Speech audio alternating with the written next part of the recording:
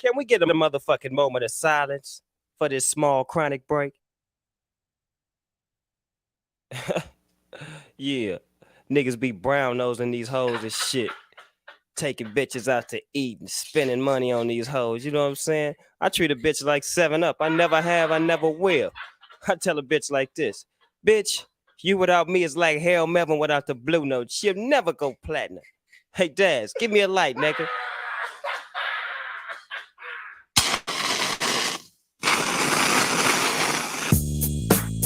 We'd like to welcome y'all to the fabulous Carolina West. I own this motherfucker, and my name is Tat. Y'all niggas know who I am. Y'all niggas tan up shit. But we got something old and something new for y'all tonight. Put your hand together for Snoop Dogg and Dogg, the Dog Pound, and the fabulous Dramatics. It's like everywhere I look and everywhere I go, I'm hearing motherfuckers trying to steal my flow, but it ain't no thing, cause see my nigga Coolio put me up on the game when I step through the door. You know, some of these niggas is so deceptive, using my styles like a contraceptive. I hope you get burnt, seems you haven't learned. It's the knick-knack, patty whack, I still got the biggest sack, so put your gun away, run away, cause I'm back. Why?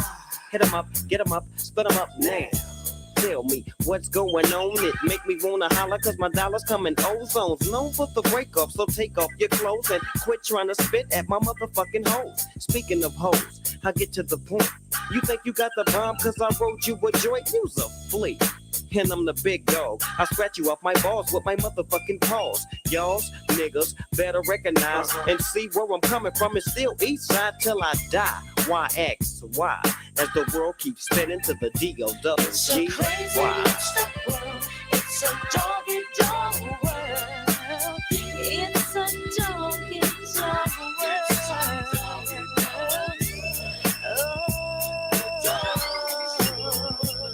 Well, if you give me 10 bitches, then I'll fuck all 10. See my homie Snoop Dogg sipping juice and gin. Don't slip, I'm for the set trip to get paper. Styles vary, packing flavor like lifesavers. Ain't that something? Talk shit and I'm dumping. I had your whole fucking block bumping. Don't sweat, but check the technique. I'm unique like China. You never find a bomber rhymer than this nigga.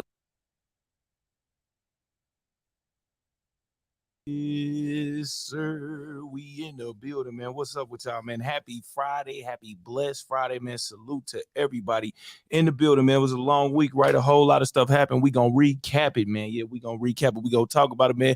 Man, salute to none other than my dog Pooh Black in the building, man. Salute to none other than Miss Kayla Dawson in the building. What's going on, man? And salute to none other than Miss Sharonda. Happy Friday to all of y'all. And y'all know we have to have none other than Queen Lakers is also in the building too. This was a long weekend. Queen Lakers, what's going on? Let's make sure your sound is right. What's up? What's up? What's up? What's up? Yeah. What it is? Happy Friday. Happy Friday. Happy Friday to you. Happy Friday to everybody in the chat. It was good.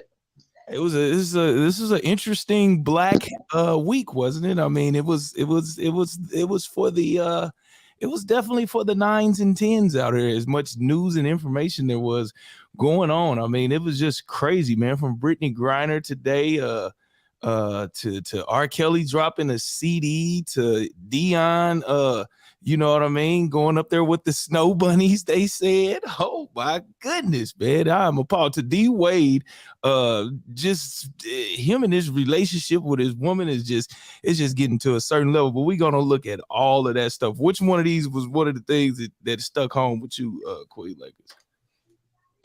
Oh, which one bothered me the most, or like was the DEION? Which DEION, the DEION situation? Why did that bother you? Why did that bother you? Because like no matter what we do, we cannot make the whole race happy. You know what I'm saying? And they go from loving you to dragging you and counseling you, you know, all because you don't make a decision pleasing to them. No matter what it means for you and your family, you know what I'm saying? We just, you know, and other races don't do that. Like, you know, why would we want to hold somebody back for being successful or wish them bad when they succeed because they doing something that benefits them and their family? and not which benefits, the whole world outside of, them. I just don't like that. And I don't like that somebody is asked to dim their light, stunt their success and growth, for the benefit of others. Like, it's cool sometimes, but when it's like very beneficial to me and mine, don't be mad because ain't nobody stopping you. I'm not stopping you and I'm not hating on you either. Right. We gonna talk about that in a minute. Yeah, we definitely gonna talk about that. Matter of fact, we saving Dion for the latest part of the show. We gonna start off with Brittney, man. She just got out of prison, man, from overseas. I think it might have been like a 6 to 8 month stint over there for the marijuana. But let's watch the video and then we'll talk about it for a little bit. Let's go. Let's get the video in. State media showing Griner on the tarmac in Abu Dhabi, right there in the red coat on the left, released to U.S. custody, exchanged for that Russian arms dealer Victor Bout. The two passing each other on the tarmac. Moments later, the image from the Oval Office, Griner speaking on the phone with President Biden, her wife Sherelle, Vice President Harris, Secretary of State Blinken there too. But Griner's wife and President Biden tonight saying their joy is tempered by concern that another American detained in Russia, former U.S. Marine Paul Whelan, is still there. What the president said about that today, and Paul Whelan himself today, and the audio. What he said after learning of Brittney Griner's release. We begin with our senior White House correspondent, Mary Bruce, tonight. Tonight, our first glimpse of Brittney Griner on her way to freedom. Russian state media releasing this video of the WNBA star making her way out of the country after 294 days of detention. Signing paperwork, walking through the gates, boarding a bus, and then getting on their plane. What's your mood? Happy. Well, do you know where I'm heading to? No. No? No. What do you think? To the Man, her voice deep. Hold on, man. What the hell is going on between the sheets and your voice? But hey, her voice is deep, man. Yo, her voice is deeper than a lot of 18-year-old adolescent males right now, man. Lakers, what do you think about that voice box there? Hello. Hello. Hello. Hello. Hello. Hello. Hello. Hola. Hola. She's not right. What the heck? What's she trying to sound like?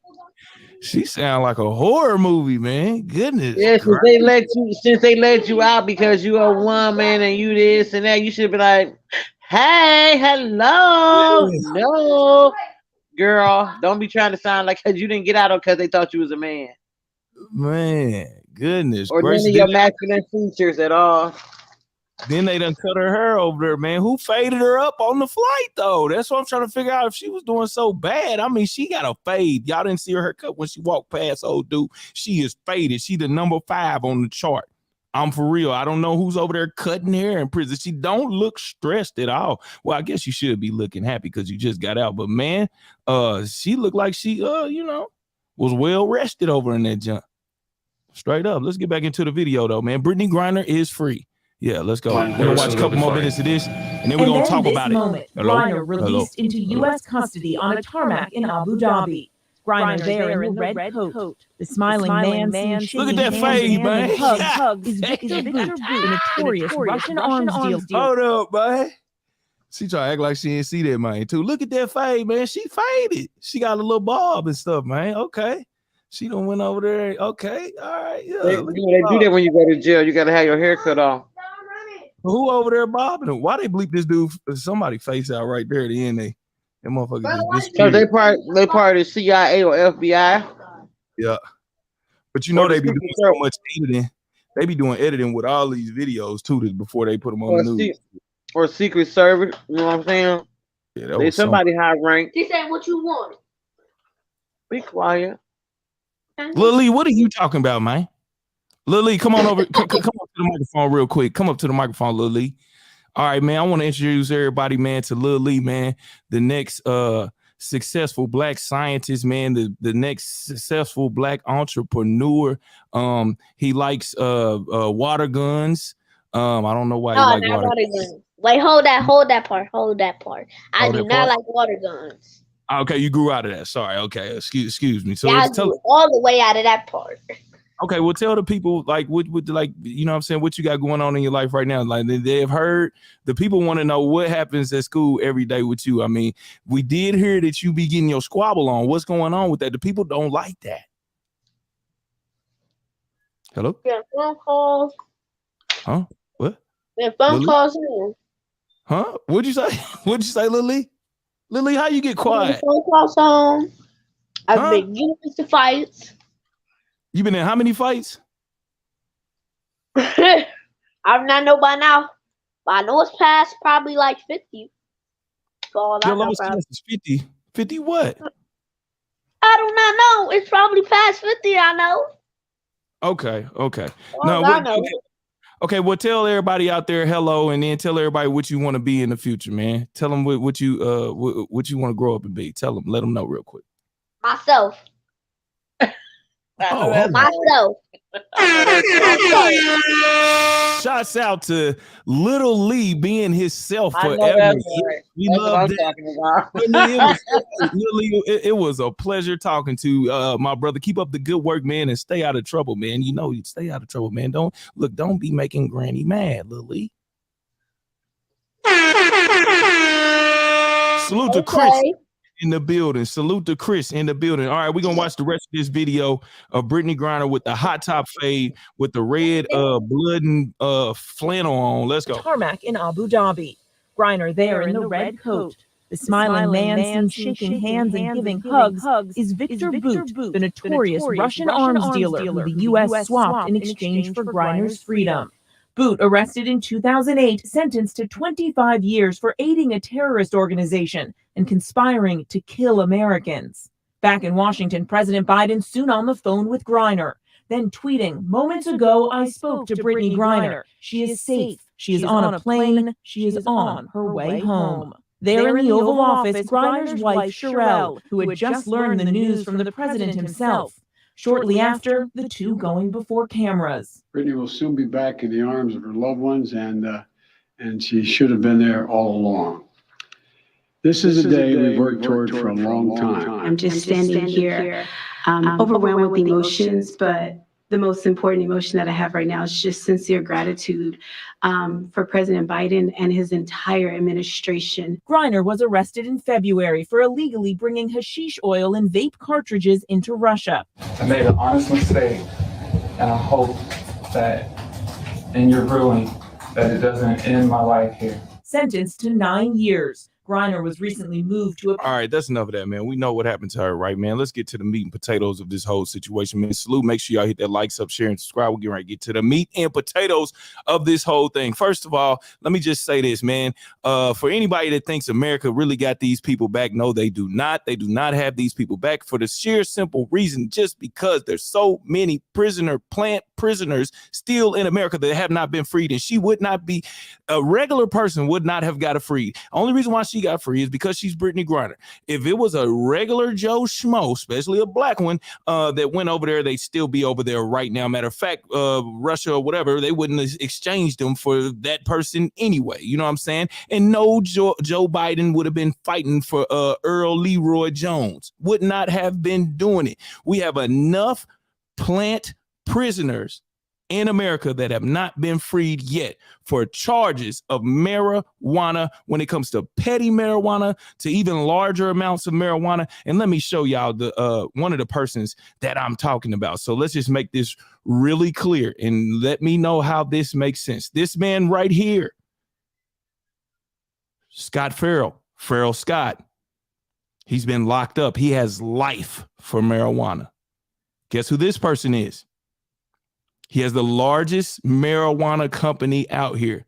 He raked in almost like 12.6 billion or something like that on marijuana. We know that marijuana is becoming more legal and legal in more states, but still you have prisoners that are still locked up, like this guy right here that has life for marijuana.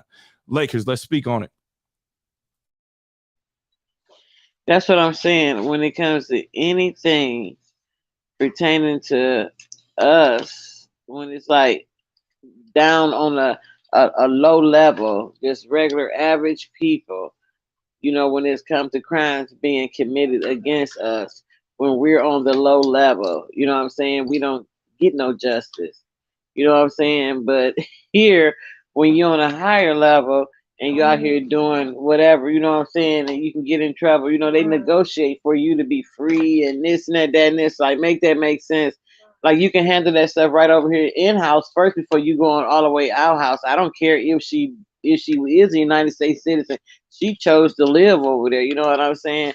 Take care of the people that's citizens and living over here that, you know, supposed to have justice as part of their constitutional rights. Exactly. And the main thing that y'all need to understand is the only reason why Joe Biden even did that is because he ain't did shit else in his administration. So, this is the perfect time.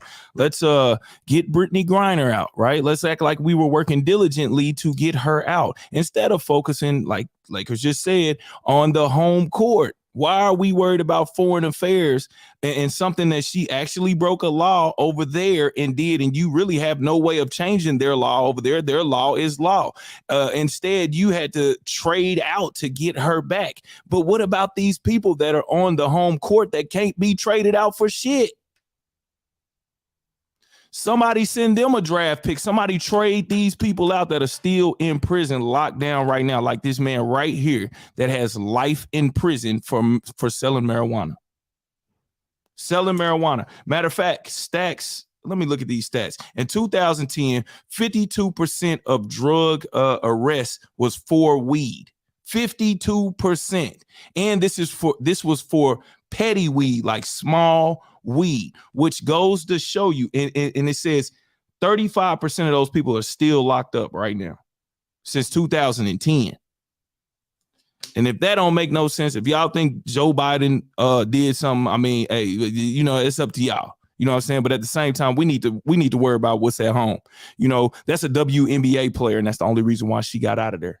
That's the only reason why she got out of there, because she luckily had enough people behind her that wanted to see her come home, you know, luckily. And it all kind of fed in and made sense for Joe Biden to bring him home to him so it could look like he was doing something in his administration, because he ain't did nothing else.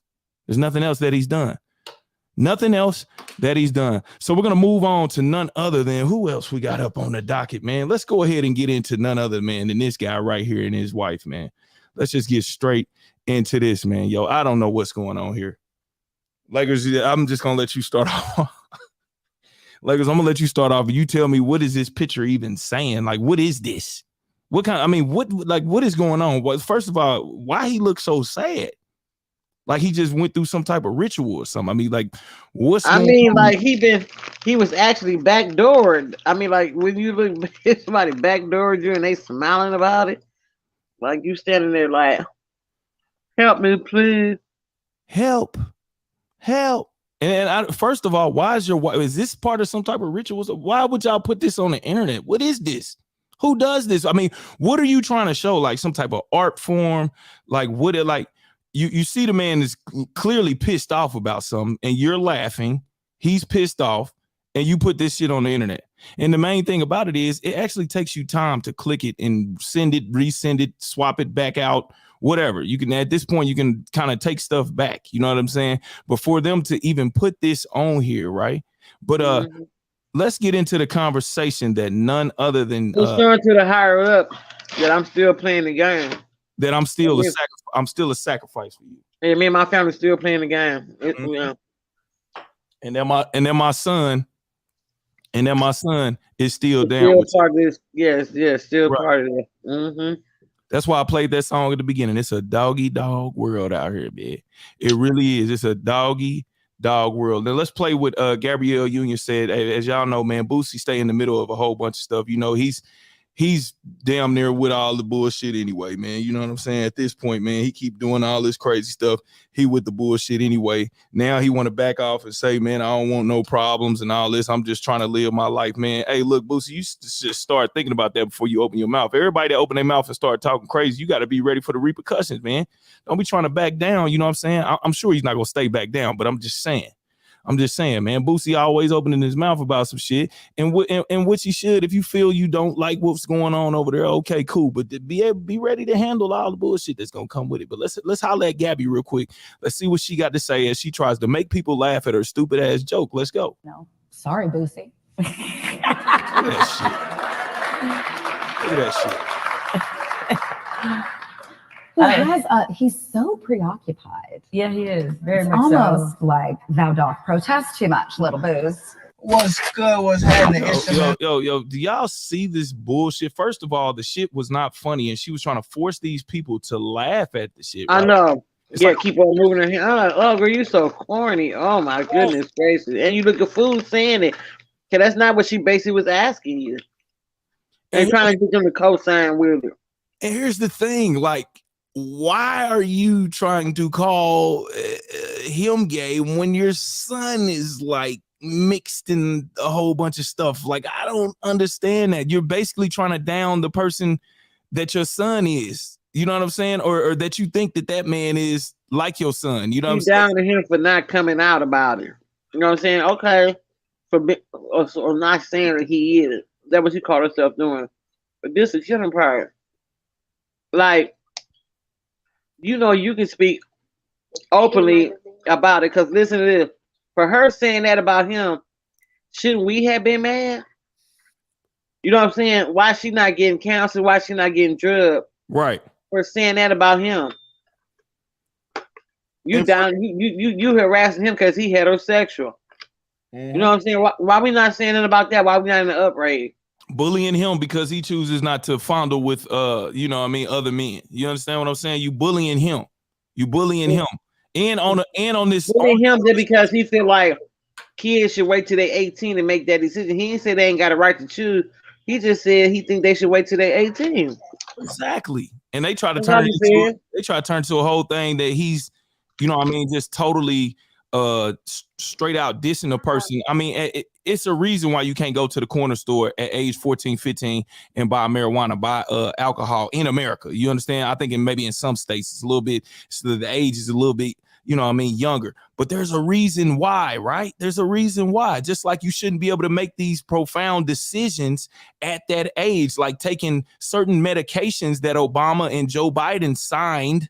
They signed it for kids at a young age to start taking drugs to force their body to stop being what it is. That's what they did. That's why I say, Joe Biden, what the hell? What is a little kid? I don't care if the parents sign off on that shit. That's crazy as hell. That's crazy as hell. That kid doesn't know what they want to be. That kid has no idea what they want to be. Let's just be real. Like Lil Lee just said, I'm going to be me. How about that? How about I'm gonna be me? You know what I'm saying? Not trying to change my physical into something else, because you really don't know who you are. The best answer is I'm just gonna be me. Now, moving on with this, right? So let's listen to what the rest of what Gabby has to say, man. Let's go. But sometimes you're gonna have to leave. And so far, so good, you know. Sorry, Boosie. Man, she looks stupid. and at some point in time in life, she was an attractive woman, man. But and everybody knew that she was like a slick slut, though. She was a SS Chevy, man. She was a slick slut, man. But we looked over that. We was just like, you know what I'm saying? And we knew her acting skills is, you know what I mean? She kind of got them Keke Palmer like acting skills, though, Lakers. What do you think? I mean, she can act, though, to a certain extent. What do you think? Yeah, she beneath Keke Palmer to me. She garbage to me. Only thing she can do is play herself good, and that's to be when she play those very promiscuous and slutty roles. Yeah, that is true. She always playing slutty roles, and which is herself. You're right. That is true, though. Let me read some of these comments real quick before we finish the rest of this video. None other than salute to Kayla Doss. She said Scott didn't get a pardon yet. Lord have mercy. That's what she said. Chris said, yeah, on that. Shrana said she broke Russia law, not saying she shouldn't get out. But yeah, she broke a law over there for sure. Kayla said it's a b-ball It's a B-Ball's metaphors for me. Oh, man, goodness gracious. Chris said, y'all might not like Donald Trump, but Brittney would have been home already. Facts. Hey, I don't know, though, man. Donald Trump probably would have pulled the I don't like No, I said the same thing. If Donald Trump would have been in office, she'd have never even got sentenced. But I think Donald would have pulled the like I don't like butch chicks thing. I think he would have did something like that. Like he would have been like that part of it he wouldn't. No, he wouldn't have let that stop him from doing it. He wouldn't. Well, yeah. Plus because of the negotiations that went on. So yeah, possibly he would have found some type of way to get some money to make it happen. You know what I'm saying? That's what he would have been on. Kayla said, I think you're right. Chris on track. He probably would have done more than a week. Yep. No disrespect, but this is what a woman does when she controls the relationship. She sure does control that relationship. I don't understand. I mean, I think D-Wade probably like being controlled or something. He like a woman to tell him what to wear, all that different stuff. I used to know this cat from DC that was cool with the girl that I was dating. You know, he had a wife, and man, she used to lay his outfit out on the bed every day. That's what they used to tell us. Every day she would lay his outfits out. Like she would select what he was gonna wear, match it with this and that. I'm like, damn, did y'all ever take a day off from that shit? Like, do you ever feel like you just being controlled a little too much? Like something as simple as somebody dressing you every day, that's something like your mama does. You understand what I'm saying? When you were a little kid, that's like a control thing, if you ask me. Salute to Jennifer.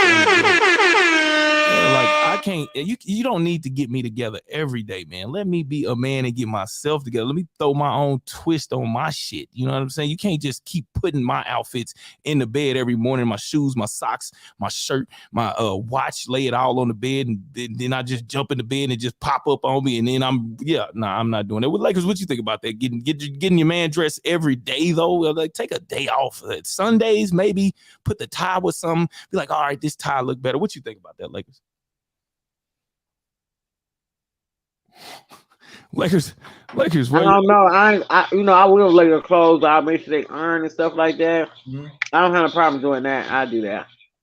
I'm talking about was you picking the whole man's outfit sometimes, out? Sometimes I did that. If he asked me to. Every day. If he asked me to do it every day, yeah, I would do it every day. I'm talking about were you doing it every day? Yeah. I've done it every day. Jennifer said, I'm a wife, not a maid.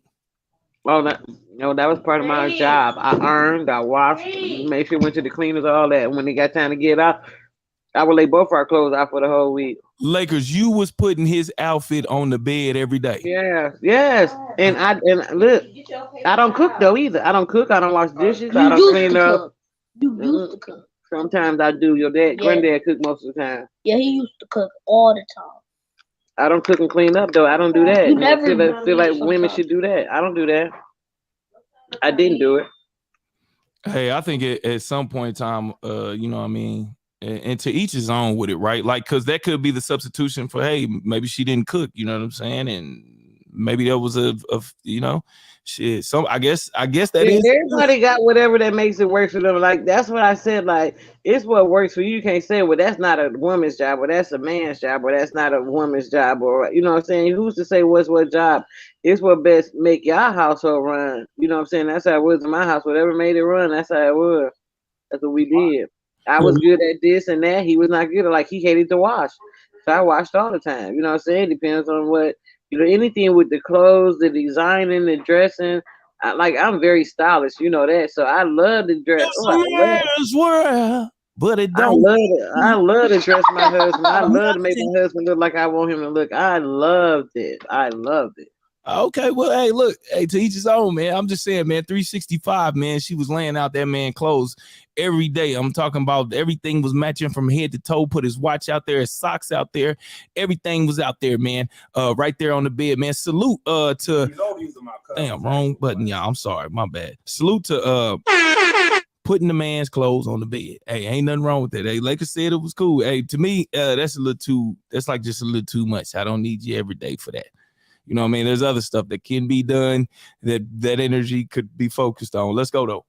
who has he's so preoccupied. Yeah, he is. Very It's much almost so. like thou doth protest too much, little booze. I'm gonna look. You got a lot on your mind. I mean, Throw that out there. That was uncalled for right there. For free, rent free. Like what? It's like, sir. Something you want to just go ahead and tell us. This is a safe space. We should be your sanctuary. Perhaps that safe space was not provided for him. I don't think he had a See, safe now, He did not have one. We could definitely tell. This is the thing that kind of bothers me. What's the name? Tried to throw her little 2 cents in, man, and she just need to chill out, man, because she already done did a lot of fugazi stuff back in the past anyway. But she want to be all cool and try to throw her little 2 cents in. And really, man, I tell you the truth, man, she got enough money now. She really just need to chill out somewhere on some real stuff. Because she trying to get into some stuff, and then next thing you know, Boosie gonna be throwing shots at her. You know what I'm saying? And we don't even need all that. JaVale McGee or Janelle, what's her name again? Like, you know her name, don't you? Janelle, Jamel. Janelle,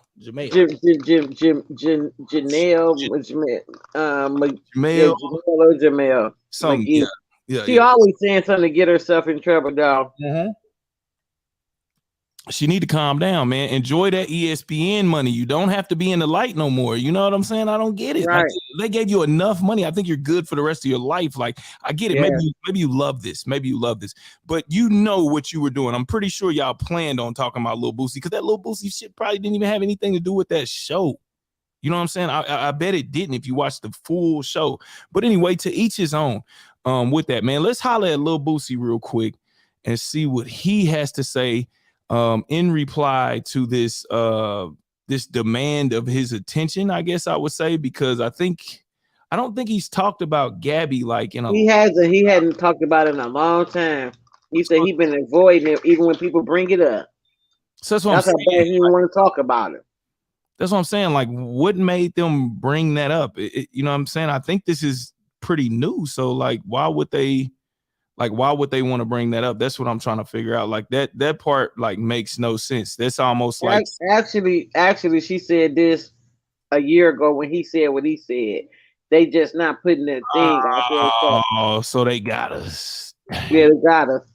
They got us. So this is old footage. It's just now coming up. But she knew it was gonna hit like that when she said it. She knew it wasn't coming out right away when she said it. She knew what she was doing though. But even with it being old footage, right? Boosie's just now. He ain't trying to catch it or none of that. Yeah, Boosie just not seeing it. Yeah, so you know what I mean. And she said what she said. So, and let's holler at Boosie real quick and see what he has to say about this situation. You know, a lot of entertainers have butted in on the situation via Corey Holcomb has said something. You know, a lot of people have said something about this situation. To me, the situation is not really important, but like a lot of this stuff isn't. It's just something to talk about, really, honestly. But at the end of the day, it is kind of crazy to see how some of these people's views are on certain situations, and they'll bash another person using the same stuff that they thought they were getting bashed on when they were just clearly saying, you know what I mean, you probably shouldn't be letting a kid make drug medicated decisions and decisions about their gender at an early age, because they really don't even know who they are at that point. You know what I'm saying? But let's take a look at Lil Boosie, man. Let me get this pulled up, man. And y'all know Lil Boosie always got something to say, man. He's very vocal with everything that he says. As of late, talking about this, he kind of calmed down. But then when that clip was just brought back out, man, he's back out the box, man, like Jack in the Box, man, and he's ready to go, man. So we gonna load him up real quick, man, like a cartridge in a Nintendo, man, and let's see what's going on, man. Press play on it.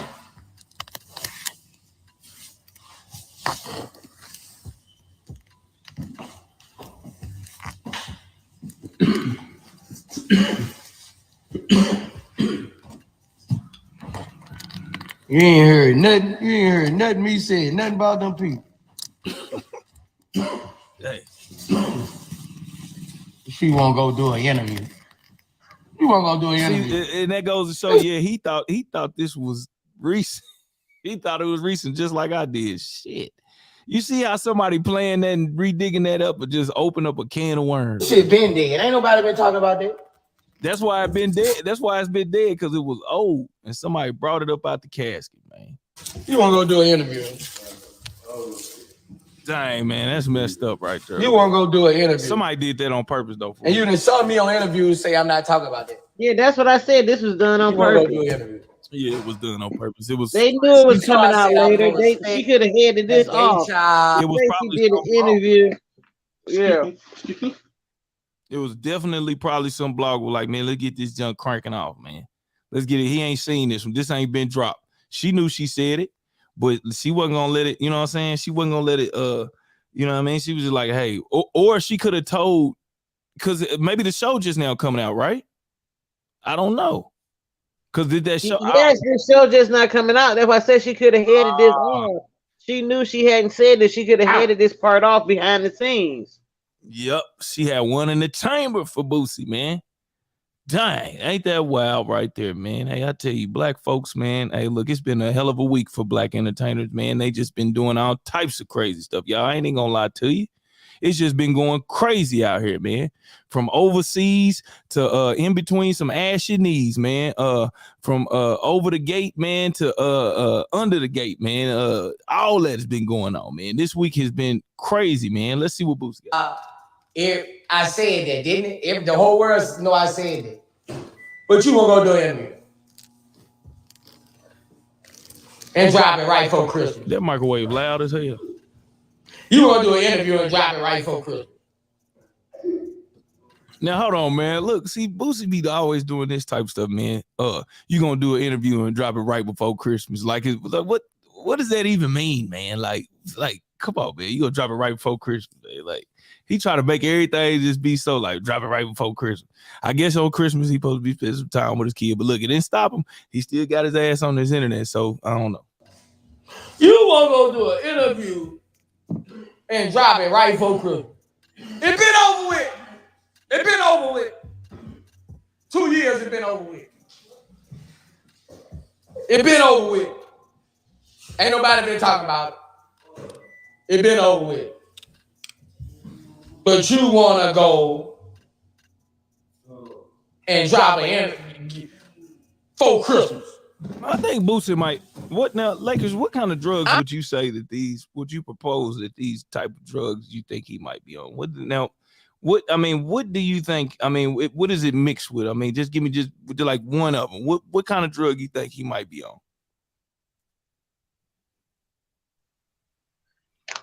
Besides doing herbs, a natural drug, hallucinophobic, I think that he might do cough syrup, You got a little syrup in him. I think it's some Oscar, man. Some of that Oscar stuff where you go out in the woods. Yeah, the oxygen syrup, yeah, the one where it make you talk to your problems and stuff. I think he on a lifetime journey on that joint.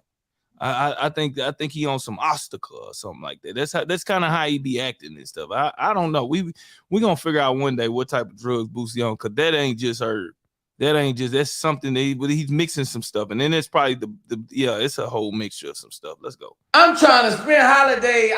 When I get this, when all this gets sent to my phone out the video, right? I'm at the thing with my daughter trying to have a good time playing at the place. And look, you gotta ask yourself, like, if you really with your daughter having a good time, man, what would make you tune into something like this? That goes to show you, man, that the depths of the entertainment industry that he's in, man, he doesn't know how to separate it from his own personal life. He really doesn't, and it's kind of sad, because if you out with your daughter, there ain't no way you should even give a damn about what's going on with Gabrielle Union and her daughter or her son, whatever one you want to call him. And here you come with it. I'm trying to spend the holidays. Hold on. Like, did you hear that? Hold on. What did he say? And you come on. Hold on. What did he say? Spend the holidays with my children. And you come up, you gonna drop some shit on Instagram. The video tell I got a thing on my mind. You gonna spend the holidays with my children. And you come up, you gonna drop. I'm trying to spend what? Hold on, what is he saying, man? Somebody. I'm trying to spend the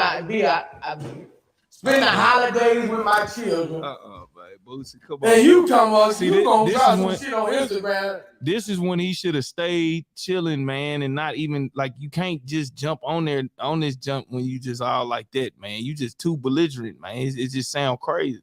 The video tell me I got a thing on my mind.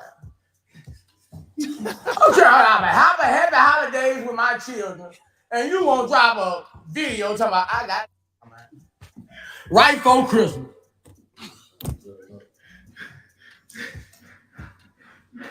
Right for Christmas. Right for Christmas. You won't send this video viral. I'm trying to spend happy holidays with my children. And you drop a video right for Christmas saying I on my mind.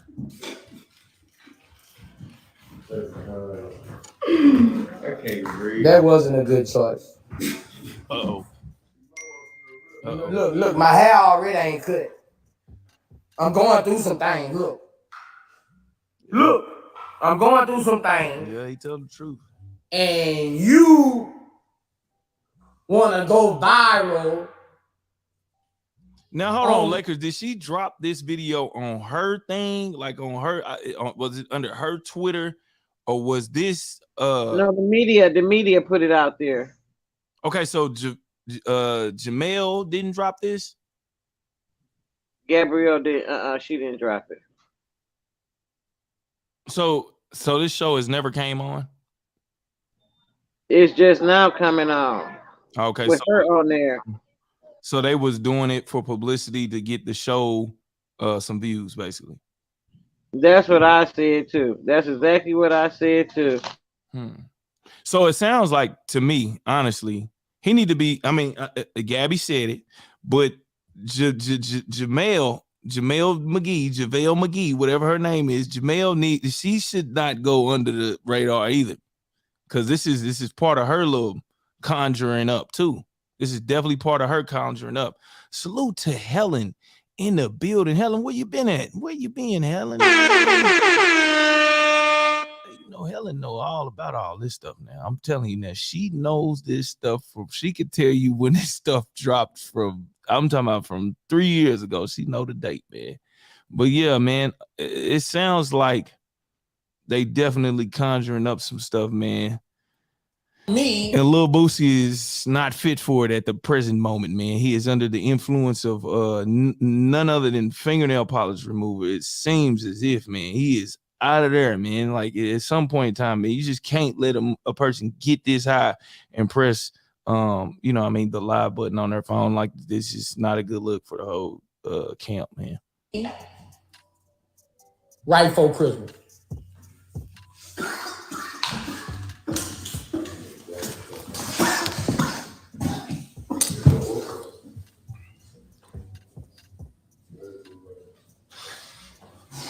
You gonna play with a ghetto hero manhood and say, I got that on my mind.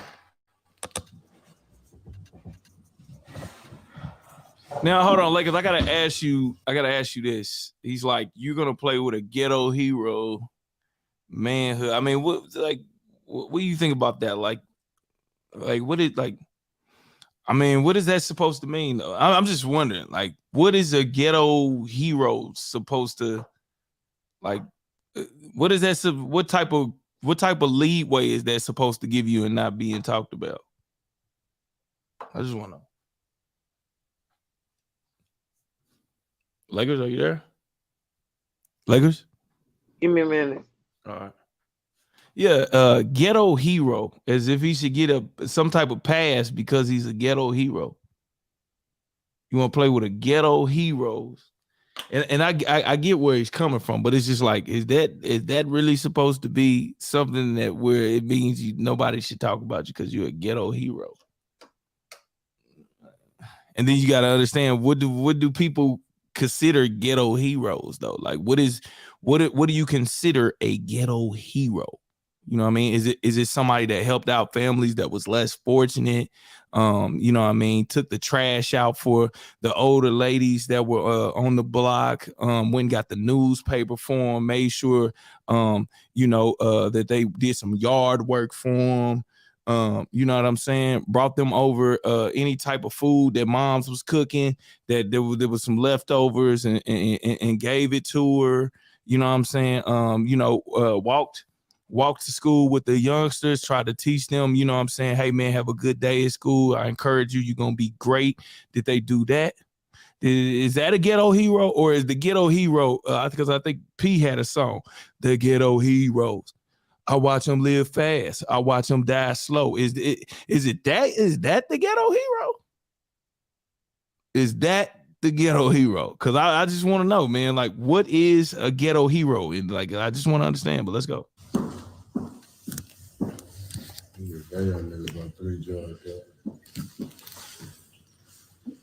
See, the world's scared to say it.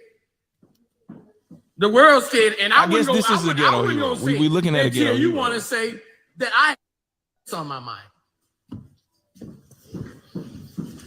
The whole world, everywhere I go, I'm gonna tell you, they might be smiling in your face, boo-boo, but when they leave, get what they say.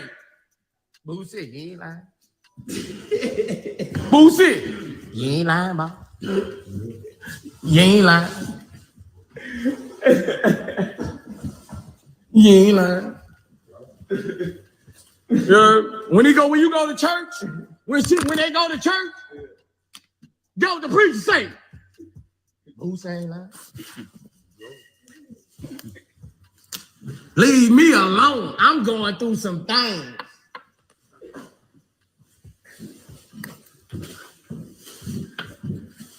You want to. Now that part is true. The stuff that he says about Gabrielle Union and her son, her daughter, whatever you want to say, I say son. But each his own with the right. They can go by whatever name they want to, but your eyes don't lie to you. Like, you could look at something, you could tell what something is for the most part. Let's just be real. Now, he is right about a lot of stuff that he says.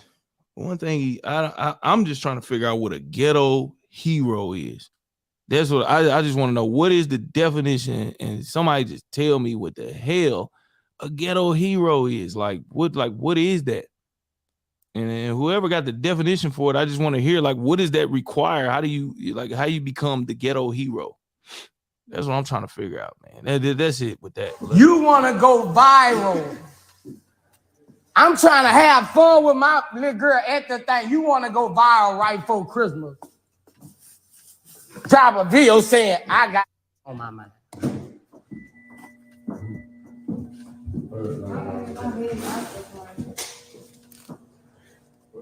Hey. I'm trying to have a happy holidays, and my nieces and nephews texting me a video. Damn. With you talking about I got on my mind. It's on my mind. Damn, they basically, nieces and nephews, man. They don't put the battery pack in Boosie backpack, man, while you out with the daughter having a good time. Man, sometimes you can't send certain folks stuff until you know they out of the good mind frame they in. And then you done got him. He was out there. He was chilling. He was in his good mind frame, smoking some good cannabis, man, and drinking on something. And then he got to look at this video and he sees somebody talking about Georgia. Yeah. On his mind, man. You know what I'm saying? On his mind. Yeah, you're gonna be a little pissed off, man. I get it. You know what I'm saying? I get it. You're gonna be a little pissed off. Boosie, I get it. But man, you gotta wait to the next day. You know what I'm saying? When you at full capability. I mean, you still doing a good job though, right? You know what I'm saying? But be at full capability, man.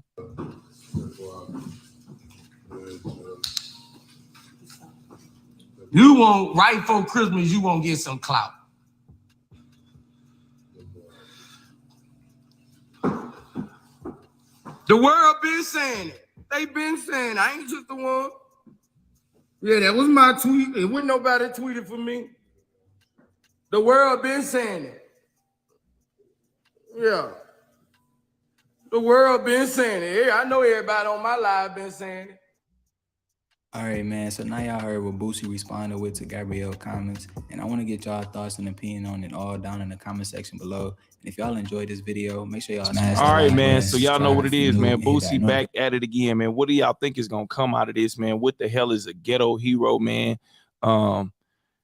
Yeah, I mean, this Boosie and Gabby situation, man, it's probably never gonna lie to rest. I'm just saying, man, they keep bringing it back. They keep getting the bones out the casket on this joint, man. Like they keep going and getting the bones out the casket on this joint, all because of some type of black entertainment fetish that they have with getting people riled up and going at each other, man.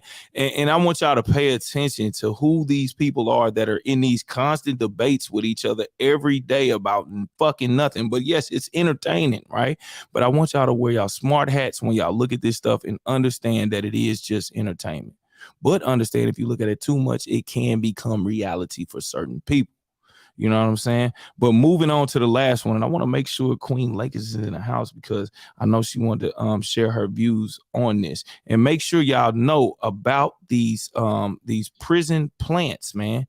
These institution plants, man. The ones that were all they were doing were toting plants, man. They were toting plants. And this man right here has life in prison.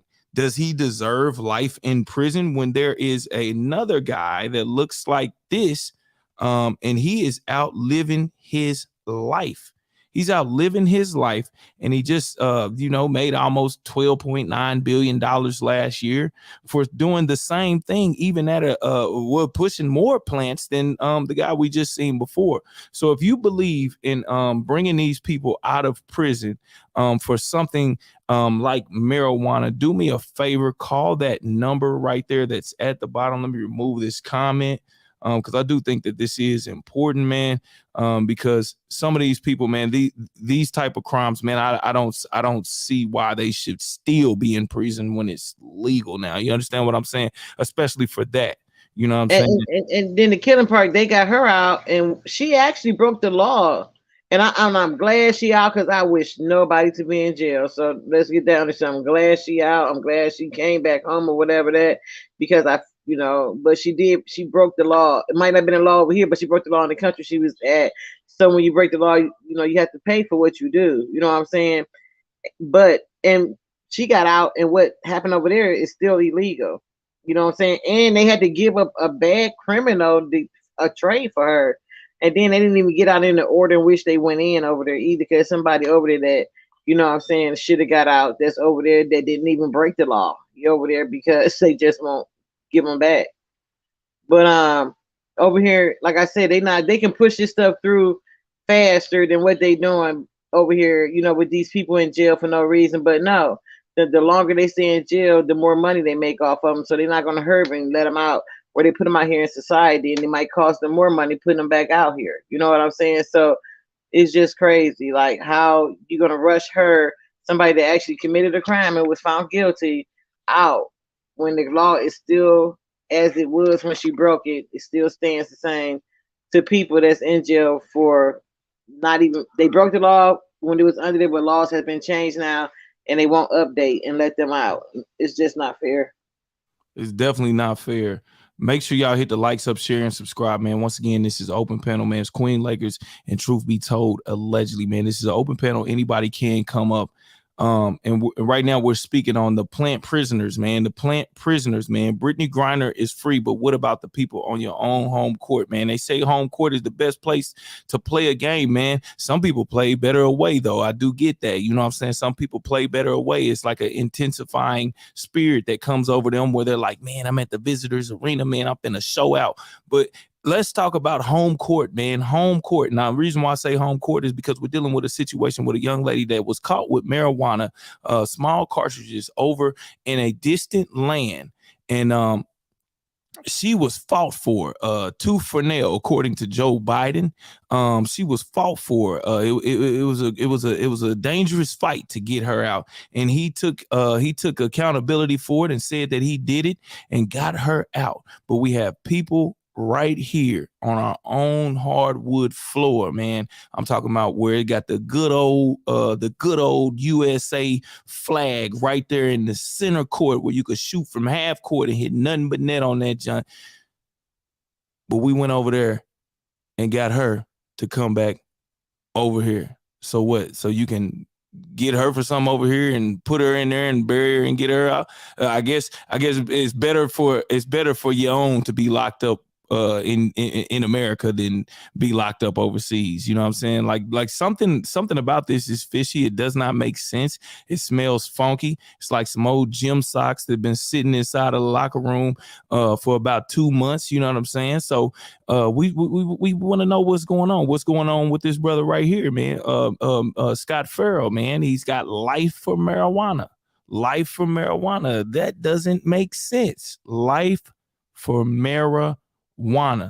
I mean, how high can these people get off of what he shipped through there?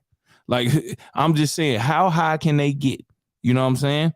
I don't understand. Is it the fact that you couldn't make the money off of it? Is that what it is? I think so. I think that's what it is. Exactly what it is. You didn't make the money off of it, so we must sentence him to life for the amount that he had, not for what he had. Not for what he had. Not for what he had, but the amount that he had.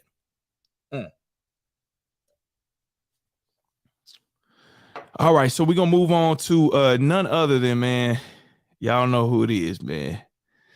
Y'all know who it is, man. Y'all favorite that is your favorite, man. Let me find this guy, man. This guy right here, man. Now this story is kind of crazy, man. Well, it's not really crazy, man. It sounds about right, man. Just recently, man, R. Kelly just dropped a new album, man, and it's entitled I Did It. Is it called, is it I Did It? No, I Admit It. I Admit It. New album called I Admit It, and it's supposed to have like 13 tracks on it. Has anybody heard this album yet? I tried to look it up on iTunes, man. That joint is not on there. Is this like on some underground site? Like, I'm trying to find this to at least play y'all a clip. I mean, we all know the song I Did It, I Did It, I Admit It, I Admit It, but now he has an album. I Admit It, and I haven't heard any song from it yet. It's kind of astonishing how he was able to get this album out. I'm not sure. I don't know what the quality sounds like. Has anybody heard this album? Only parts I've heard is from a song that was out a long time ago. It's starting to make me think that there is no other songs to this album because you can't find them. I think this is just a publicity stunt. I don't know how he could be in. I mean, and me and Lakers talked about it. She said, yeah, you can record albums possibly or something. Anything can happen in prison. And I get that, man.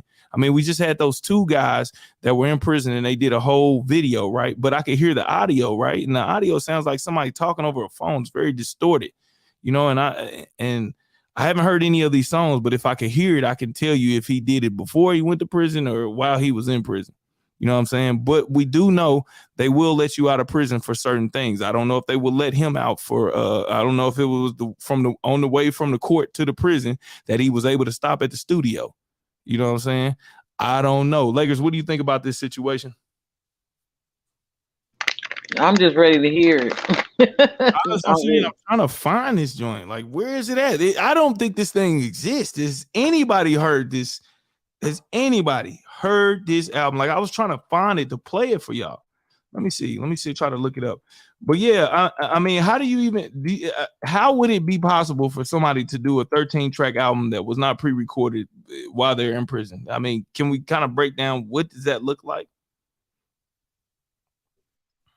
It depends on the pool he got, because they have where they let them. I'm trying to remember what rapper it was that recorded a whole album while they was in jail, but they let him do it. But he's so talented. If it's done after he went to jail, he know how to sing a cappella good. All right, y'all. Just in, man. Breaking news, man. We have the album. You crazy. Breaking news. We have the album. Let's take a listen to this. I hope this is real, because if they playing, I ain't got time for this bullshit, man. Excuse my language, but man, if they playing, I ain't got time for it. But let's check out. This is R. Kelly's supposed to be allegedly new album. Let me share this joint, man. Boom. There we go.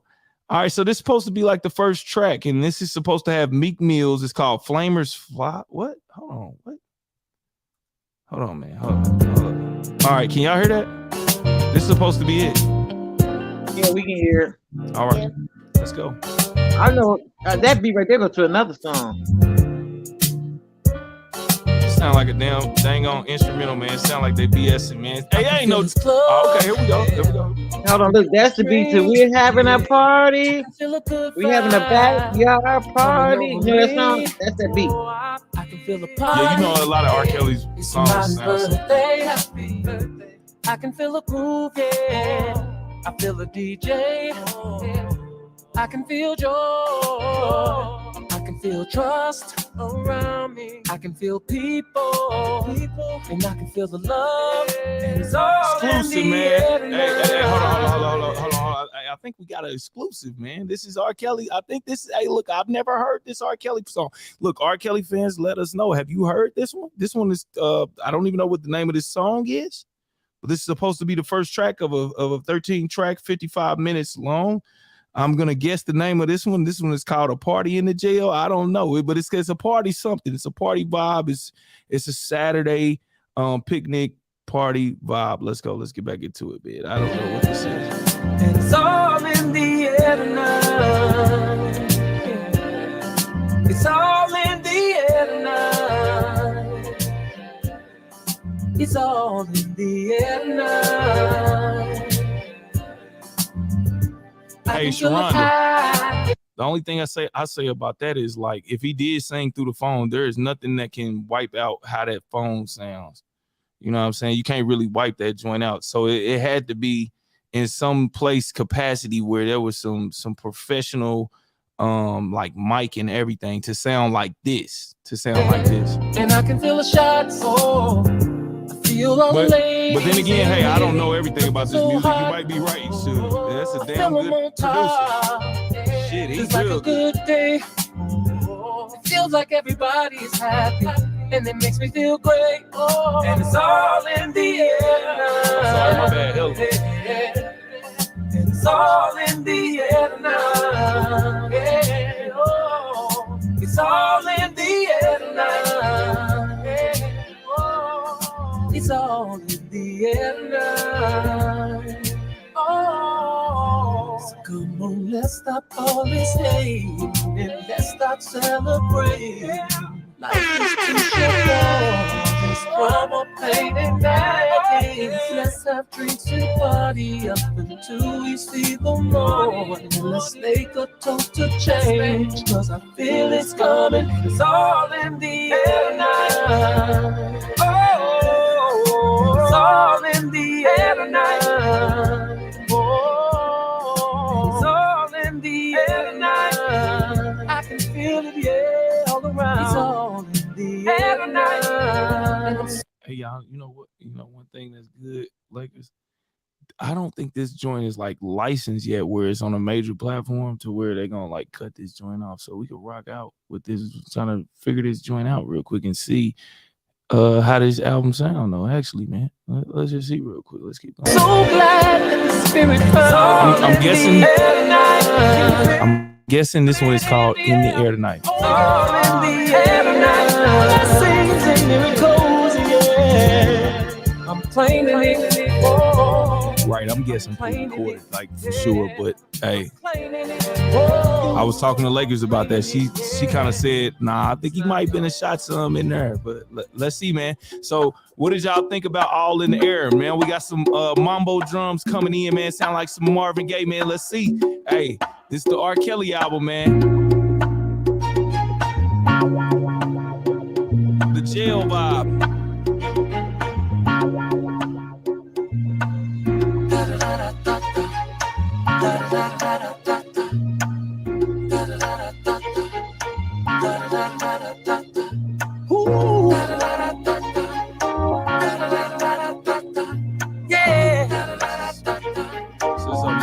I I don't know, Lakers. What do you think about this one now? This is like a Marvin Gaye remake. Well, I mean, first of all, what do you think about the last song, the All in the Air Tonight? I'm just guessing what the name of it. What's up to my dog Kennedy in the building, man? I figured out what it was, Kennedy. Today I figured out that joint, man. I was looking at the email, man. I left out the R in that Cottrell, man. It was the R. Kennedy said it's already recorded music, man. Hey, look, you listening. This guy here knows music. He records music so he can tell by the sound. And even I listen to music as far as in working this little stuff. And this ain't no through the phone, nothing, not to me, you know what I'm saying? But it definitely sounds good. So Sharonda said it sounds good. We had that last song In the Air. This one got the Marvin Gaye feel. I'm not really feeling it, you know what I'm saying? I'm not really on no Marvin Gaye like stuff right now, you know what I'm saying? Like with those, like I just let Marvin Gaye have that, you know what I'm saying? But let's go.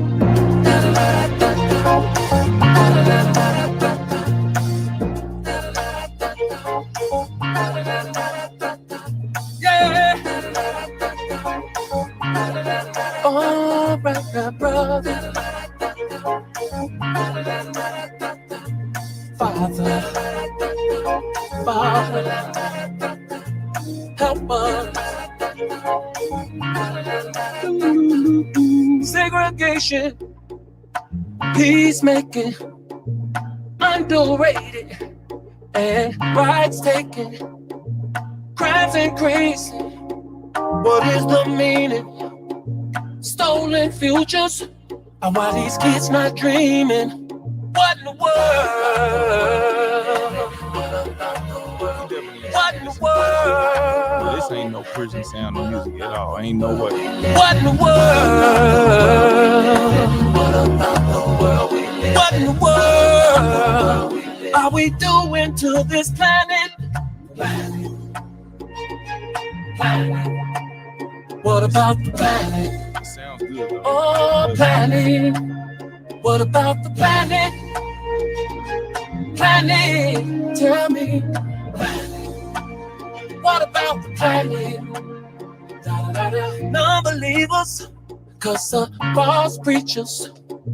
Jobs decreasing, people not eating. No answer to the questions why. So we smoke it out, the only way to get by. What in the world?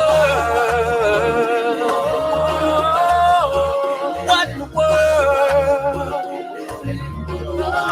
Somebody is saying this is like a bootleg, like somebody else did this. This ain't no, I don't know, y'all, man. Y'all know how the R. Kelly world is, man, with these people, man. I ain't even gonna say these people, but you know how the world is with the R. Kelly on YouTube, man. They saying it's a bootleg. Let's go. Oh, planet. What about planet? Planet, tell me. What about the planet? The world is on my shoulder. I can't keep my head up. Life is full of drama, and it ain't getting no better. Police fighting people, people fighting police. Every time I look up, children dying on the TV. What in the world? What in the world?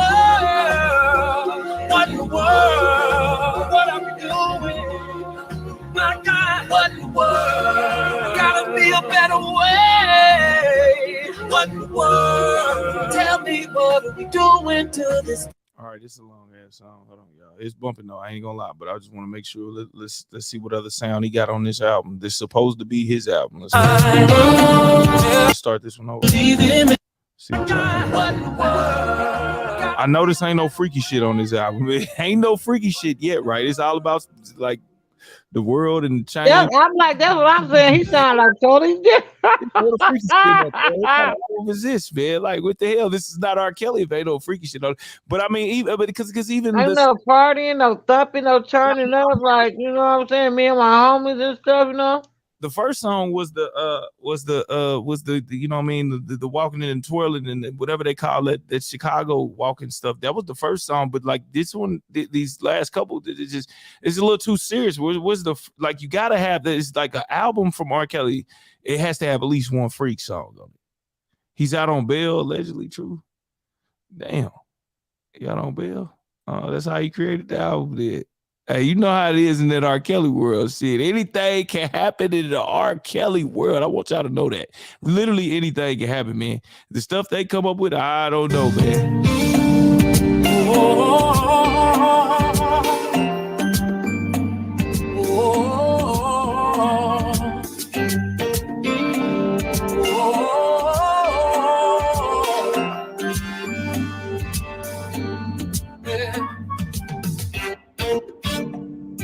My days and my nights been long. Didn't ever think that I would make it home. Hey, Kennedy, check your email. I think The I got it journey right has this time, been man. Check tough the for email me. and see if you got that. But girl, you have come and made me believe again. Now I believe in we're I believe in tomorrow. I believe in maybe ever since I found love. Ever since Ain't no way, man. R. Kelly just done turned into a saint, man. And y'all think R. Kelly don't know that if this is bootleg, R. Kelly knows this joint is out, man. This is this is purposely put out, man. If it is a bootleg, because they were saying it could be a bootleg. I'm sorry, y'all, I keep pausing, but you know I got to do my commentary and stuff. But this song is nice. But where is the real R. Kelly, man? Let's go. I've been looking, I've been searching, and I'm so glad that you're by my side. I've been waiting for a long time This song is nice, right? to have someone up to call on mine. I've been everywhere, searching up and down. And it felt like my heart was in a lost and found. But now I believe in, I believe in, yeah. I believe in maybe ever since I found love. You coming to my life. I've been looking, I've been searching. He done turned into like he got a little Ronald eyes. He done blown into Ronald eyes. Take me from the start, get me out of here. Finally, you come and you shine your light on me. Now I see I found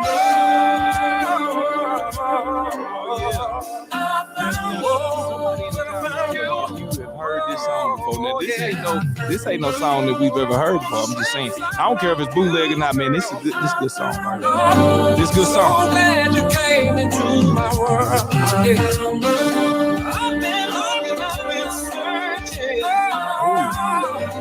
You have come and brought me peace within. Now I finally found love. I finally found love. I finally found love.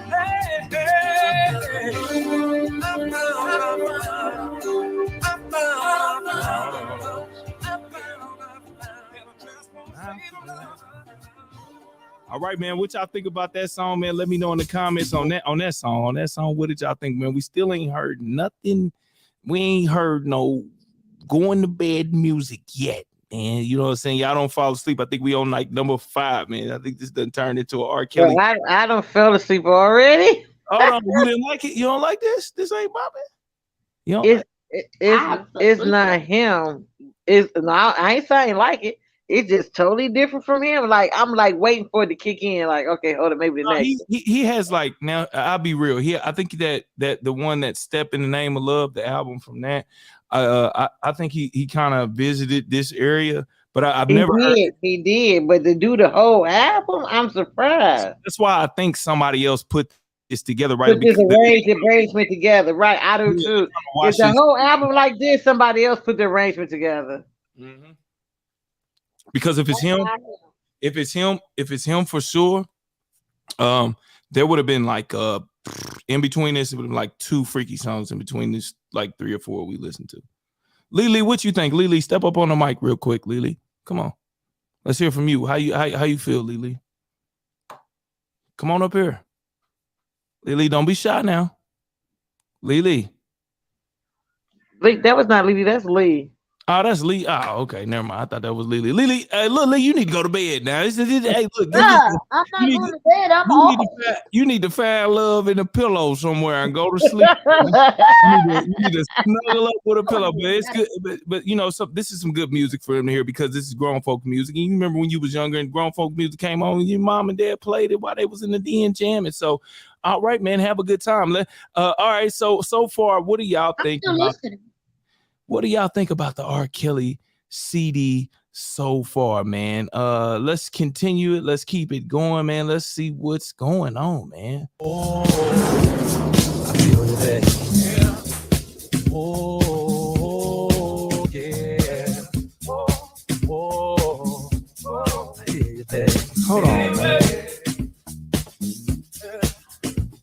You've been working. You've been stressing. Your body's screaming out. It's been neglected. You got all these problems that you can't seem to escape. But tonight I'm breaking you out. Cause you need to get away. Let's go, babe. Let's go, babe. Oh, let's go, babe. Let's go, babe. Out of this club with me. So you can see I got it. Everything you want, girl. I got it. Everything you need. I got it. You in need of good loving, baby. Well, I got it. I need you to know that, girl, it's all yours. You've been worried, got a lot of tension, broken glory, and I just wanna fix it. Girl, you need some new time to get catered to, baby. Somewhere to relax your mind. And girl, I know just what to do for you. Let's go, babe. Oh, let's go, babe. Oh, let's go, babe. Let's go, babe. Out of this club with me. So you can see I got it. Oh, everything you want, girl. I got it. And everything you need, yeah. I got it. You're in need of good loving, baby. I got it. And I want you to know that, girl, it's all yours. Wherever you wanna go, whatever you wanna do, whatever you wanna see. Oh, girl, just put your trust in me. Your body is the question, and mine is the answer. You've been searching everywhere now. You don't have to look no further, baby. I got it. Oh, everything you want, girl, I got it. Oh, everything you need, baby, I got it. Your quest for love is over. I got it. Cause girl, I'm here to satisfy all of your desires. I got it. Oh, when your body's screaming, I got it. Oh, baby girl, I'll come running to answer it. I got it. Manicure, girl, rest assured, I got it. My key, shot the screen, oh, please believe, I got it. Girl, night to day, up with me, baby, I got it. Girl, feels I pay, sleep all day, don't worry, I got it. Happy, drinks on me, don't you know, I got it. Whatever it is, I got it. Whatever. Damn, y'all couldn't even hear me. I got it.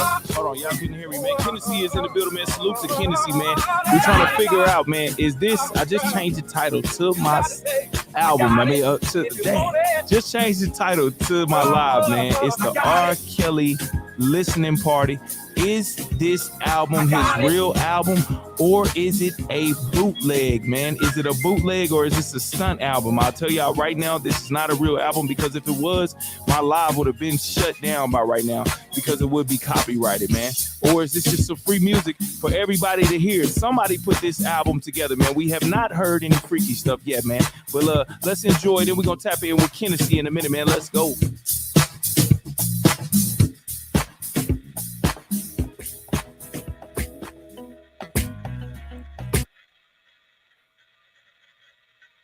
So we've been listening to it, y'all, man. We got Kennedy, man. Kennedy in the building. Kennedy, what you think so far about the album, my brethren, man? What's going on with you, man? How you doing? Man, well, first of all, salute to. Thanks for having me up here, dog. Salute and much love to you. I got the email, dog. Salute. Okay. Yeah, I was missing that R, man. I ain't even know. Dog, man. Yeah. You know, players fucker. I stay for fucking sure. up. For sure, man. Okay. What I think so far about it, I think is what he's supposed to be doing right now, because you got to still think, man. You know, shit. There's been people got off on lesser than what he did, even though I think that whole tape that's really what. But you know, that's another story. But I think the music that he's putting out right now is music that was already recorded. You got to think, R. Kelly recorded a lot of fucking songs for a lot of people, and most of his songs were like songs he did, and people would bow off him, and they would put it in different languages or whatever. You know what I mean? So the boy catalog is a motherfucker. So this might be the English version of some of the songs he sent to people, but they, you know what I mean? Yeah. That's reference tracks. But the weird thing is, right, man, like usually if I play back-to-back songs like that, if it's copyrighted, right, like it would have been got me up out of here, because I was just playing too much of them like back-to-back, and it's a prominent artist. Like if you play anything Outkast like 2 times in a row, you can't even play a full Outkast song without them interrupting your live. And then this is somebody like R. Kelly, right? So I know this is not an actual album, like an actual album that he put together, but these are his songs, right? And I think that the beats that are behind it are actually him singing to those beats, right? Because I even tried to look this album up on I think ITunes, right? It's not coming in, right? I had to find this. They not finna fuck with this one. But at least one of them, I think, would have had the album up. Like, cause they would have just been like, you know what? Let's get this money off this. Somebody kicked this joint out there, right? Somebody got into his I believe somebody possibly got into his jump drive or whatever it may be, and they just selected a bunch of songs that can make him, you know what I mean, make him look like he's been rebuilt. You understand what I'm saying? Yeah, that's the whole point of this. That's my point. Exactly. That's why you're not gonna find no freaky stuff on this one, right? Like I wouldn't expect nothing freaky unless he wrote something that they found in the junk pile. But like I said, you remember the Love Land CD that had a lot of jams on it, more and more that Joe did. Joe had to sing that because everything had hit the fan at that time. So it's a lot of songs that he written and did, and other people had to sing it because it wouldn't be good for him to sing it. It wouldn't have been suitable for what he had going on in the court of law at that point in time. Exactly. So I'm feeling it though. I like it. It's very much some grown man stuff. Like, right, let's just be real about that. But it's just something about like anytime you put on some R. Kelly, it's like at some point in time it got to be some straight bedroom, like the suplex joint that just come through with the beat that just in these lyrics that where he's transformed these lyrics from and related certain items in the room to some type of sexual act. I'm just saying that's all I've known from R. Kelly. There's like never been like just one whole album that was just on some grown man, and even a grown man is gonna have, you know what I'm saying? Even Ronald Isley got a suplex song, man. You know what I'm saying? But Ronald Isley gonna switch it up and put the trumpets in the back of it and substitute words so it doesn't sound so provocative, right? Yeah, but Ron Isley wasn't locked up for what R. Kelly locked up for. So it's I know. Yeah, because I know R. Kelly, he got a lot of songs, dog. Like what I was saying. Think about it. This album is getting what he's released now. It can get translated into different languages, and they can sell the songs to different artists, and other people in other countries they still support him. You get me? Right. So it's more marketable. Yeah, it's more of he's gonna get his money back up, and I always said that the only thing keeping him afloat is his catalog. He never sold it. All right, hell yeah, man. Let's listen to this next song they got on there. I think we got like 8 more songs to go, man. Man, I don't care. I'm sitting up here jamming the Kelly, and then like I said, man, what they did was they let him. You can tell like in a little bit where they accented him singing while he's locked up. But if you listen to it, they know how to blend that shit in to kind of give it that. I think on that last song I heard that those other songs before that, it wasn't no accent, nothing. That joint, that was somebody in a studio, professional. Yeah, you know they do that too. That last one, you could hear that taper trying to taper it in. You could hear it on the last one, but But the so other you see ones what I'm before that, talking about. the ones before that was him in the studio. All right, we about to play the next one real quick. Okay, run with it.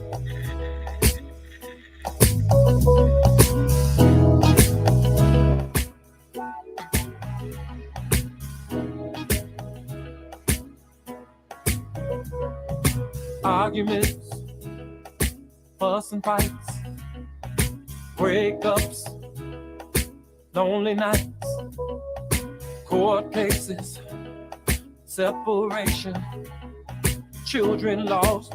This is the world we're facing. Mama's crying, yeah.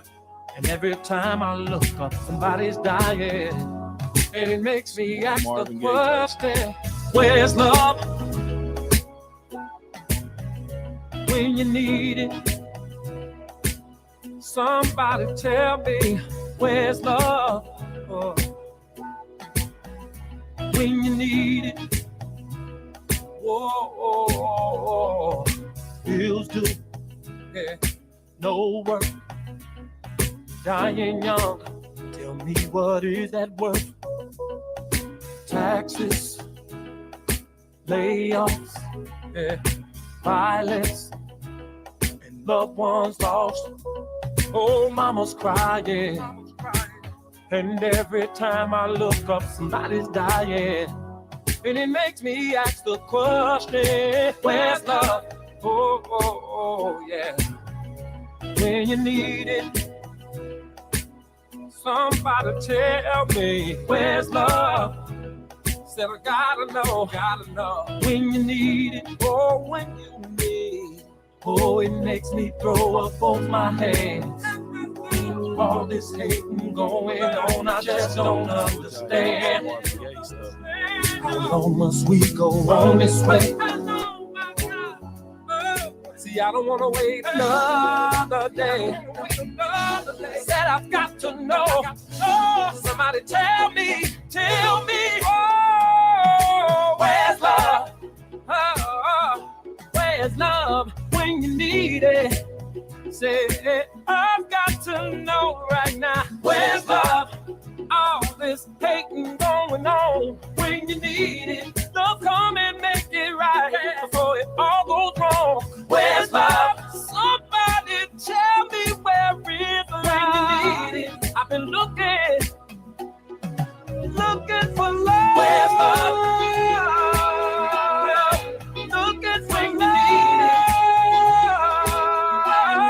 Searching for love. Where's love? Tell me where is love?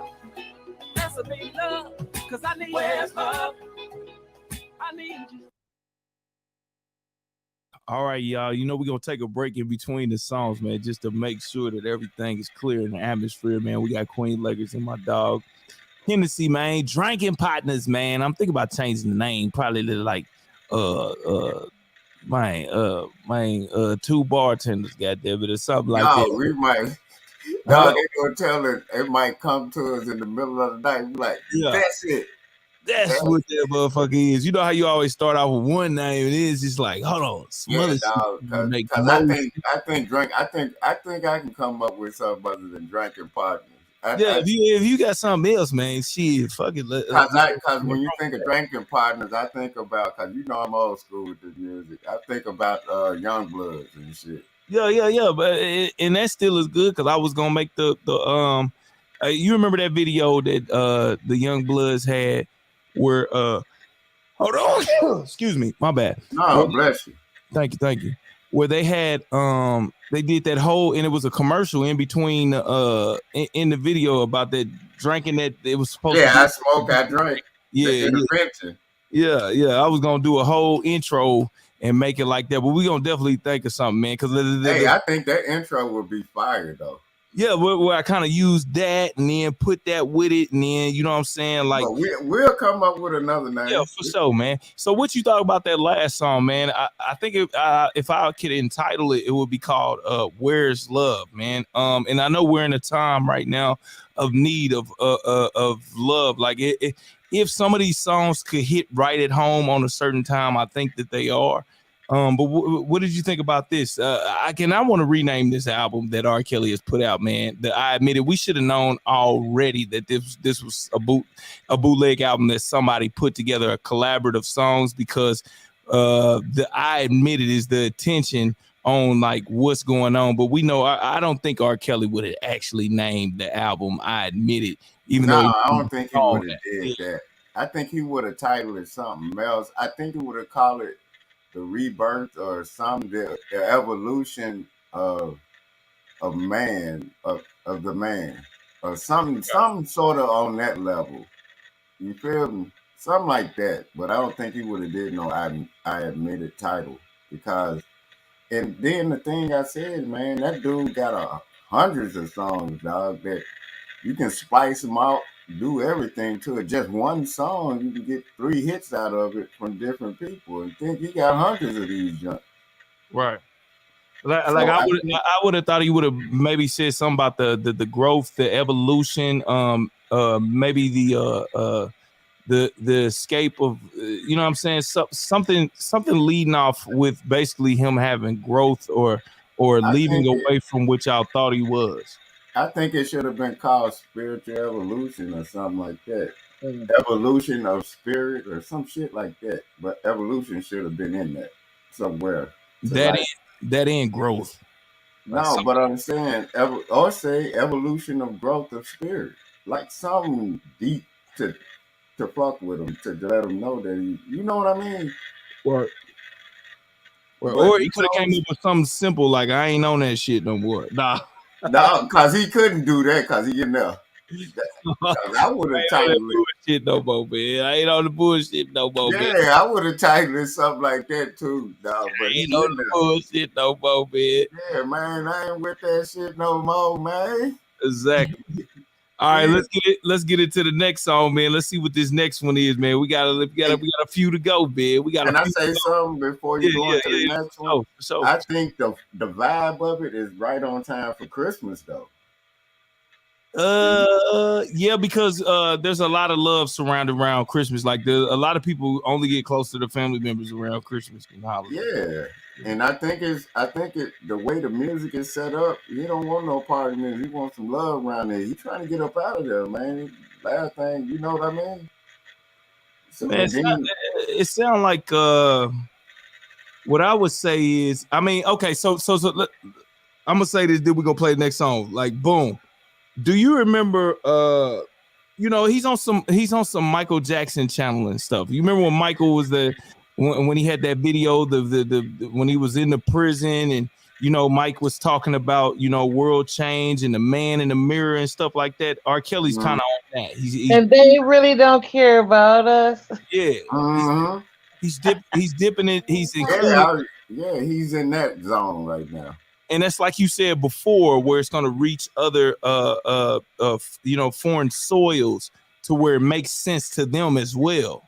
You know what I'm saying? Not only just to the people that just love R. Kelly for, all of this other stuff that he's made, you know what I mean? But it's going to reach different platforms and touch those different soils into which, it's their theme song, you know what I mean? Because a lot of countries are going through a lot of different stuff, right? And that's why I'm saying that the music that he's doing is right on time for the love season, which is Christmas, when people you ain't heard from in a while, they reach out to you. And then them other countries, man, been going through a lot just like everybody else. So he's just giving that vibe out. You know what I mean? Exactly. And let's just be real. Like, if this was supposed to be the cover of R. Kelly's album, do you think he would have it like that? Like, this just doesn't even look right. So I know that looked like that Hair Braider song video. Right. Like, I know this is some BS, but it's some spectacular BS, right? Because it's doing exactly what it was supposed to do. For people to actually like talk about this, and these, let's just be real, these are songs we've never heard from R. Kelly. So whoever has done this, somebody's got into a jump drive. I'm sure the R. Kelly YouTube cruise is gonna get to the bottom of it, man. I promise. They are undefeated, man. They got guys in every different area across America that will be able to figure this out. I'm trying to tell you, they got one over there with an eyeball hanging. They got They got them all. They got them all. They got the sweatshop motherfuckers over there. Yeah. They gonna figure out who made this. They gonna find out who made it, who jump drive they stole. One of them gonna claim that they already heard all this, and then they ain't gonna understand that they incriminating themselves to the person that did it. You know what I'm saying? Then the other person gonna say, well, nah, he ain't do it. I did it. I did it just like that. And when I got it, I had some lint in my pocket. So I know you ain't got the one with the lint that was on the jump drive. Yeah, exactly. Yeah, it's gonna go into this whole ship. You know, they gonna run with it. They gonna run with it. But you know what? I think it's a good bargaining tool for him to get out because of how he's doing the music and then the time he's dropping it. Because you can turn this on and then it's Christmas time and then just listen to the music. You know, it's just man, them judges and stuff ain't listening to this stuff right now. They let BRITTNEY grind out, dog. Which I'm gonna talk about that at another time. But I'm just saying, you never know. But that all ties into this, and y'all know what it is, man. Truth be told, allegedly, man, chilling with none other than the great Queen Lakers, man, and none other than Hennessy, man, in the building, man. A nice smooth drink to mellow you out, man, all together, man. Y'all know what it is. Make sure you hit that likes up, share, and subscribe, man. This is the listening party for R. Kelly's new album. Before this, man, we were jamming to a lot of different stuff in the weekly review of Black people this week, man. Black entertainers, man. Y'all know how y'all like to look at them and listen to them. So, man, we got it for you, man. Well, let's get into the next song and let's try to figure out the title of this one, because that's the crazy part, Hennessy. None of these, only the album has a title, but none of these songs have a title. So we know this is bootleg. We know this is bootleg. Look at the picture of it. But let's go. We're gonna enjoy it. But can I salute that's Queen Lakers? Yeah, she's on the panel right now. How you doing, Queen Lakers? See, I got manners. How you doing? If she even listening, she probably just got already. See, I just spoke. Now, Queen Lakers, man. Sometimes, man, she's subject to fall asleep. Sometimes, man. But then I already know that because she'll come back like. No, I was talking to my grandson. That was it. Like right now. What's up, Queen Lakers? Salute, girl. Hey, Hennessy. Hey. His name is not Hennessy. It's Hennessy. Hennessy. I don't know why I would say Hennessy. Hey, but I don't be saying that. I just let them do what they do because we lit. Hey, salute to Town Biz, man. I was on the internet the other day and I wanted to ask you about the Drew Down, man. Town Biz, you remember the Drew Down where he had that documentary, man? That thing was so funky and player. That Drew Down documentary. Like one day I'm gonna just get up here and just play the whole Drew Down documentary, man. Where he took. You talking about the one when he was knocking them while he was on the street with the man?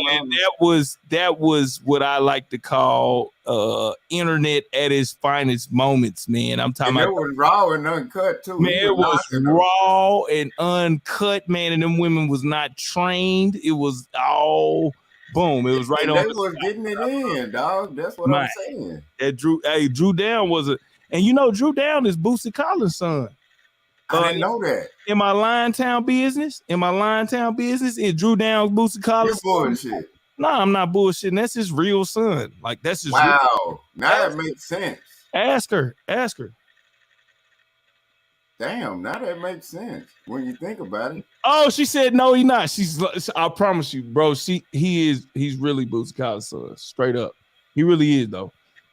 Town B is prove that. Nah, I ain't even gonna argue with you because you from the town. So you saying that it is, and she's saying it ain't. But I don't know. Either way it go, it makes sense. Yeah, that's your son. That is his son, for real. That's my first time ever hearing that. She said no, he not, and she stuck out her tongue. But let's get into the next R. Kelly song, man. Okay, bet. Salute to Town Business though, man. I mess with her, man. She's a wonderful lady, and she got some good content over there on her channel. Especially if you love the stuff that comes from the town, man. She got some stuff that is not on the internet anywhere else, man. You won't catch it, man. So let's go, man. Let's get into the next song, man. Can y'all title this next song, man? We know this album is called I Admit It, but what is the name of this song? Let's go.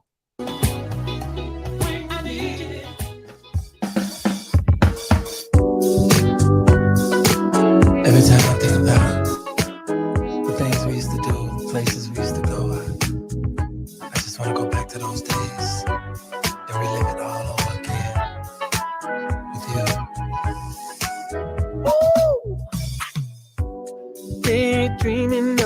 time you and I used to make sweet love. Reminiscing of Just like Michael Jackson. Yeah, don't it sound like he wrote it for Mike or something? It's a smile on my face when I think I'll be running place. Yeah. It's an echo. After dark to get a kiss in the hideaway. Oh, it's better now. It reminds me of the good old days. It reminds me of the good old days. Yeah. We used to talk about our dreams and how we would live in day. Girl, remember playing on the phone with each other for hours, yeah. And when you walk by me and smile, I swear I smell peppermints. You and me, young and free, holding hands so innocent. And it reminds me of a good old days. Yeah, it reminds me of a good old days. Yeah, that's old Mike sounding beat. Flipping back through the photographs, girl. All of the memories got me wishing I had you back. Ooh, in my arms, girl. 'Cause it reminds me of the good old days. Good old days. Good old days. That's the name of it. Man, I love that. Oh my goodness, that was beautiful. But I gotta ask a question, like, so Mike didn't choose this? Well, they couldn't. Maybe they couldn't work something out with the beat or something. Yeah, but you gotta understand. It's a lot of around Mike that some of them people they probably chose it, but Mike didn't pay them. Mike wasn't paying a lot of people, though. Well, what's name said he wasn't paying nobody for features. I mean, he didn't charge nobody for features. Cube said he wouldn't charge nobody for features.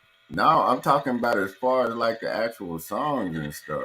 Well, I'm saying a feature to get Cube on the song, right? If R. Kelly brought that song to Michael Jackson should pay him. Cube didn't charge nobody for a feature because he only did features with people he fucked with, so he didn't charge them. So then they would turn around and be like, "You come get on my shit, and I'm not gonna pay you either." You see what I'm saying? Yeah. Like, I don't know. No, it's like you swap work at that point. Like you get on my song, and then I get on yours. That's swapping work. Which how it should be just on this YouTube thing, right? Like, if that's all I be telling people. Yeah. People act like I'm like, man, I ain't got no problem with that damn. Oh man, that brings me to a point tonight, y'all.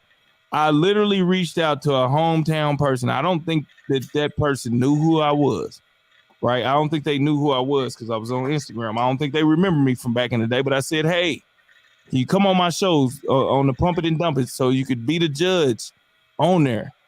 And I said, can you do it? And they came up with some, what I would say, astronomical amount of money to come over here and do it. And I'm just like, no, I'm not gonna pay all you. I told you is, man, just holler at me. God damn it, let me know when we're gonna do the show. And we just like air it on both our shit. That's it. Like some shit like that or whatever. You know what I mean? Like shit, we'll set up where we do that shit. But that's how you know somebody know. Let me just tell you this. When somebody, first of all, you choose who you do work with, right? You know what I'm saying? But that's how you know what your worth is as far as you know it's gonna come right back around. You understand what I'm saying? So you're not gonna like try to overcharge or charge somebody for I just can't see myself charging you, dog. I just that ain't in me to do that with people I fuck with. If I fuck with you, we ain't talking about that. I'm just like, can I share it on my shit too? That's it. even let's just say, even if you don't like y'all might not see eye to eye on something, or you ain't talked to him in a long time, and I think that's what the thing was. I don't think she remembers. Oh shit, I slipped up. I don't think she remembered me. You know what I'm saying? She probably don't. You know what I'm saying? Well, that's probably a situation. It could be what it was, but I was like, man, come on, man. Like, what the hell going on? And it's all good, man. You know what I'm saying? I really didn't want to speak on it, but it's just be like, man, come on, like what? Yeah, like, come on, it ain't even that though. Like, you know what I'm saying? It's just like, man, this is on the strength. Like, shit, I don't know how many times on the strength. You know what I'm saying, man? You know what I'm on saying? the strength, I should be a bodybuilder, maybe. Yeah, but that on the strength. Kennedy crazy. I should be a goddamn bodybuilder around this motherfucker. On the strength, my nigga. I don't be tripping on that shit, dog. Really, and then that's the other thing, man. We do be thinking that somebody just supposed to, and I wasn't just thinking that somebody was just supposed to. Like, I ain't want nothing for free, but the astronomical number that came out of there for that, I was like, man, you got to be bullshit. That's when it had to be on the strength right there. It was like, hell no, I got to look at it. How strong is you for me to give you that? I'm like, you expect me, my little ass, to pay all that? Yeah, like, come on now. You know I what just I'm do the shit myself. Hold on, Kennedy, especially when they ain't even all of that. They ain't that strong, right? And you like, damn, don't nobody even, it don't matter how many views you got, motherfuckers don't even know of you. Right. And that's the main thing is like, it really don't even matter about, you know what I'm saying, views and stuff like that and all that, you know what I'm saying? It just matters the fact that, you know what I mean? Like, goodness gracious, like you. What the fuck made you tell me that? Man, that part right there, I was just like, you know what? Nah. And you know what the killing part about that is? I saw an interview that a guy went back and told that Takeoff. That's his name, Takeoff, the one that passed from the Migos. Said Rocket. I'm thinking about somebody said Rocket. Somebody called him Rocket, man. You know, they call him Rocket. No, that's that bullshit. My fault. Hey, you ain't dog. That's funny to the motherfucker. Oh no, Boosie. That's where I got it from. I be singing Boosie song. He made this song called Rocket Man. To his dedication to Takeoff. That's why I said that Rocket Man. Boosie made a song. He just did the video to it. But I like Lil Boosie. Yeah, but he hilarious to me. Started liking Lil Boosie though. I've been liking Lil Boosie. Oh no, come on. I've been liking Lil Boosie ever since he made that. Ever since I liked him when he did the remix. He didn't make he was in that song. But he was on the song "Everybody Ain't Your Partner, Everybody Your Friend." And then when he did that one song, "That On Me," baby, he got this one line in there on his verse. He was like, he said, what is it? I got a lot of money, but I got needs. He said, if I tell you I ain't got it, don't be trying to count my pockets, right? So basically, you just started liking Lil Boosie. Yeah, I started liking Boosie about maybe like 2 or 3 years ago. Yeah. Yeah, you just started. Yeah. Yeah. I ain't into rap all like that. I like very few people. I'm an old school rapper. My favorite rap is like Ice Cube and stuff like that. Sometimes it takes an artist to grow on you though. Yeah, it do take somebody to grow on me. Especially a raunchy rapper, because he's very raunchy. So like something out of your music will catch me, you know what I'm saying? It's not raunchy, you know what I'm saying, to me. And I start listening to you, but I just like how he act on social media. Like he's just very outspoken. He say I have what the heck he feel. I like people that's outspoken. Because I'm outspoken. Like Boosie, you know what I mean? I've seen him through the whole period. Like, even though, you know what I'm saying, as far as you know what I mean, like as far as just like the hoodest of what he was talking about, right? Like that didn't just like touch my soul, because I was not a soldier in the streets in the hood doing stuff like that. So that part didn't touch my soul. The part that touched my soul is when he was talking about women. and how this woman did this, and I got this. Those were songs that reached out to me more so than what he was talking about in the hood, or the songs where he was just talking about like a daily struggle of stressing. You know what I mean? That stuff stuck out. But like when he got to talking all that yappa and all that, I've never been one that was just in the streets with a gun trying to shoot somebody. That's just never been my thing. So I didn't really, and I've never was going after people to do that, or you know what I mean? Like I've never done a diss song in my life. Never. Oh, we got to play some of your music, man. We got, matter of fact, dog, I've never in my life done a diss song. I be talking my shit and talking about niggas, but I don't do a whole song about that shit. I'll do a couple of lines or half a line or something, but I've never done a whole diss song about nobody because I don't even feel like that about nobody. Don't nobody waste that much time in my goddamn mental space. God damn it. You know what I mean? I know that's right. Nobody got condos, townhouses, or apartments for rent in my No head. motherfuckers can't even goddamn be homeless in my goddamn mental I know, right? Hey, Queen Lakers. A motherfucker can't even be homeless in my mental space. Right, me either. No homeless, no squatting, no soliciting, no none of that. No, nothing, man. I don't even be giving a damn. Me and my homeboys, all they do. Me, my homeboys, my brother, them. It's like a certain few people I fuck with on music when I feel like doing it. It has to be like I feel like doing that shit. You feel me? I never like the motherfucker being like, man, get up, we gotta be here now. Man, slow down. I'm making more money on the streets. Like, leave me alone, dog. But I always like being the behind the scenes dude. You know, I just never like being on stage that much. But when I was up on stage, I handled the business. And when I'm doing music, I handle it. It's just like therapy to me. It's like not something I have to fucking do. Man, tell them. Hold on, we about to play this next song. Then at the end of that song, man, tell them, you know what I mean, about some of your music, man. At the end of this next song, man. Well, I think we're in the. Oh man, let's jump into this next. Yeah, and then I want you to tell, you know what I mean, who you are musically inclined. And it might do 2 songs in a row just for the simple fact I'm about to go do something real quick. I need man, hey, just let it run. I'm just be sitting up here chilling. Yeah. I got to go downstairs real quick and take care of something, and I'll be right back. And I'm gonna keep my phone. Hey, Queen, you still there? I know she's still there. We just gonna let it I'm here. Hey, we gonna rock out with it. You know what I'm saying? Let's go, y'all. When you used to love me, baby. When we bow from our heart, that we will never part, of the good old days, girls. I remember when we did late night coming in, memories, you and me making love until the wind. Yeah, baby, of the girl that remind me. Yeah. Used to get it, girl. Anytime, anywhere, didn't care.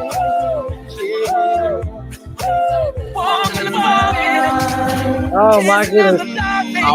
That's when the double screen is on. Yes. Oh my goodness. Man, this sounds just like Mike on this song. Hey, but you know what? I'm telling you, like sometimes them people submit it, they'll pay for it, but still don't use it. The day, me and you forever. Yeah. Yes, sir. Woo. Of the good old days when you used to love me, baby. Of the good old days when we bow from our heart, girl, that we will never part, baby. Of the good old days, girls. I remember when we did late night coming in, memories, you and me making love until the wind.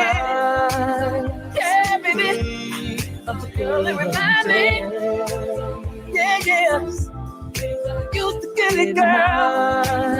Anytime, anywhere, didn't care. Walk to the bar, baby. Kissing in the dark, baby. You and me, running free, getting back. back the memories. Yeah, that's totally written for Mike right there. That was a reference track. Hold on, man. That was a reference track. You know how people say they do reference tracks for other people? That was a reference track straight up, whether he used it or not. Yeah, that was a reference track. He did the That was I'm Gonna Rock With You if you listen to the beat. Yeah. But it was still in the middle of like that song. Yeah, that was that yeah. Ooh, remember the time. Yeah, remember Oh the yeah, time. remember the time, right? Yeah, that's what it was. I knew it was one of them. Yeah, it was remember the time. I'm trying to think which one it was. That was one. Yeah, remember the time. Yeah, but it's different. But remember the time. Yeah, you know what? He could have did a song like that and used the beat. You know, they can take a beat like, okay, I don't like the words to that, but I like the beat. Let me get that beat to put these words to that beat and speed up a little bit. You know what I'm saying? They do that kind of stuff like that, and that's what they did. He ain't like his words, but he liked the words to another song. Took them some words from that song, put it on that beat, and made a whole song. The way R. Kelly was riffing it, in that and he used that part. You know what I mean? Yeah, because he still used R. Kelly still sang that song with that same like tempo to it. It's just that the words was just different. That was it. Yeah. So you get it. You on point with it. Yeah, man. But you know that goes on a lot in music. Shit, you can send somebody a record. Because you might not like the beat to that song, but you like, oh, I had this raw beat. You know what I'm saying that I heard that I would use with that. You know those words or whatever. Yeah, that's amazing how they do that. Man, what I'm telling you, it goes on a lot in music, and you can hear it if you think about it. There'd be a lot of that going on. But you know, sometimes them people are buy the they won't actually buy the whole song that you send in as a reference track, but they'll listen to it and they'll want certain parts out of it, like maybe the riff. They'll be like, okay, I want to reference that little part. But they hear something in the beat, like they'll put it together like that. Cause one reference song can get you like 3 or 4 songs if the right people hear it. You know? You can do 1 or 2 reference tracks and people will hear it different and get something else out of it. Right. Or change it, might put a different like whereas it might have organ, it might put a piano in it just to change the sound of it. They can do a lot to change it from a piano to a good guitar, you know what I'm saying, or whatever. It always it's all about how you hear it, you know? Because when the artist hears something or the person around them or whatever, shit, like me, if I hear something, be like, I like that part, but I can't fuck with that. Like when I'm dealing with my brother them and then the niggas that my nigga Young them that produce for me and shit. And then like if I go outside there, my nigga T-Pat and shit. Cause he do more like he'll do an R&B kind of track. But it's not R&B, but you can tell it comes from an R&B structure. And now I hear something he was working on, I'll be like, you know what? I like that, but I don't like that. I said, gangster that shit up a little bit more. And then we'll sit there. You know what I mean? It be I understand what you're saying. Yep. It's not the same thing, but you get an idea from different shit. You know what I mean? Exactly. And that's what they do too when they do a lot of sampling of other people's songs when they take it and change it over. Yeah, like sometimes they use beats over and over again. You know, people wouldn't believe how many times they use certain beats over and over again. The same beat, and like you said, all they got to do is change the instrument. And it's the same goddamn beat, same tempo, same beat. All they do is change the instrument. That shit is crazy. You get me? I love music. So let me ask you. Music is therapy to me. Me too. That's how I clean up. That's how I get in my little mood. I love music. Hold up, real quick. So what y'all think about the album so far? I like it. I like the groove of it. I like the feeling of it. It has that time that people sitting up and they looking at, because there's so much going on. That's right on time to me. Like the mood and the groove of it, because it brings some real music back, like old stuff. Yeah, and then it's got the old school feel, and then Right, exactly. it just brings you back, man. Like, damn, what a love around this motherfucker. All right, we about to get into the next track, y'all, man. Man, handle the business. Let's go. Oh, this might be the freaky shit. Oh no, the freaky shit. Oh, they're gonna freak. About ready to go. Let's go. Sitting with her man, looking at me. So I walk to the bar and buy me a drink. And then I look over my shoulder, she's still looking at me.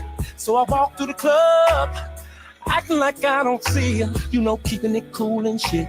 When I really wanna meet her. And she biting her lips like she anxious. So I'm posted up like I'm patient, waiting for her man to go to the bathroom. And then we catch a break, cause dude steps away. And that's all I need for me to make my move. Said I know you've got a man, but I don't care. Cause you're looking at me, girl, like I don't care.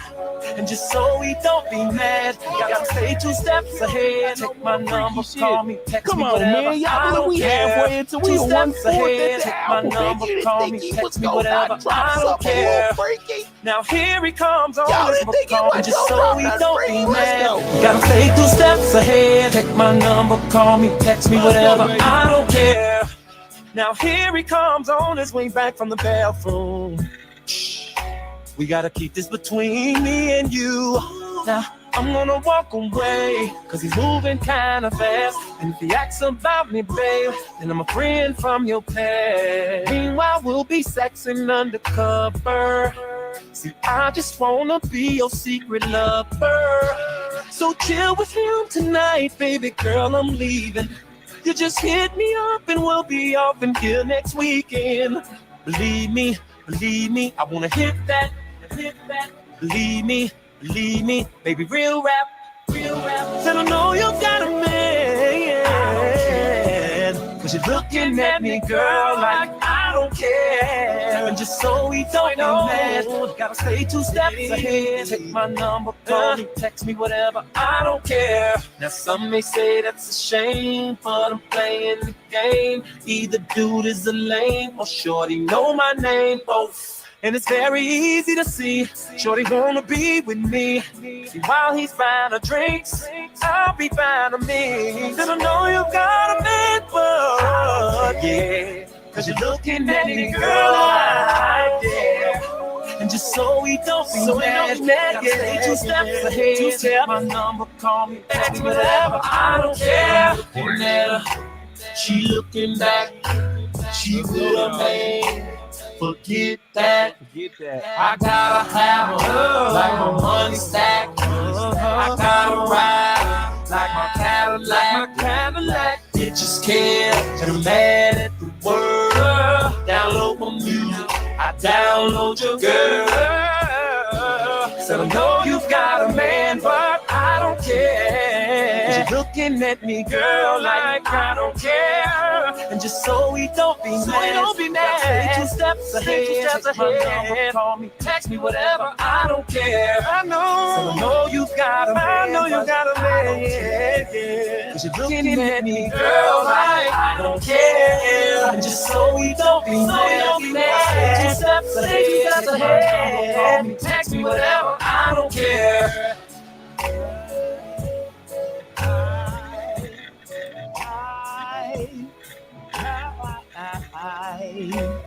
Yeah, man. Hey, look, let me tell y'all this, man. This is real shit. This is how I understand, man, that yeah, it's a game of chess with this, man. It's like you have That's what I'm telling you, dog. Everybody, we was up here talking about, man, it's some righteous shit. It's right on time. Hold on, we had the Holy Ghost and the Holy Spirit and everything. Then here come the devil. You gotta, man, I don't care. We gotta run. We knew you were gonna come with it because it's a bargaining chip. Didn't I tell y'all this is gonna be a bargaining chip? There you go. That's That's what I'm talking about right there. Like I like all that other stuff, but like it's not even that I like That the right fact there of is what what we he's know doing, him but for. that's Right, this what he's known for right here. I'm like, hey, after chaos, 20, man. after 12 songs, it's probably Hey, I'm but gonna tell dog, y'all he got to be careful with the songs that they put on this because I knew you were gonna come with some freaky shit, but it's not gonna be tuned to where y'all know what he's going through. It ain't gonna be that 12 play. It ain't gonna be no 12 play. Ain't doing none of it that. ain't gonna be no 12 play. I feel like you ready. I'm feeling on your booty. Man, Like, But you it's know, gonna none of be that. it's gonna be I could take your girl at any time. Yeah, Nigga. You know it's what I'm not gonna saying? be Like 12 just play. Yeah, it's always like that song. I'm a flirt. Always that let you know. that What he said, remind you of that song. I'm the king of R&B. You know what that mean? That means if But you didn't bring I your tell you girl this is to sort the of like a VIP, bargaining chip? you like me. I'm just keeping it real. Here's a player's feel. Don't bring your girl to the club if you just Girl, you met her. sound just like him when you Cause sing. I'm a flirt with her. And he's gonna flirt with her. And if she looking good, Hold we on, gonna hold on. She sound just like it. She sound just like the damn song. You know, see, now you can't come over here and go just be lying to people. She don't sound nothing like R. Kelly. I don't know. She sounds just like herself, which is very beautiful. And we love it. Keep singing it. Let's go. She sound like Kiki Wyatt on that one. I said, go get her.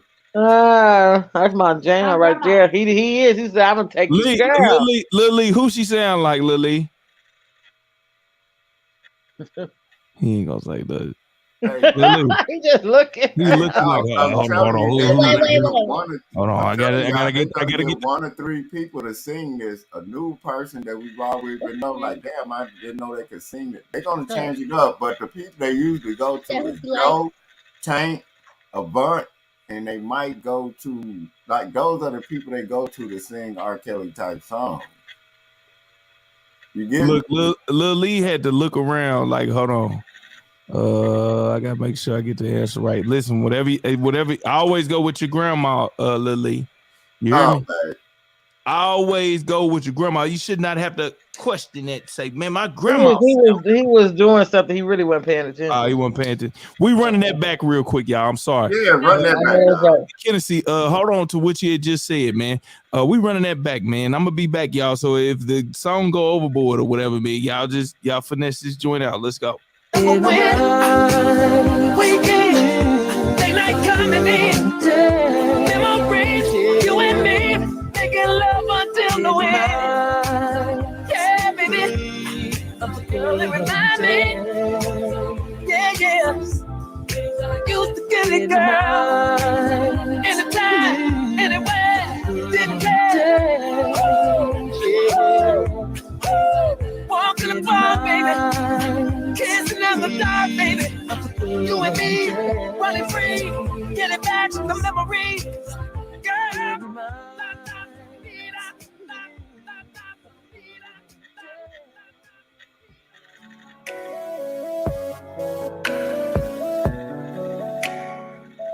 Man, I walk up in the club, and there she is, sitting with her man, looking at me. So I walk to the bar and buy me a drink, and then I look over my shoulder, she's still looking at me. So I walk through the club, acting like I don't see her, you know, keeping it cool and shit, when I really wanna meet her. And she biting her lips like she anxious, so I'm posted up like I'm patient, waiting for her man to go to the bathroom. And then we catch a break, cause dude steps away, and that's all I need for me to make my move. Said I know you've got a man, but I don't care, cause you're looking at me, girl, like I don't care.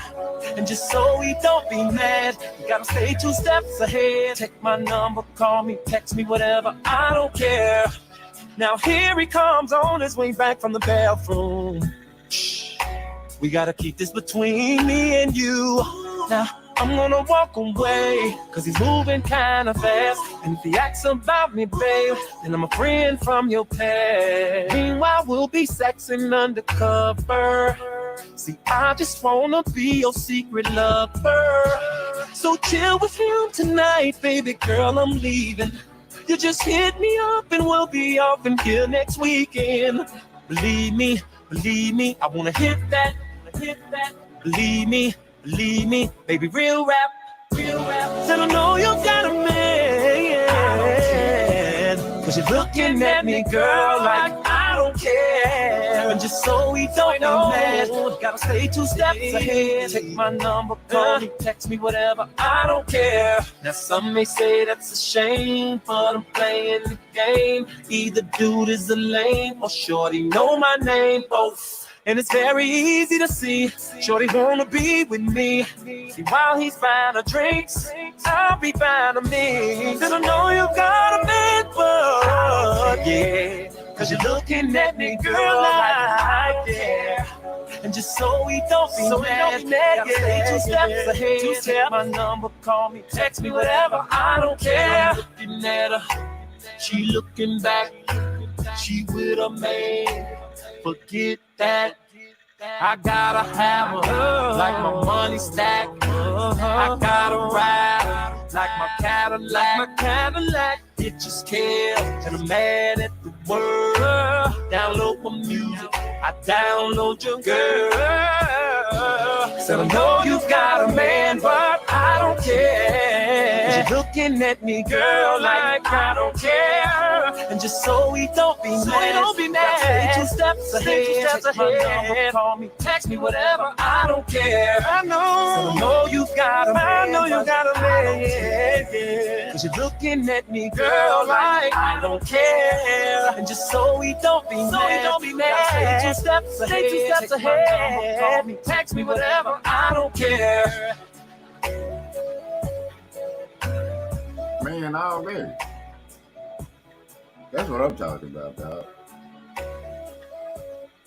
Shit, I got a couple of baby mamas out acting like that in the club.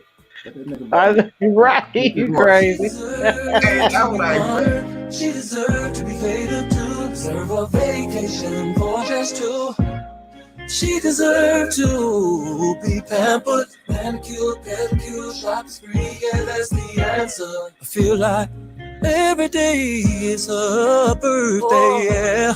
That's just how much I appreciate her love for me. Ooh. And every holiday should be her holiday, yeah. Oh, I'd give her the whole world if it were up to me. There is nothing like a woman who takes care of a man who understands him.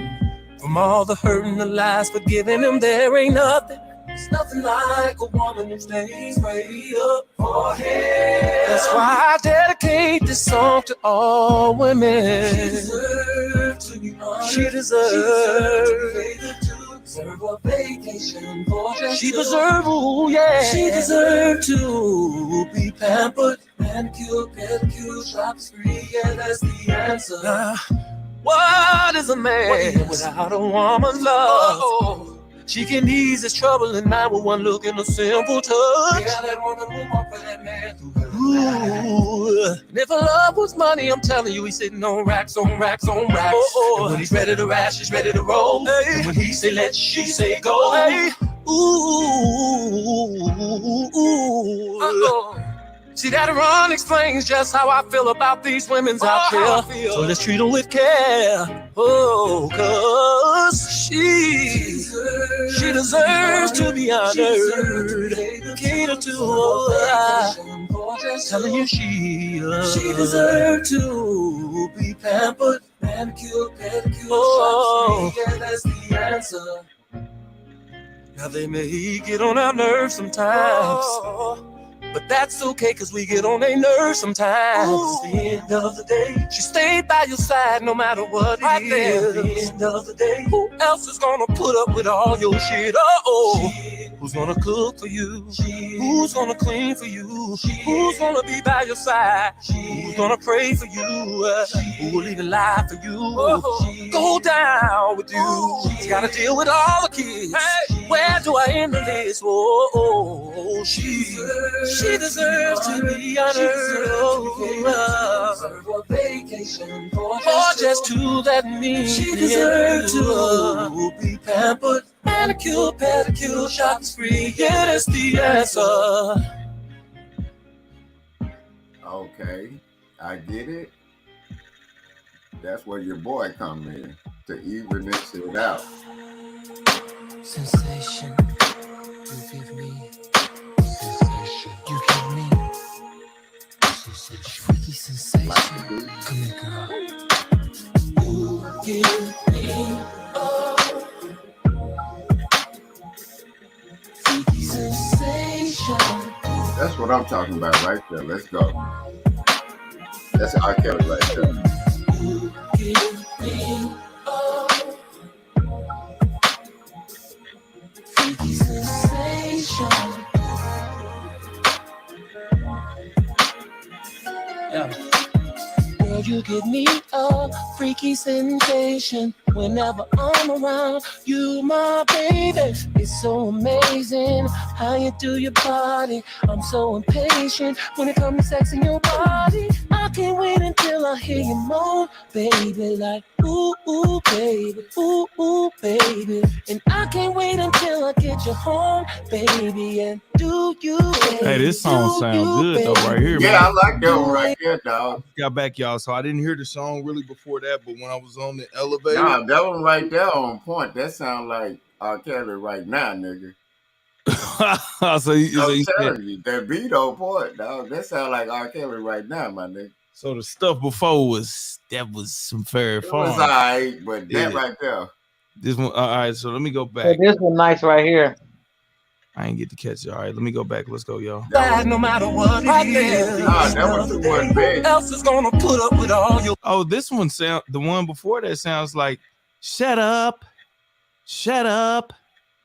Yeah, I remember that. That that's what that one. Now you're right. Talking to you. Shut up. Yeah, I like that song. All right, hey, dog, but that last we just put on the way the beat it's came about on, to, it's about to roll. It's about to roll right on in because I ain't missed too much. I want to hear that. You caught it on the right one. The one Right you just playing, that one came to beat. Everything dropped right on in, dog. That sounds like some R. Kelly we're here right now, nigga. Yeah, because you know, really, to tell y'all the truth, when he brought out that Black Panties album, and I think that's like the last one that he brought out that I thought was just slamming, jamming, and then he brought out that one where he changed his look. I don't remember a lot of people talking about that one, but man, that mug was fire. Nobody really knew about it. Man, that album, it slipped through the Black Panties. Oh, did it sell? Okay, because I went and bought the CD because it was all black. Right. It was all black. Look at you over there. Hold on, you slobbing out the mouth when you say that shit. My God. It was all black. When you slobbing out the mouth over there, what's going on? We need a. She found my sounds. You had to wipe her mouth when she said Black Panties, dog. Hear me.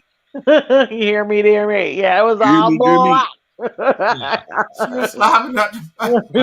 Hey, look, everything just started falling out right there to there, man. Y'all riled up about that album, man. I ain't heard that much enthusiasm out of a woman in a while. When that Black Panties dropped, though, like, man, nobody was getting it. I got it on CD. I mean, that is a classic. Man, me too. That's my jam. Hey, that shit had a lot of hits on it, but like did it not? Oh my goodness! He came out the gate with 2 Chainz. That was like his in the club banger, right? And then you know, I mean, and then he had a lot of monologue in between songs, like the I just wanna marry the, you know what I'm saying? When he hit that, singing, nigga. When he did, yes, sir. Man, who wants to marry the P? Like, man, only R. Kelly can say stuff like that. I want to marry the P. Hey, true. Don't sit here and tell me you can hold a tone. Not no more, man. Not no more. That joint is done. Dog, it's a don't sit deal. over here and tell me you can hold a tone. Yo, song on Malcolm. Tennessee, he can sing. Yeah, he can sing. Yeah, he be having no, I really can't. See, but that album was banging, man. I'm talking about from front to tail on that jump, man. That jump was super bumping. Like, it's only certain albums I could say you could sit and lay with a woman all day with. I'm talking about for a good 5-10 hours till y'all get on each other's nerves. At least that happens with me. Man, it don't take that long for me, my damn wife, to get on my nerves when she start asking too many questions. Shut the fuck up. Exactly. But right there, you can put that CD on and go from the top, from the It's beginning just to like the end, straight through. Oh my goodness! it's the tweet, it's that Jodeci last album, and it's that TGT. Hey, that Jodeci, those man. things it's Oh, I got to tell you about that Hammer Jodeci time. Every Moment video shit. Man, when what's the name looked like he was propped up, smoke, like he looked propped up in the joint. It was, they tried to remake the one. Remember when they was on the sands and back in Cry For You. Yeah, and they tried to remake that with the snow in the video. You know what I'm saying? Right. Hey, dog, do you know that chick had a mental breakdown when I asked her to listen to one of my songs? She just said the Heather chick that was in the Every Moment video with the pretty eyes and shit walking up to old boy. She had a mental told my you talked homeboy to her? to get in touch with her. Yeah. He got in touch with her. We on the phone and shit. I asked her to listen to one of my songs, and then the song called Explicit. She said, I'm not even in that no more. I'm trying to get my life together. I said, damn, man. What's she been through? I just asked her to listen to the song. I just asked her to listen to the goddamn song. R.I.P. my nigga Bronx Pacino that was doing my banners. He got in touch with her. Me, her, Bronx, and my wife was sitting on the phone. She had a mental breakdown. I said, after she heard the song, she said, I'm trying to get my life together. I'm not like that no more. I said, damn, bitch, all I did was ask you to listen to the goddamn song. Kenneth, you know what that mean though? It's like something happened behind scenes. That's why I said what happened to her in the video. She was traumatized. But it was, dog, that's what I'm saying. Because before I even called her a bitch, she was just started snapping on me. Hold on. You said before you called her that shit. She was snapping. He's like, girl, I just said, listen, hold up. I said, listen, I ain't asked you to do a video. I ain't asked you. I just asked her to listen to the damn song. Why is you talking to me like that? And here's the question, man. She sound like she was like you know how it's like some porno stars, man, they go through some type of traumatic shit in the industry, and it's just like, what happened here? Like, all I asked you to do. She's trying to get her life together, like it destroyed your life. Simple. And I'm like, what? I'm like, and then imagine I'm sitting over here high, me and my nigga Bronx, R.I.P. Bronx Pacino. You said you was sober real quick, huh? He set it up because you know we ignorant anyway. Because we think she's gonna be cool and chilling. She had a crisis on the fucking phone. I'm not even like that no more. I'm like, what? I said, I just asked you to listen and see how you think about the song. I said, maybe I should have chose a church song on your ass or something. I'm like, what the fuck was that you just did? She said, I just want you to know I'm not like that no more. I'm like, you like, how was you like? Like what? What was you like? Hey, this is the true story. My Mexican wife was sitting up there listening to this. She just came out of nowhere. I said, this is not an intervention. What the fuck? I just asked you to listen. Man, I'll never forget that shit. Oh, that's sad. Yeah, it is sad. All I did was ask her to listen to the song. I ain't asked her to be in the damn video. I ain't asked you for no head, no nothing. I just wanted you to listen. Lakers, you can't be speaking like that. What are you talking about? Ask for some head. What do you know? Even thinking? A headache. Yeah. Dog, I'm telling you, when that motherfucker, I was nice to the motherfucker, because you know the word bitch. I brush my teeth with that shit. Bitch and niggas and motherfuckers. I brush my teeth with that, right? I was being nice. I said, no, it's not like that. I just wanted to see what you thought about the song.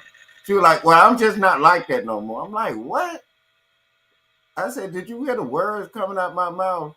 She was stuttering like, no, I ain't like that. I used to be like that. That was back in the days, and I'm trying to get my life together. I said, look, when I say look, she kept going, and I say, bitch, I did not ask you to be in no goddamn video, flat back, none of this. it would be Bitch, I wise. did not ask you to flat back or be in no video or nothing. I just said listen to the To be song. like Marco Polo.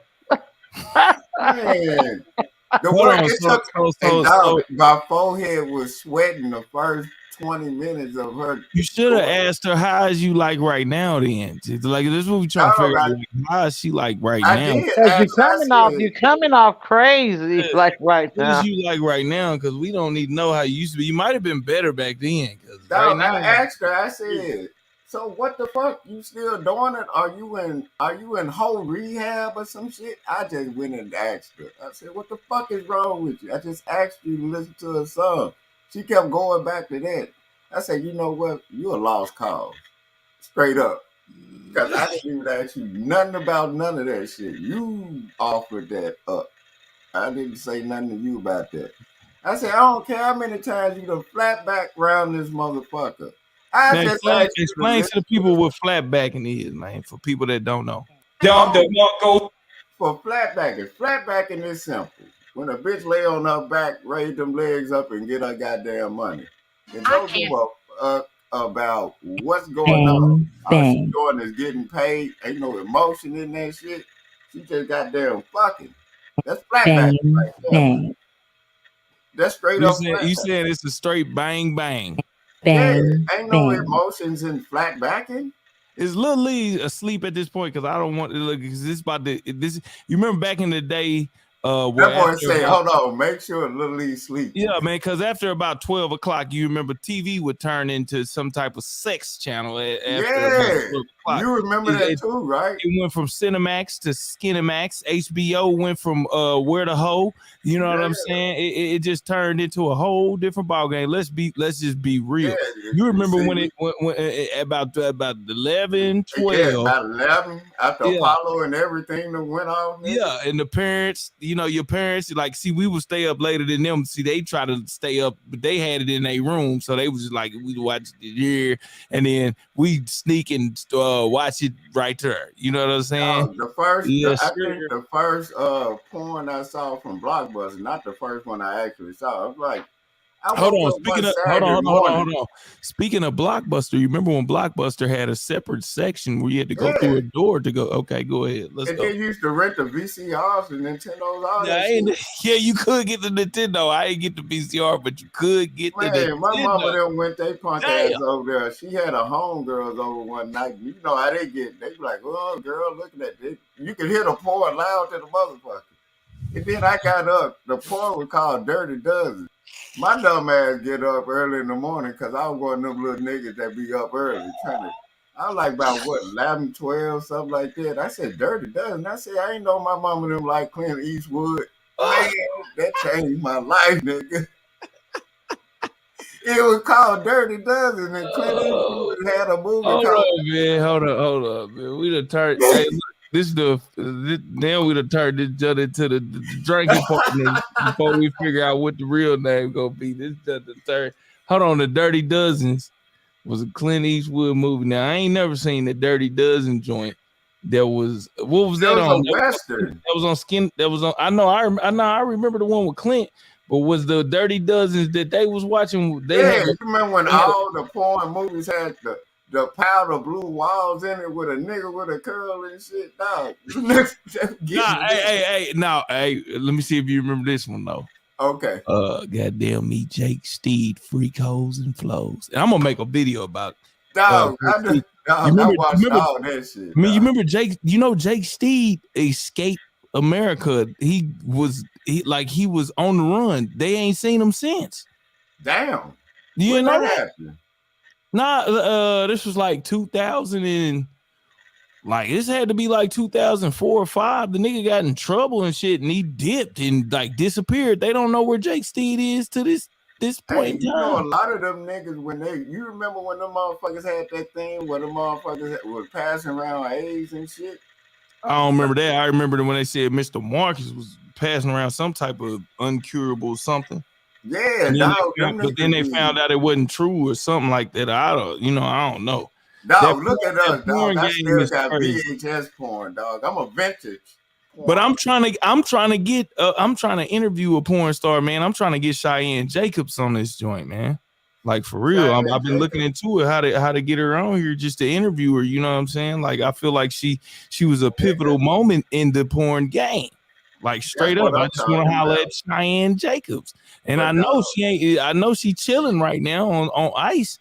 Like she chilling on ice because you know the industry is very fast forward. Like you either young or you done. You understand what I'm saying? They or they gonna turn you market for them because they getting fucked.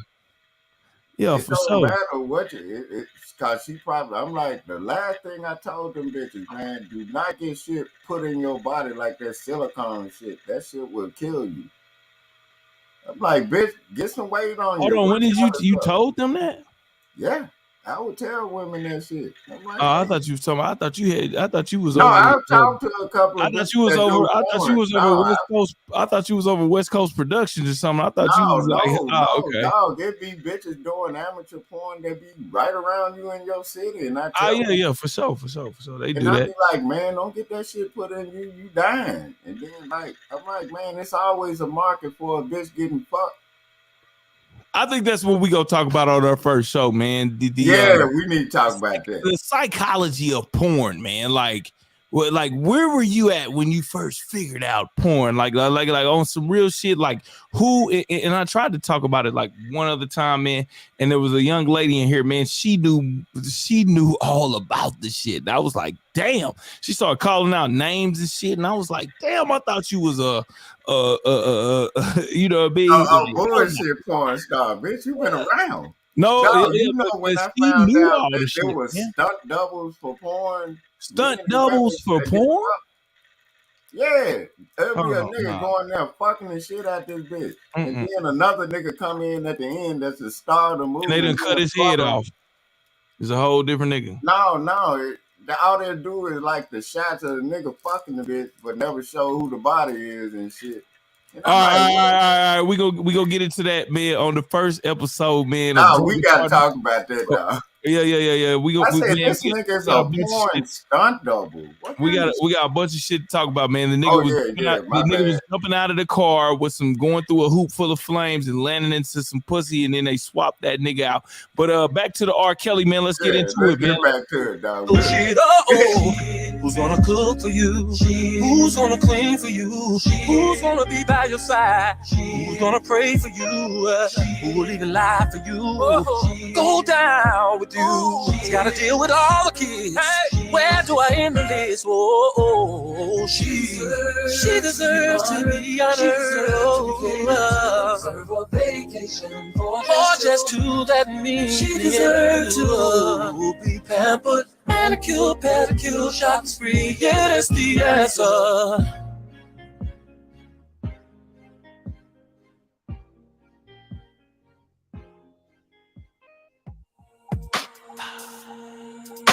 Sensation, you give me. Sensation, you give me. Sensation, freaky sensation.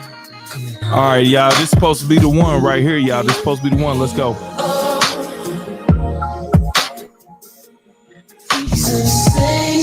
Echo, dog. This the one, man. This the one. It's an echo on it. Okay. That's the one, though. It's good now.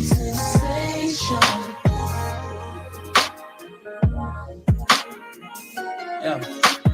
Girl, you give me a freaky sensation whenever I'm around you, my baby. It's so amazing how you do your body. I'm so impatient when it comes to sex in your body. I can't wait until I hear you moan, baby, like ooh, ooh, baby, ooh, ooh, baby. And I can't wait until I get you home, baby, and do you, baby, like the way you do it make me rise up, make me wanna put you in a position, girl, when I got your thighs up. Shake it, boo boo, let it go, let it flow, it's out of control, girl, you give me, ooh, yeah, freaky sensation, whoa, you give me my baby, you give me, whenever I'm around you, girl, I get sensation. freaky sensation from you, baby. Up and down on that pole, doing the things you do. About to lose it, baby, you gon' make me attack you. When you roll your hips like that, when you move your booty like that, when you set it on me like that, keep it right there, just like that. You got me so gone, that pussy like sunshine, got me saying I'm never going home. I can't wait until I hear you moan, baby, like ooh, ooh, baby, ooh, ooh, baby. And I can't wait until I get you home, baby, and do you, baby, like any excuse to keep you around me, anything to keep you beside me.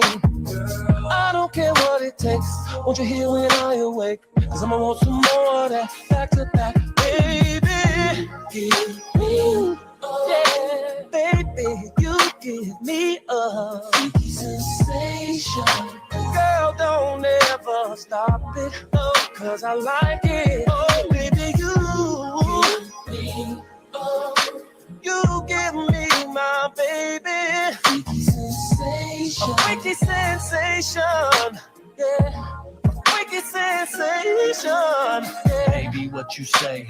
We both get naked. Freak up in the bed till we just can't take it. Then after that, we freak a little more. And then after that, we blow a little drum. It's kinky, it's freaky. We're doing all kind of tricks. I pull the pants down and you go straight for the. Then you pull your pants down and I go straight for the. And we high from smoking that. And we drunk from drinking that. All the way from the bedroom, babe, downstairs to the kitchen, babe. Baby girl, you got me crazy. Freaky sensation, babe. You give me a freaky girl. Sensation.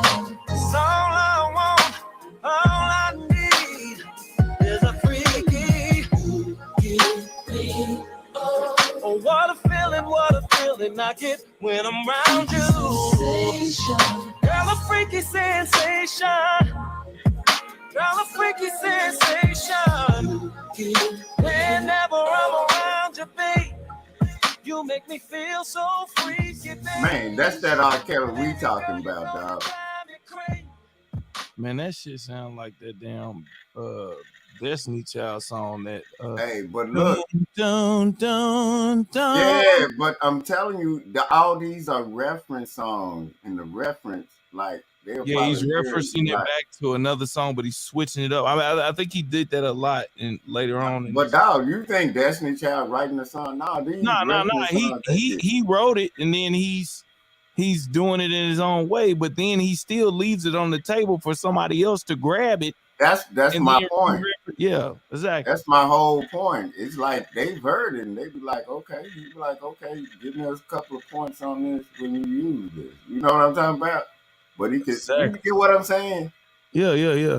Helen, hey, dog, that's that RKELLY I'm talking about. Hey, dog, this is off topic a little bit, but that Chris Brown, the new shit, that shit jamming.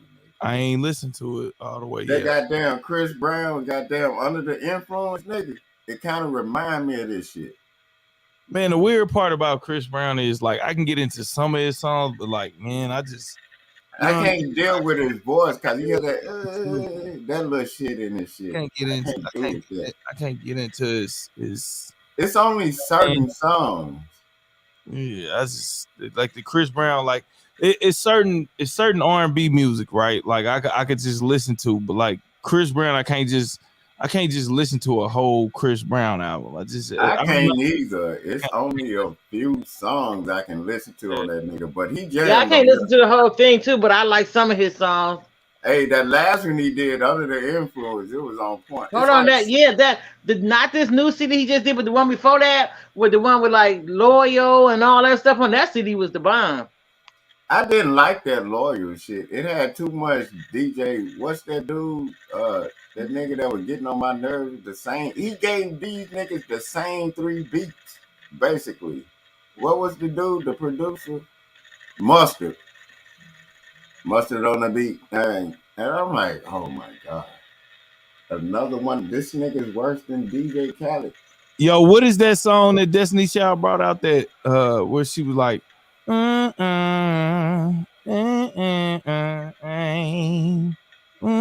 That's what that last R. Kelly song sound like. Which one? Cause I can't, man. I don't give a fuck what nobody say. Beyonce can't sing to me, dog.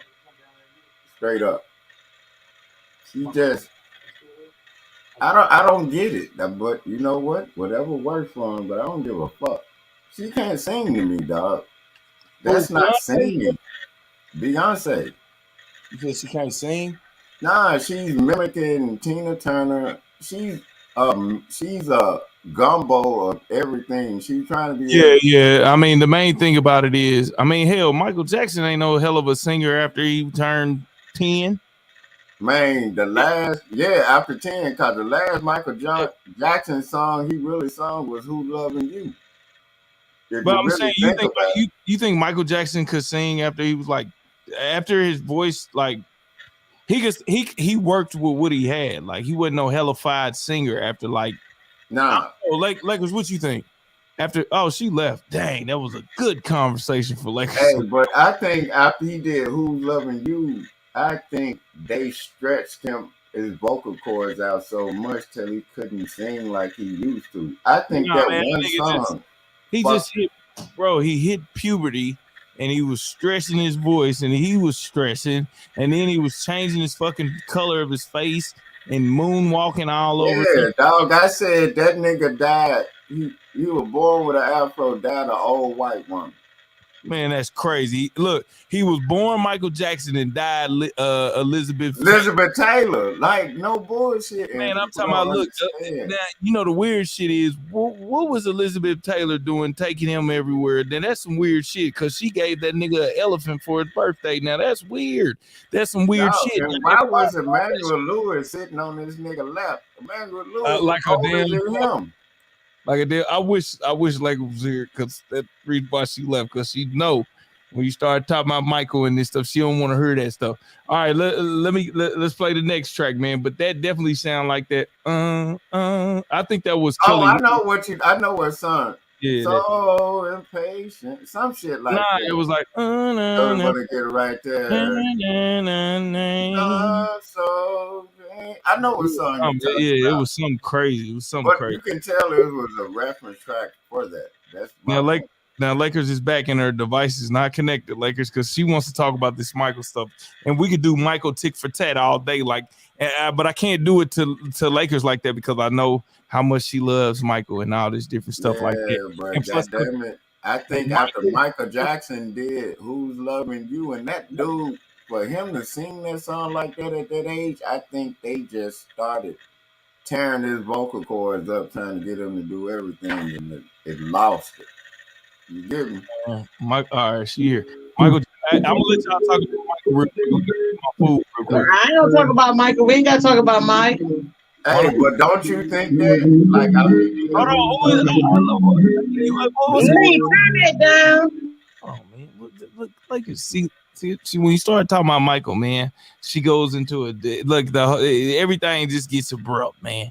You know what I'm saying? Once you start talking about Michael, man, she to look. No, because I can't hear that in the background. Hey, but True, you the only one besides me and a lot of people that noticed after he did that "Who's Loving You," they were straightening his voice, trying to get him to do all kind of grown up. Staying in high pitched. Yeah, and that fucked up his voice. "Who's Loving You," I think, was the last song Mike ever really did. That was the jam. You know what I'm saying, right? Yeah, what about that Michael Jackson movie where that bunny was on that joint? That was some weird shit within itself. That was a crazy ass movie, but it was fire as hell. But it was. You talking about the bunny rabbit movie video? Yeah, and it started off with that. What was the other Moonwalker? Moonwalker was some weird shit too. I ain't even see Moonwalker. What the hell was the that one that was like a yeah, that was with like the concert joint. No, this shit was like no, not that one. The one that was the video game. No, it was like it was just weird, dog. I didn't even know the movie existed. The one with the bunny. No, the one with the bunny. And it was that one that it was riding through the different worlds where it showed the Elephant Man with the bunny. And That's the one. That with shit the was moon. just weird, dog. We all talking about the same movie. I promise you. It starts off he with that little kid. Moonwalk did a movie. Moonwalk did a movie. Moonwalker was like a mini movie. It was Listen to what. Okay, so the movie I'm talking about with the bunny, right? It starts off and it's that little black boy from People Under the Stairs, and they find some type of hole in the ground in Michael Jackson's backyard, and they go down in the hole or whatever it is, fall into it. They turn into some cartoon characters, and like the bunny, the clay bunny pops up, and that's when he do all that. Like that's that movie. That's where he on that motorcycle and he's playing the music, and yeah, that's the one. Moonwalker, that's what it's called. 1988 film. Moonwalker is hold on. Hold on. Let's see. Michael Jackson. That's the best Moonwalker. If I'm not mistaken, the movie Moonwalker is the one with him and the bunny. That is the Moonwalker. Guaranteed. Because and they made a video game of it. Yeah, but but you know what? It was Moonwalker and two other movies that were like people didn't even really know about. They were just weird that came out around about that time. So they could all been fused with each other's. You know what I mean?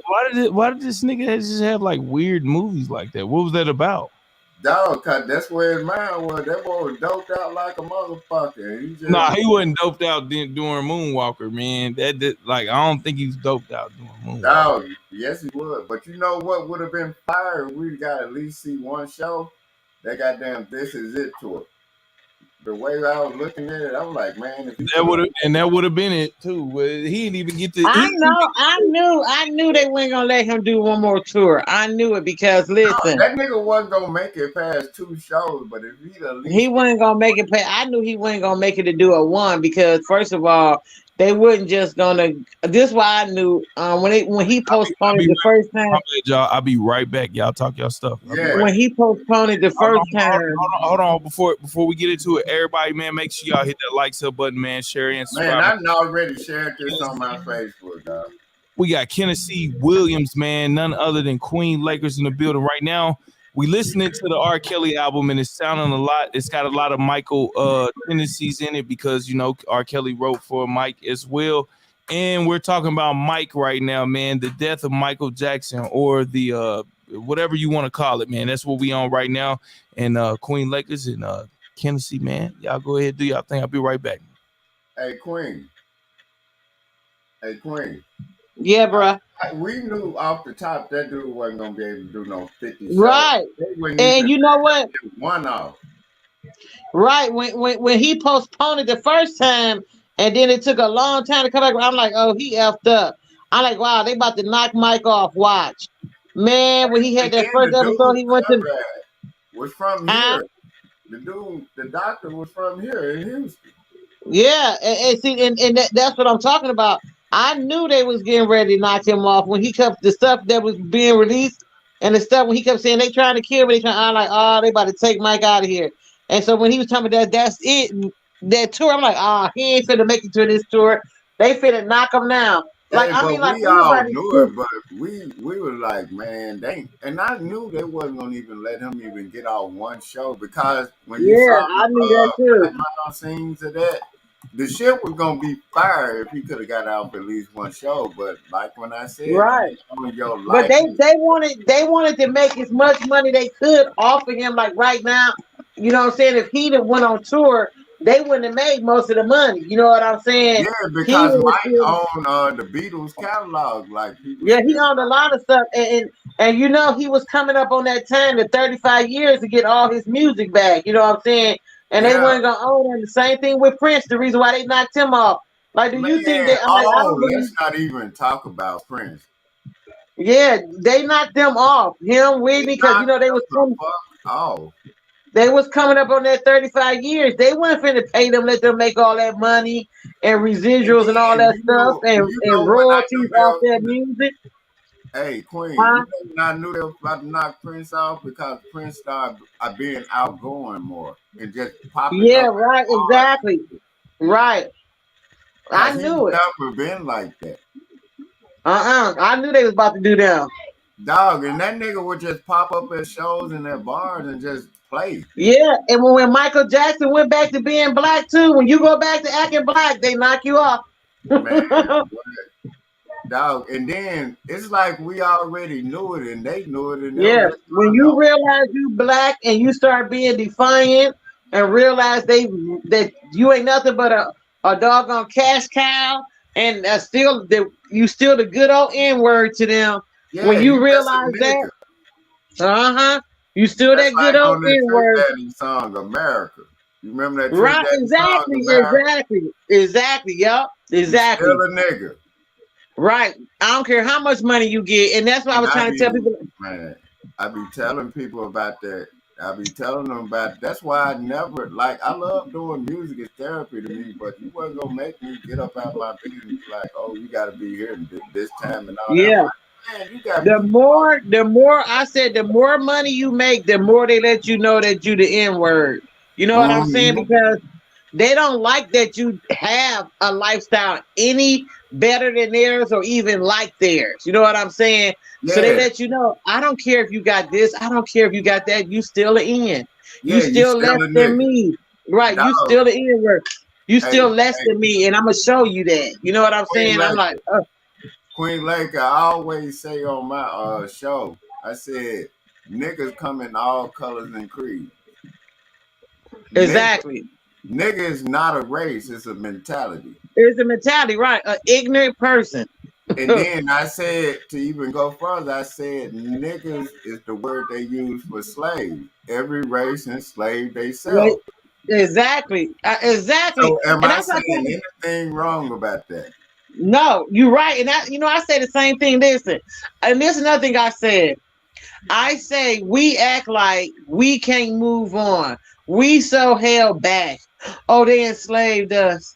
I can't be nobody in life. I can just only be this nothing person, this useless person because my ancestors were slaves. Okay, I can't bounce back from that. It's so dramatic for me. Man, get the heck out of here. Yeah, We was not the only slaves. We was just the last slaves. Okay, no, it we're was the Jews, most Hebrews. popularized slaves. That's what I say. Because we was the last ones. We was the last race that was enslaved. You know what I'm saying? The Yeah. Jews and the Hebrews and the Gentiles and all the Israelites, they have been enslaved many, many thousands of years ago. The You know what I'm Jews saying? did more to their own people than Hitler. Then we did. Yes, exactly. And so listen, so for them to forgive each other and stick together and get that paper the way they do, man. Come on. Hey, look how Russia and Ukraine, they both kinfolk. Look how they got $30 billion out of Biden dumbass. Exactly. You know what I'm saying? Big ass GoFundMe scam like a motherfucker. They kinfolk. Right. Right, exactly. Like, man, you didn't see that coming. They ran game on. I'm like, y'all so stupid. And and I hate, that's why I don't like politics. Like, because when they do that stuff, they only pushing a narrative. They covering up something else and try to make it where you'll get distracted from it, thinking it's one thing, something totally dramatic and devastating, and it's something that it's a scam they run and they just trying to cover it up. I was talking about that the first time. They got mad at me when I said Trump told everybody to shut down the borders on all angles, air, flight, and sea. They didn't listen. Listen. Listen, if Trump would have been, if Trump would have been in it again, he would never funded that war. He never did that. Never. They didn't go to war when he was in office. No, that's what I was telling people. He's like, I'm not giving you that mother freaking money. I'm not doing that. I'm not giving you nothing. Hey, Queen, check me out. Yeah. They didn't even think about Korea or China. Never thought about even testing a fucking missile when Trump was in office. Trump was like, I'll let it go on you for nothing. Yeah, I do this shit for free. He's like, I'll let it go. Keep talking. I'll let it go on you.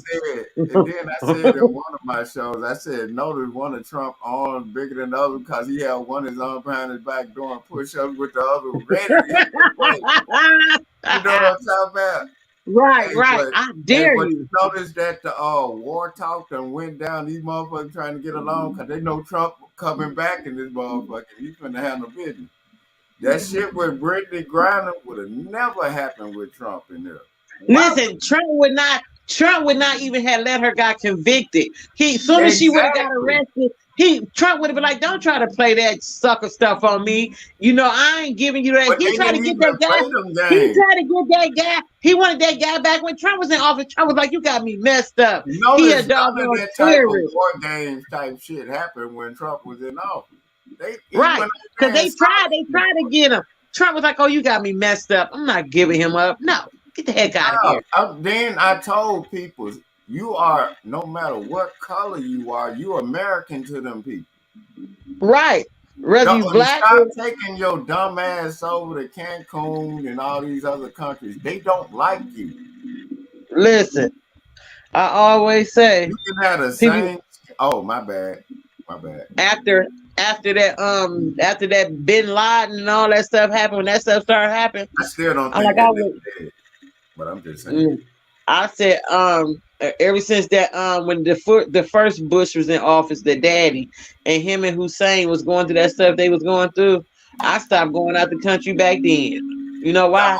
I never went out the country because I when did when I these was younger. countries are You know, when I into was in my early 20s and when I was a kid with my parents, I used to go out the country. Listen, but after that, Hussein, you know who Don Hussein and all Saddam that stuff was Hussein, happening. Yeah, when with they the did Bushes, him I'm like like, that on camera, yeah. I'm like, I'm not going out the country no more. I'm not getting held hostage over in nobody else's country. but I And they don't know said, what's wrong. See, this is the listen, when the thing. pirates was taking over them cruise ships, I stopped all of that. I'm like, you But got I'm me telling messed you, up. this is the thing with black people and niggas. Both of them ignorant to think, oh, we can just travel anywhere out the country. No, you can't. No. Even white people, even Mexicans over You here. can't go places. Look, did you hear about that one time when Rihanna went somewhere? She went to like it was either She was in Europe. Islamic, wherever she was at, but she was on some holy ground taking a picture. She had shoes that on and all that stuff. Remember? And they arrested her. I think either Obama got her back. It was either Obama or Trump or Bush. One of them, I think it was Obama, got her back and got her out of it because she didn't know. They told them, I don't care how much money you got. You know what I'm saying? So when you go to other countries, they don't give a F how much money you got. You American. That's what I They be don't telling care if you an American celebrity or you American poor person. You is an American. That's all that and matters. it don't matter So you what can't come color over you here are. breaking no law, disrespecting our country. I don't give a heck how much money you got. You just American over here. You just some trash over here. Exactly. And then this is what I told them. You disposable. No matter what color you or creed you are over here, over there, you're American. You can be the Mexicans over in Mexico don't like the Mexicans that were born over here. That should tell you something right there. And we Right, exactly. And then not only that, over there in their country, the only race they gonna deal with of another color is within their own race. Like the white Mexicans, the black Mexicans, the mixed Mexicans. You know what I'm saying? They only gonna deal with that is within their own culture. They're not finna deal with no different races outside their own culture. And then Some places even out the if country. you related to them, no Mexican over there that's a Mexican over there deal with American Mexicans and people that Y'all remember when Oprah Winfrey went over to the and they kicked. They wouldn't sell her that purse. They wouldn't sell her that purse when they wouldn't sell her that purse. Yeah, I don't know And how she turned around. I don't know. She was in. She must have been real ugly that day.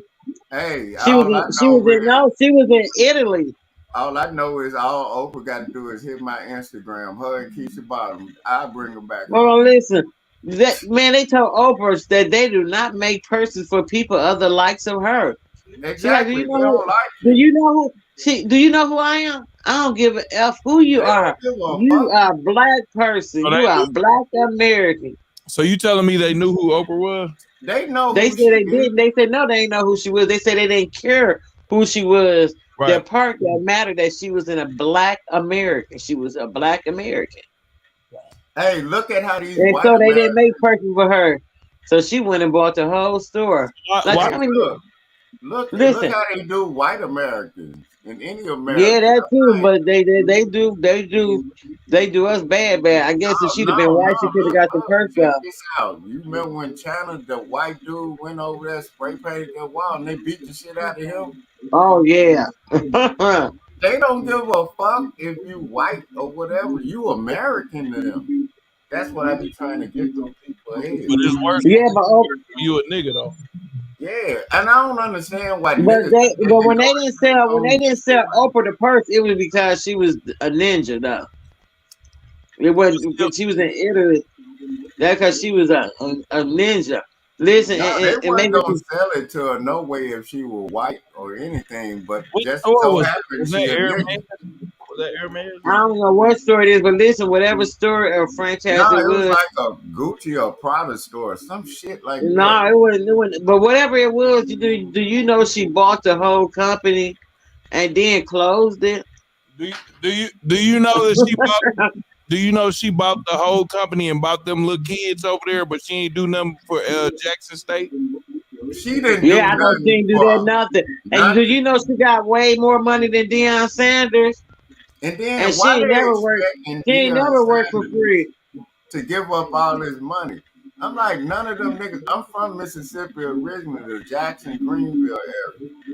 Them niggas sat back and did not peak game and soak up that game right here. They was only giving that nigga $300,000 a year, and that nigga was studying putting his money and time into these people.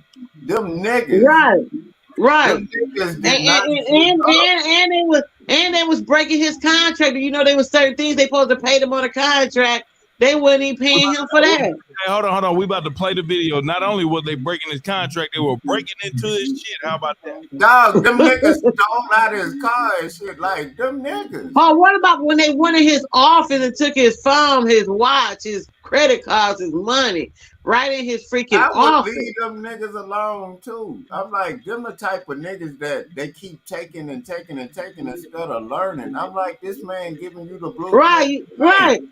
Y'all gonna keep taking. Y'all want to just for him to just keep giving. It was more money for y'all to be stealing. Dog, those are niggas right there. That's what I said. Only in the black race, some ignorant stuff like that. He couldn't be Jewish. The Jewish was never talked about him. I'm surprised he white stuck people either. around for that long. He gave Me Jackson too. State a only fucking winning season ever. And then brought attention to the school. The people, the president and everybody at Jackson State should have been peeping up game, and they understand. Look, you got to move on, but he gave us the game. Them niggas just. And listen, they said the game is to be sold and not sold. He told it. He didn't sell it because they was taking his money. Yeah, they were taking his money. Hold on. Time out real quick, y'all. Make sure you hit that likes up, share, and subscribe. And somebody cut their TV off in the background, man. What is that? That's over there on her end, not mine. Lakers, what is that? See? That's on her end. Don't start sounding like the nigga that be blaming it on their sister. Like, see? Always think it's the black man. What about the black woman? No. You remember when Martin said that about just because it was echoing and stuff, that's all. But make sure y'all hit that likes up, share, and subscribe. Y'all know what it is, man. Truth be told, allegedly chilling here, man, parlaying, man, with none other than Queen Lakers, man, and my dog Tennessee Williams in the building, man. Right now, we just straight talking politics, man. Y'all seen what the link said. We've listened to this R. Kelly album. We're not done listening to it. But at the beginning of the show, it was a different because I changed the name throughout the see, I got a little thing I do where I change it up. But anyway, we talking about everything, man. Brittney Griner, this R. Kelly album. And we're also dealing with the Deion Sanders album, man. Dang, I called it the Deion Sanders album. Said Deion Sanders album. He ain't never brought out an album, but he did have one other song, bro. I remember. But that song Must be the money. Must be the money. Yeah. He had another song though, bro, that was like, it was like on the same accord of the Must Be the Money. But the main thing that we're talking about tonight, man, is a little bit of everything, man. The week recap, man. The weekly recap. The Black Weekly recap, man. And we're in here, man. Right now at this particular time, and Moment Man, we're talking about none other than Deion Sanders, that whole situation. We've talked about it. I think the court has come to adjourn to understand that black man, was treated unfairly. There was a lot of people that came out the woodwork that stayed within a 120-mile radius of a HBCU, and they ain't go pick up no trash around there. They ain't do nothing for there. They probably didn't even go to none of the games, and they stay within a 120-mile radius. They say a 120-mile radius is enough of a radius where you're able to go there and get home. I drive trucks, right? So you're able to go there and come right on back and get home. So there's no excuse for you not to be able to reach to those certain type of areas, right?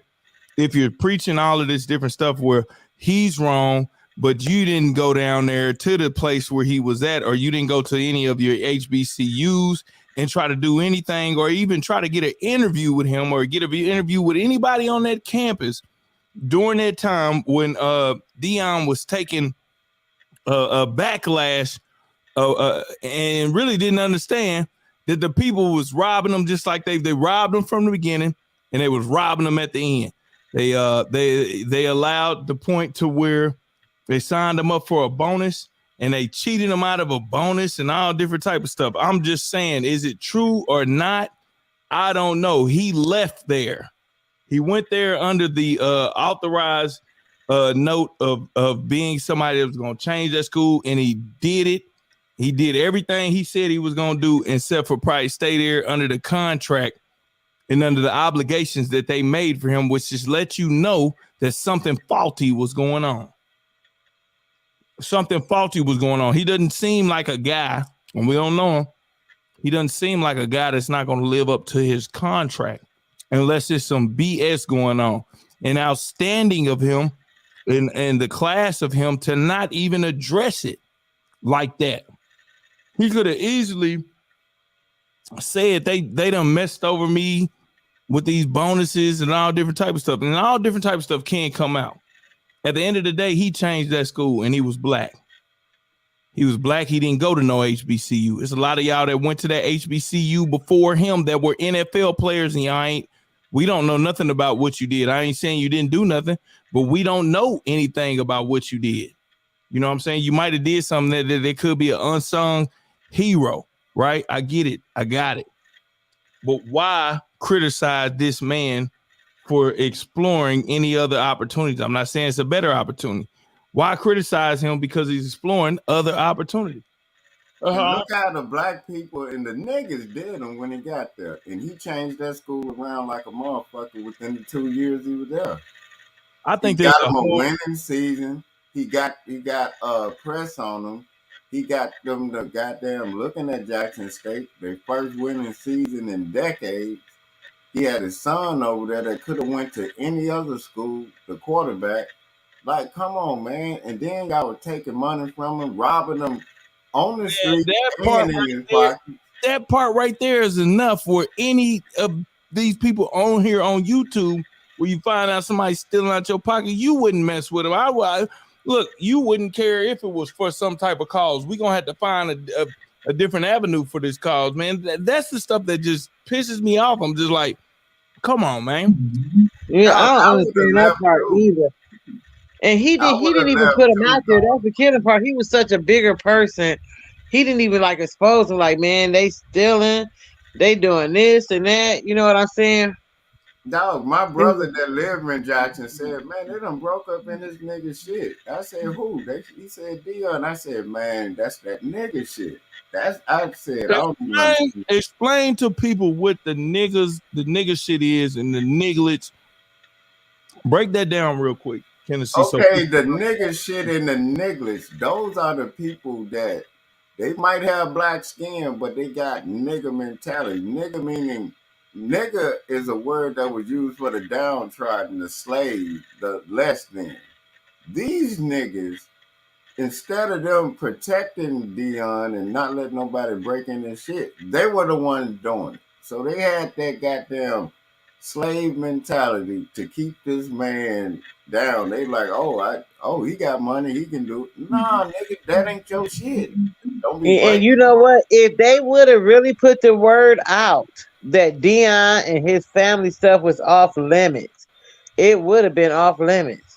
You know what I'm But the saying? word Because was they know. already out there. It was just niggas and nigglets. Right. And in the hood, they could have said, man, this guy is a pillar for our community. He's actually trying to help us out. Yeah, he don't nobody touch nothing when it comes to him. Get your ass whooped.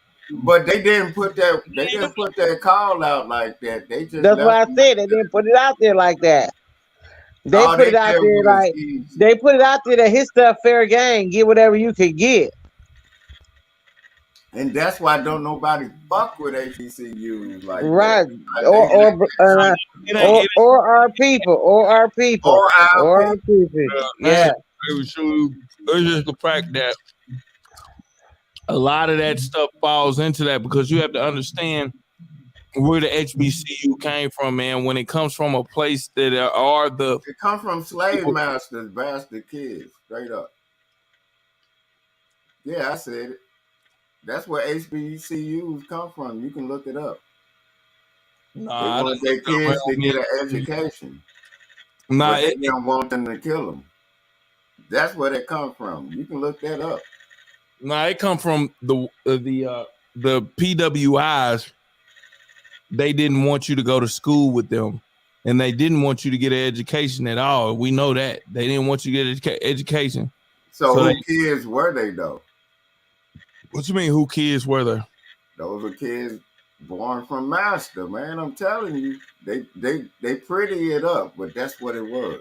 So you saying the HBCUs was made for the kids, the mixed kids that was born from the master? Yep. Master? No, hell no.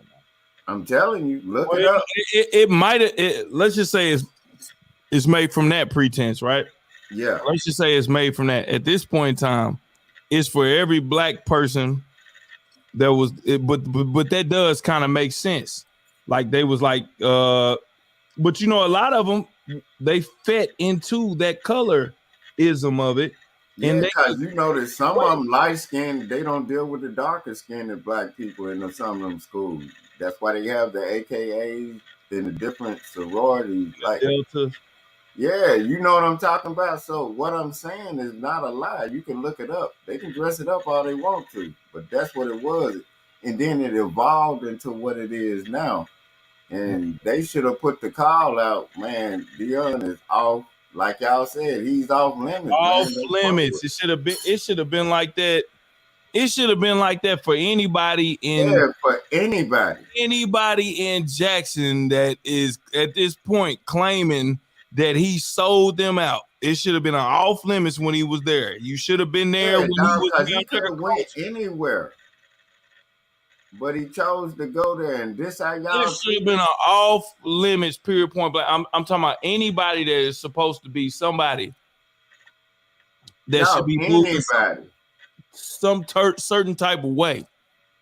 Cause they do not touch this. This is off limits. This is something that's happening. All of a sudden, when that happens, then they understand what it is to try to help out the black cause, or they might just be looking at you just fucked that school over in the money that was going to that school. You know what I'm saying? You never really know what nobody's plight is. And the sick thing about it is he gave him the game. What you doing? Sitting back, just putting your feet up, letting them do all the work? Motherfucker, you the president of the school. You supposed to be soaking up game.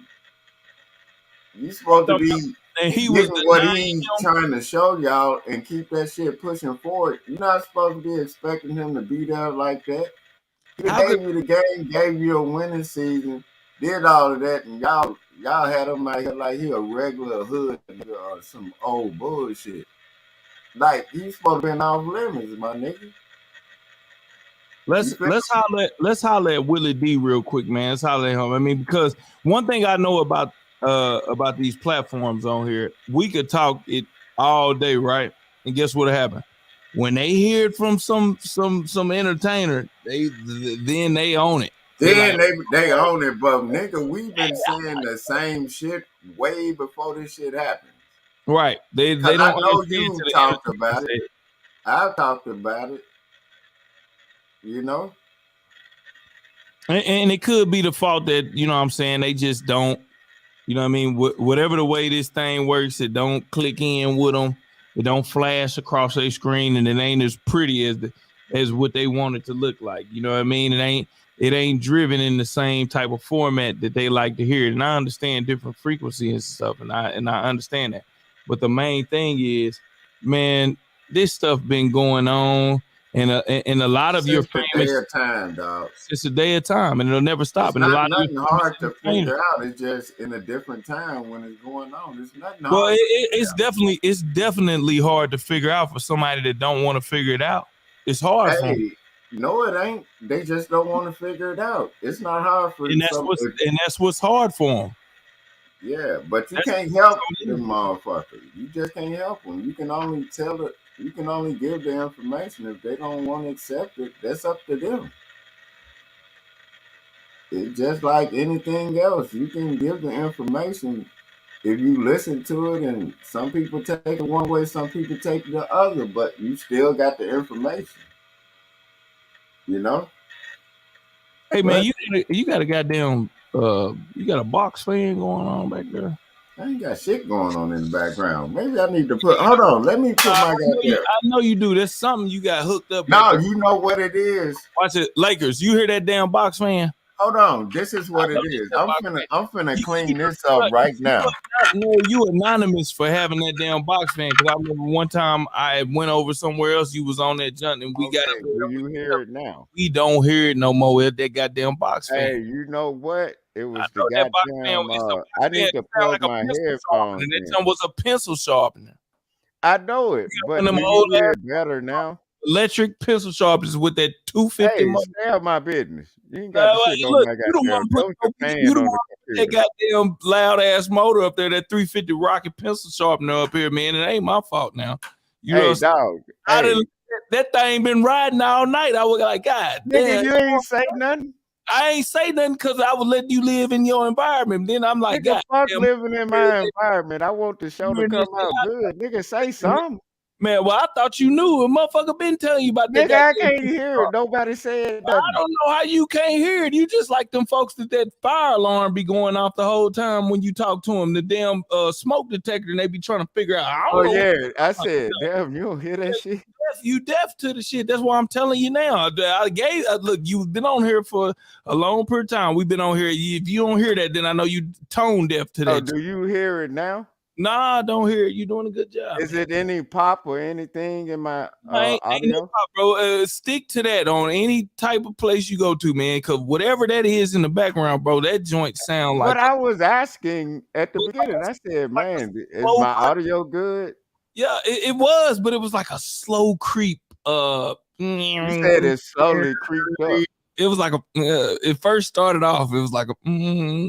So how is it now? Is it any of that popping noise in the background? Nah. It's good. So what is that that's making that noise? Man, I don't know. I think it's like cause I got the all-in-one shit, and I think me not cutting this motherfucker off. You don't have no fan on in there or nothing. Nothing. See, that's the thing, because I remember you was on somebody live and you was saying you ain't, it's something, bro. I don't know what the hell it is, but I think like when I don't cut this damn computer off, and that, you know how you have that all-in-one computer. Fan on the computer. It's probably the fan on the computer. That's what it's that could be. That's what I'm saying. That all-in-one, and I think I need to be having this motherfucker so it cuts off, so it don't overheat and shit. Nah, whatever way you got it right now, that's it right there, man. So it's no popping in the background or nothing on my audio? At first, it was a damn pencil sharpener. No, I'm saying right now, you know how to pop and be in your audio and shit? It's no popping? Nah, I mean, my stuff does that. So, like, I like that crisp for some reason. No, but you know that little popping noise. Like, sometimes that'll pop up. I hear that, but I hear it sometimes, but that's not gonna stop. Yeah, I know that fan shit. I know that was a big thing on my end. Why you try to act like you didn't know that? No, I ain't saying. I was asking you, did y'all hear that when I was first up here? I said, hear the little bit audio good. I hear the little bit of the popping now, but the popping is not a problem. That damn fan. Hold on, no, I don't even want no popping on this motherfucker. Fuck all that. Moving it around, dude, bro. I could tell you what microphones to get, so that shit'll stop. No, check it out. Is it any popping? Yes, it's just probably because you moving something around. I could tell what you doing, bro. I know. Trust me, I know audio, bro. You should know too. Dog, I know audio. That's Now why you're I'm not moving it around. You just try to move it around again. Nah, how is it now? It's good. Okay, I'm leaving it right there. No more. Then you just did something to it. You just did something to it. I ain't do nothing. I just left it like it was. All right, cool. So All is right. it good? Am I good? Yeah, you good, man. Just don't cut that fan on that damn motor. Dog, I ain't got the damn church fan on in this motherfucker. Man, yeah, you do. Man, That boy said the church fan is on don't steroids. sound like that. The church fans, you just waved that jump, man. Whatever you had was a pencil sharpener, bro. That jump was. I know it, but that's why I asked at first. I said, my nigga, how's the audio? At first I can deal with it because you just coming on, but after a while, I'm just like, look, man, you need to get rid of that shit, man. Like, you know what I'm saying? I got the, you know what I mean? I ain't gonna just say it up front and first because you supposed to tell me. That's why I'm up there. I'm like, I can't tell you that at first because I would expect you. Nigga, I wouldn't have asked. I want the broadcast to be on point. You didn't ask this time. Shit, look, I just told you. Shit, it took you that long after I kept asking. I said, how's the audio? Let me tell you something, man. Look, this is all about. Dog, I'm like, goddamn. I'm just glad that shit gone, man. That shit started sounding like a hummingbird. Well, I'm glad it's gone too. That shit started sounding like a hummingbird, man. I didn't know what the fuck was going on, man. I said, this nigga is over here doing some, I don't know, he grinding up some wood or something, man. Chipping one of them wood. Said this nigga over there grinding up wood. Yeah, I didn't know what the fuck was going on, man. That shit started getting loud and shit, man. Then my screen started shaking, and I was like, man, you remember them screensavers from back in the day, man? That shit. That boy said, no, you need to go to that one. That boy said the screensaver from back in the day. And why do I remember that? That shit just started bouncing all across the screen, then you move the mouse, and then that just disappeared, man. My screensaver wouldn't stay on, man. Well, I'm glad the audio is better now. That's what that's what it's all about, but man. I was like, man, why don't you tell me? I'll be like, damn, say something. I'm just saying, look, man. Nigga, the most important thing is the audio and how the show is going on. You already know that. You can hear that shit. You always say, but I give you the props. You always say, man, your shit sound like it's echoing. Boom, I fix it. Yeah, and I'm like, why you can't tell me the same shit? I'm like, God damn. I'm telling you now, don't turn that pencil sharpener on when you come in. So audio good right now. It's outstanding, like Shaq, that song Shaq had. Oh man, and people don't understand. Shaq got 2 platinum records. Baby. Hey, Shaq got 2 platinum records on these motherfuckers with Food Snickers. And he platinum for selling out too, goddamn. Not even selling out. Oh, I heard that shit he did. Oh yeah, he went platinum for Coonan. He done went Coonan for Cuckoo Puffs. But it's okay, man. These niggas is entertainers. What do you do? Dog, that ain't entertainment. That's them. Man, but I'm never liked Shaq. Oh, see, I can't go with that. See, I never liked him. All he did was stand up there and turn around. And when he really got pressed, that come nigga on, man. Come on, man. This disrespect of this game, and look, Lakers is coming in on that. Man, I'm so salty that he sold out like that, because when he was younger, he was so outspoken. He was so about his people, and stuff like that. Even though he was a cheater. And then like Nudell right now. And here, I get told that all the time. I sound like Nudell. And here you turn around and you talk down about it. Hold on, man. What did Shaq do? What did Shaq do? How was he a cheater, Lakers? I don't understand this. That nigga was buying cars for these hoes. He was cheating on his wife real bad. You say he was buying cars for these hoes? Yeah, every bitch had a Corolla or a Camry. Damn, I think if I'm worth that much, I would buy them a Toyota Corolla, man. Man, I ain't giving a bitch shit. Man, I get I don't give a fuck how much money I got. That just ain't in me, dog. I just can't do that. She got to find a way to come and get you. I mean, to come see you. I'm talking about, like, if I'm married, dog. All the way down, bro. Like, if I'm married, if I got other wives and we got an agreement, that's something different. But just side hoes, like, nah, dog. I can't. Man, no. Shaq was falling in love with them hoops hoes. Man, that nigga there, man, he's stupid. Hoops and stuff. Listen, man, you gotta okay. So let me. He's a big ignorant motherfucker. So let me explain what the simpness that was going on with Shaq, right? Shaq had been through a whole goddamn marriage, right? And he birthed these big tall ass kids and shit, and had this big ass bed. And not to even start with that nigga. And it's really nice looking woman, right? And she got her business together and shit, and she find out that the nigga is over here fucking everywhere, right? Like I'm not gonna say like he should, but like as the NBA brings, right? And if you know what I'm saying, that shit gonna come, right? So when she finds that shit out, right, boom. And by the time he come to his senses and find out that this woman done birthed all these big ass kids and been laying in that big ass bed by herself, right? Because we cannot verify that she ever cheated on him or anything like that. So he's gonna look back at all this stuff, right? And you have to understand, he already kind of went on a limb because she already had a kid. You understand what I'm saying? Yeah. Right? Like a lot of people are not gonna, you got the kid and then boom, pop into it, right? Like especially at a young age like that. And he wasn't really never around. We really don't know what she was doing, but we do know she was laying in that big ass bed, popping them big ass kids out, right? 6 foot and above ass kids, like probably at around. They probably came out my height, 5'7", 5'8". Like goddamn. They was born like that. You understand what I'm saying? So here's the thing with all that. He on the road, he doing his thing, he introducing himself in all different type of ways.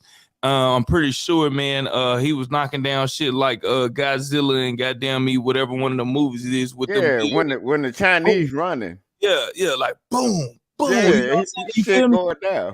And he was doing it on the court. So it's just like, okay, you know what I'm saying? So by the time he calmed down, he get ready to go home, he found out that woman was at least good enough to be loyal, or what he thought was, because he didn't know. And the crazy ass nigga, this is the crazy part, the nigga had like a and he had like an undercover cop on her or whatever it was, a detective, Queen Lakers. So he had a PI on her, a private investigator. A private investigator. So after he done went all around the world, knocking pussies down and buildings down and all different type of shit, right, like that, he came back home and he seen that precious jewel was still sitting there, at least what he thought was the precious jewel, right? Because we don't know what she did. Yeah, we don't know, but whatever you're doing, she kept that shit out the way. Yeah, she kept it all the way. It's like they say, you know what I mean? Women of game, they able to hide it, right? Boom. Man, I would have said back too. I'm like, all right. When a motherfucker say, all right, that's what that was. She said back, she got that bread and she understood. And this how you know she really she liked him enough to have kids by him and get the money from him. And all he had to do was be loyal to her. She probably would have stood around. But this how you know, because she ain't with him now. You understand what I'm saying? Yeah, so and he probably could have told her, look, hey man, can I bring another bitch up in the situation? Yeah, he probably been cool with it instead of you sneaking and doing it. All you gotta do is ask. Yeah, because as messy as I ain't saying do that, but as messy as she is, and I see her character when she's over a show where it's black on black women just arguing with each other and throwing water on each other and fighting each other over. That's some scandalous black bitch. Yeah, shit. that's some scandalous black shit. And at the same time, it's like none of those people on there were even to the extent of who Shaq was in the league. Like half the folks that be on there, like you might get like a Stephon Marbury wife, or you know what I'm saying? Like none of them equal up to anybody that really was in the league, like just like killing like that. But at the end of the day, that is accomplishment to be in the league. But at the same time, why would she be head executive over running a show like that is downgraded? So I know she got some shit with her. You understand what I'm saying? Yeah, but I think she did that. I think it's like therapy to her on that shit. And she getting them bitches to think different ways of how she was feeling. Like that's, if that makes sense. It's some therapy for. Have you ever heard of that therapy where you'll hear it all the time, man? I just got out of a relationship and he did me wrong, and then they go fuck for like 50 niggas. So Yeah, and then they not just 50, a village or a city of motherfuckers. But I'm saying that shit be in them already. You know the crazy thing about it? When Shaq realized what he had done and what he had lost, and there wasn't nothing else out there that could replace what he had, he wanted her back. He tried his hardest. He tried his hardest to get her back, buying her this, telling her how much he loved her and miss her, and he wished he never did her wrong, and this and that, and this. She still was not dating nobody. She wasn't seeing nobody, but she sure wouldn't That you listen know to of. nothing. Yeah, right. That you know of. Okay, well look, that anybody know of. Listen, that anybody know of, because he couldn't get nothing on her with that PI stuff. But anyway, he was begging her to take him back. You know what I'm saying? And she wouldn't do it. Man, I know if I'd have ran up on it, y'all would never know it. He talk about all the time that he messed up his marriage. He was like just being greedy. He's like, nah, I got that great big old house. He said no kids was even, didn't even continue to grow up there. He said, I just destroyed my home. You know what I'm saying? Man, look, that PI pulled up on that woman that one day, depending on what type of PI he pulled up on her. Yeah, you have to say that right. Which PI? Yeah. Pippin International or a private investigator? That was more so like a private entity. Yeah, already. He was a part of both. He was a part of both of them, but he was a private entity in both of them. He pulled up on her and he seen how she looked, and she got to run in that same game that she ran on Shaq. And she said, "Look, you didn't see this. I'm gonna show you this after I get this. After I do that, bam!" And that's how that went. Ain't no way I followed her and didn't see her doing it. I guarantee you, she was doing something. Dog, of course, dog. If I'd have ran into it, you'd never known about it. And the first thing she gonna do is run to what? She gonna do. Hold on, let me mute Lakers phone because it's giving the back feet. Yeah, Lakers dog. She still got that background in it. Yeah, it ain't her fault. Just the TV is going on. The first thing that game that she got is gonna do is she gonna pull up on a pastor, right, and try to make it look like she's just this holier than thou and marry that pastor. But let's go, Lakers. That's why I say I want to be a pastor, and it's not just for the tax-free money. That's why I call myself the bishop. I'm not gonna tell your secrets. Nah, man, don't listen, man. Don't let them know what it is on here, man. Look, dog, I'm saying. You know what I'm saying? Look, man. The Eagles fly high, man. They don't pick it up off the ground. Dog, no motherfucker ain't gonna never find out nothing I ain't doing. Somebody else put that song out that was not R. Kelly. Yeah, you talking about the album. Glenda Adams, man. Salute to Glenda Adams said. I can't find. Hold on. Listen at her. She's still going in. Nah, that was the that wasn't like. I thought they were Lakers because she do remind me of Lunel though, dog. She do. And then with Lunel, you remember that comedy special when she was stripping in the old folks' home? Look on the screen, Glenda. You remember that shit, dog? No, man. Come on, man. On the comedy tour with Cat Williams, it was Lunel and Red. I didn't see that. She was at the beginning when they were picking them up. I hear that all the time. Talking about sound like Lunel. I can't stand that. No, but you do. Then you remember when she was stripping at the old folks' home, telling them that shit was funny than a motherfucker. And what's crazy is my auntie. That's her homegirl.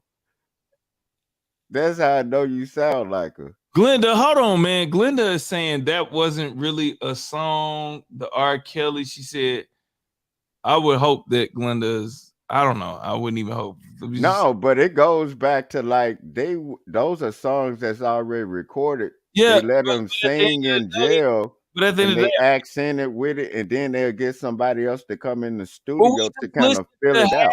We just listened to half of those songs, and yeah, somebody else did put them out, but yeah, R. Kelly. I guess she's saying somebody else put it out, not R. Kelly. Yeah, we already came to the yeah, we already know that. That's just still on the title. Like, I mean, the artwork on the front of the album is a hint enough.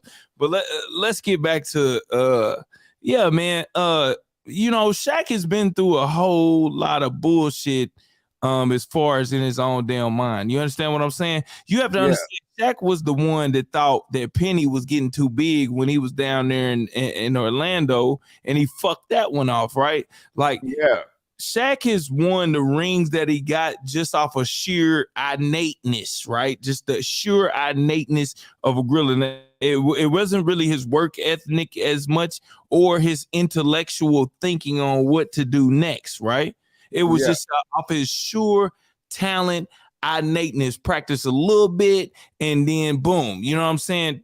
Technically, Shaq, just like Kobe was saying, I don't like Kobe, right? And really, Shaq could have did this on his own. He don't even he didn't really even need Kobe if he would. I never really liked Kobe either, dog. Nah, I never liked him. But Lakers. I never liked Jordan. Okay, now we got to get you out of here, man. No, terrible shot. Terrible shot. Hold on, Lakers. Hold on. Kenny C, I never liked Jordan either, Kenny C. No, when you make up He's rules overrated. I never liked Jordan. When you make up rules where he can wrap his arm around, push off, and like, dog, that's not being fair. Man, y'all done lost your damn mind, man. I ain't gonna lie. Come on now, dog. If you're gonna say that about Shaq, you can say that about Jordan. What are you talking about? Say what about? If you say that about Kobe, you can say it about Jordan. No, first of all, if you could say anything about Jordan, you could say about Kobe, because Kobe did try to do everything that Jordan did. So there's never been a player that tried to exact themselves just like him, like a cookie cutter version of him. Never chewed his gum, never did everything like him in a. No, I didn't say that. Man. I didn't say that. I said I never liked Jordan because they made rules for him. Kobe Bryant was a straight up biter, man. Like, no, I ain't say he wasn't. I didn't say he wasn't. I just never got into Kobe, and then I never liked Jordan. That's all I said. But listen, now when you talk shit about Jordan, man, hey look, everybody. Did they make up rules for him? They made up rules for Wilt. They changed the rules for Wilt. They didn't even make up rules. They just changed them. They just moved it back. You don't remember that? I know one thing. They changed a whole lot of rules for Jordan, and I'm like, wow. Well, that's how you know you're great. That ain't a great when you have to make up rules. No, they didn't make them up. They changed them because he was killing it so bad. Just like oh my goodness. So you can wrap your arm around somebody and push off and do a shot. That's not a foul, or that's not none. That's hold on. So you go no call. You go block and then throw another shot up and stop somebody from blocking it. And that's not man. Wrong. Come on, you know the Jordan you can turn the ball over and don't get called for traveling. Yeah, that's a Jordan rule. Okay, listen, man. Jordan rules, right? We get it. Boom. Jordan rules, man. Jordan rules. No, I'm saying that doesn't make him a great. Because they make rules for him to make numbers. Okay, before they start changing the rules, was he not already just devastating? Man, Isaiah Thomas was killing Jordan. Oh, you got quiet on that one. No, I didn't get quiet. I had to get away from the microphone. That boy said, oh, man, this nigga finna make me go there. That's not even possible, bro. He ain't never killed Jordan. Ever. It was a couple of motherfuckers killing Jordan, dog. There was Magic Johnson. Magic Johnson was killing Jordan. Isaiah would die if he doesn't think that Michael Jordan is his friend. What are you talking about, man? I'm talking about on that court. Magic started worshiping Michael Jordan, bro. Even Magic did. Dog, that was just for press. Them niggas didn't like that nigga. You believe? I didn't say they liked him. They didn't have to like him. They listen, man. They took their crown off to Jordan, bro. Shout out to Allen Iverson for breaking that nigga ankles.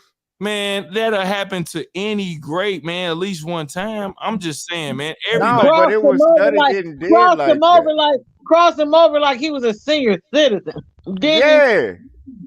He gave him the mother freaking answer. He's like, this is the answer.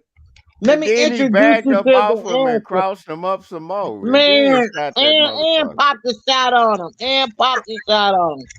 No, Oh but you my. know, Jordan, you can't tell Jordan fans this shit. You cannot do it. I'm like, it wasn't just niggas killing Jordan. It was other motherfuckers killing Jordan too.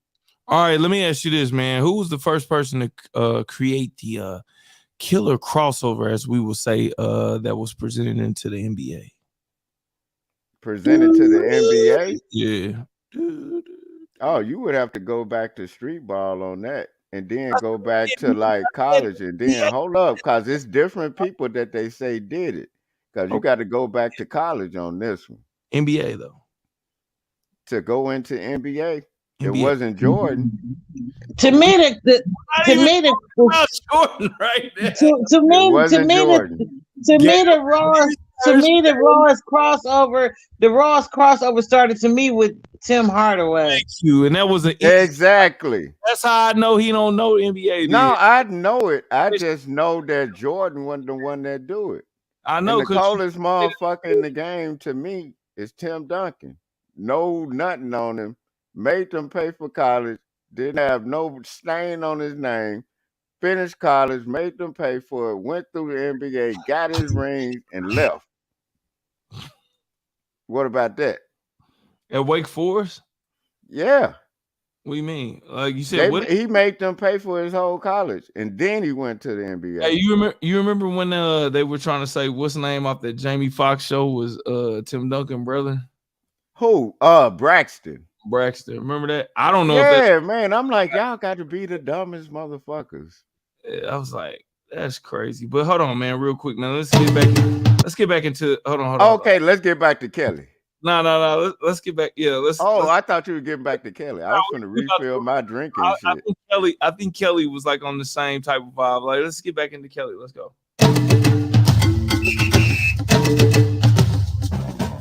Sometimes I dream that he is me.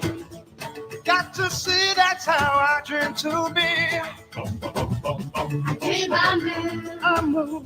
I dream I groove like Mike.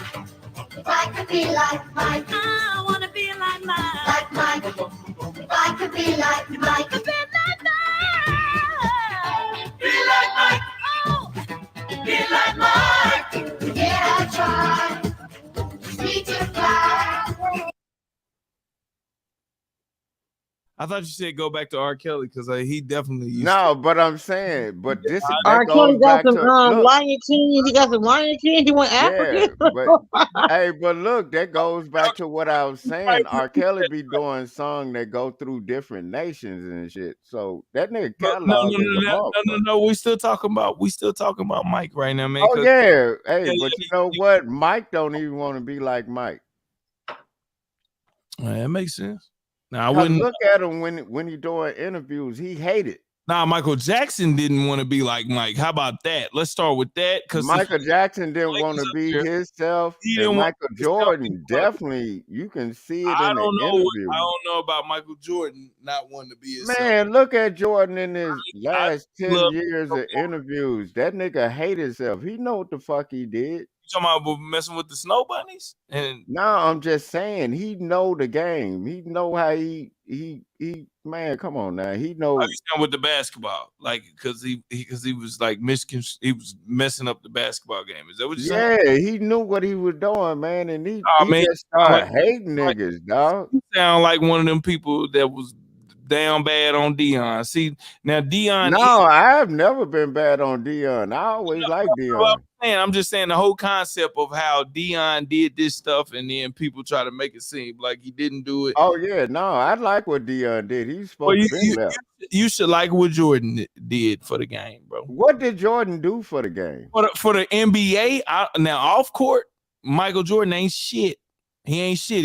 On court, Jordan ain't shit. Oh, come on, man. This is dog. When that nigga Star was able to wrap his arm around people and push off and make shots, no fouls getting called. Come on, man. Let me just say this, man. when you are that good at the game, you could do whatever you want to, and it's a sad No, thing. that's not an excuse. It's not an excuse. It's a fucking sad thing. Like really, like LeBron gets away with a lot of shit that the other person wouldn't get away with. But at the end of the day, as far as their game, what they did even before they started creating stuff or allowing them to get away with stuff, man, the display of it, the discipline of it, the what they were doing, the winning of it. What does that mean if you have a rule that you can do that and the other person can't? It's not really a rule though. It's really you don't. Hey, they couldn't do it. You never seen nobody wrap around nobody's body to do a layup. Guess You what else? never seen nobody push off and not get a foul and do a shot. Guess what else? You never seen nobody lean their shoulder in like that, then push off and do a shot. Jordan was able to do that. That's not greatness to me. Guess what else? That's an advantage that you have nobody else has. Guess what else they couldn't do? They couldn't win a championship, their first championship, without those Jordan rules. Jordan won his first championship. So that's saying what I'm saying. So only reason why he got those championships because he had that little step on people. You making my point. No, I'm not making your point. The championship that he won against the Pistons, where he ran over the Pistons and he finally reached that hurdle, there was no Jordan rules then. No, I give him that. Nah, that was a good one. That was a good one. But with the Lakers, everybody knew the Lakers, Pistons, and the Bulls, they were gonna go at it. Everybody knew that shit. Well, that's all I need to know is that you affirmed that that first that one he got against them Pistons where he came back. I give him that one. I'm not talking about that one. That's back in the days. You remember when Bill and Bill, like if they losing, they fighting. I hope you feel that same way right now about Floyd Mayweather, because Floyd Mayweather has all different type of new rules he done made up in boxing. Oh, I can't stand Floyd, dog. Okay, well, all right. I just wanted to make sure you. Dog, I'm one nigga that cannot stand Floyd. It's a couple of fights I saw him lose and they gave it to him. Yeah, they definitely did that. I'm talking about he was. Dog, I'm one nigga I can't stand Floyd, dog. They gave that nigga, dog, at least 3 or 4 fights, and that. Dog, and even the first time he fought De La Hoya, you remember they was out here in Houston doing the promo with De La Hoya and shit. Dog, I saw that fight the first 3 or 4 rounds. De La Hoya was beating the shit out of him till they let him start holding his. Dog, I can't stand Floyd, dog. Straight up. No bullshit. When I seen them do that sucker ass shit, and I only call it sucker, but they do tell you the rules of it. They say protect yourself at all times. Yeah, but when he hit old boy. Yeah, that's an easy slide out for some bullshit, right? Like he knew that was some sucker shit, man. It's just like somebody hitting you when you ain't looking or whatever. You know what I'm saying? Yeah, dog. I thought that was the most sucker shit to prove to people that Floyd ain't shit. And then the people that love Floyd was like, well, you gotta protect yourself. I'm like, that's some whole ass shit. Like y'all don't get it. You feel me? But when you did that shit, all of those people ride with him like that. That's when you understood that it ain't about for those type of people. It ain't about integrity, if I can say that. It's not for them. Dog, that was the most whole ass point in his career where I've been telling people before that. I say that's a whole ass nigga. You feel me? I mean, I think you gotta be like that in order to get some money in that type of bracket that they be doing. No, you don't have to be like that. You can still have integrity and still handle your business. Out for that bread, bro. Dog, but you know what, dog? You don't have to be like that. We not like that. Yeah, you don't have to be like that. But if you want to reach that type of plateau, you gonna make. You have to be like that. They showing you how you have to be like that because those people worship money, man. Yeah, and then when I be telling these people, when they say they like to thank the God, I say, y'all need to understand what God they worshiping. They worshiping a man. You get me? That DJ Khaled shit and all that shit, and they be like God and all. I'm like, man, these people not talking about no spiritual being. They talking about that nigga that signed their check. Like, it's real simple. These people are sick. You know what I mean? And there's people that gonna be like, oh well, they oh, he loves it. No, he don't. He don't love his goddamn family. He prayed. If that God, you got to watch the movie Caligula from the 70s to understand what the fuck I'm talking about. What's it called again? Caligula, the movie Caligula from the 70s, when the nigga Caligula, they had the mansion party and he put that woman, took her virginity on top of the goddamn counter and then bent that nigga over and took his shit.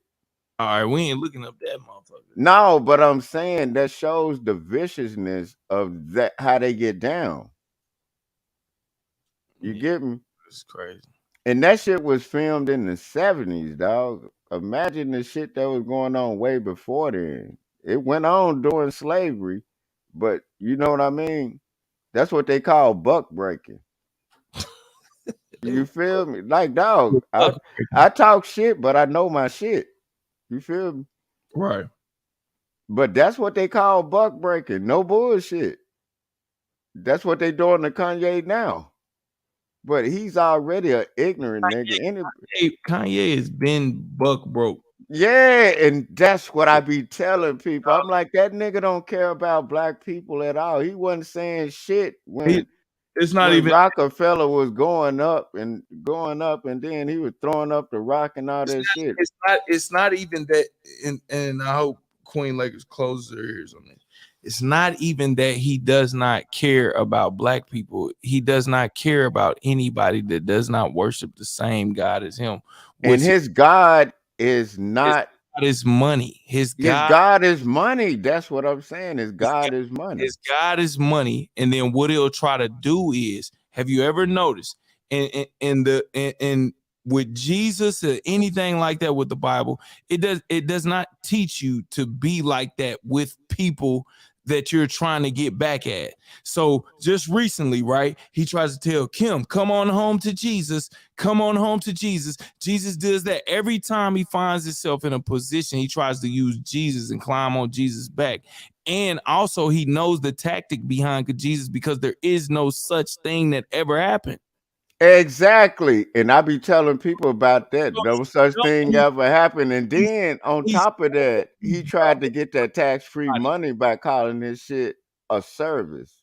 He's double tricking people. He's triple tricking them. Yeah, even triple. Quadruple. And I don't really want Lakers to hear that. So I hope she didn't hear that. Because hey, everybody know this shit. If you believe anything Kanye West does or says, something wrong with you. This nigga is the devil. That nigga gave up his mama allegedly. I don't know if he's that nigga is for self. He don't give a fuck about nothing but money. He was talking to all of that Forbes magazine, and every time he would talk about how devilish the Jews were, right? He would talk about the money.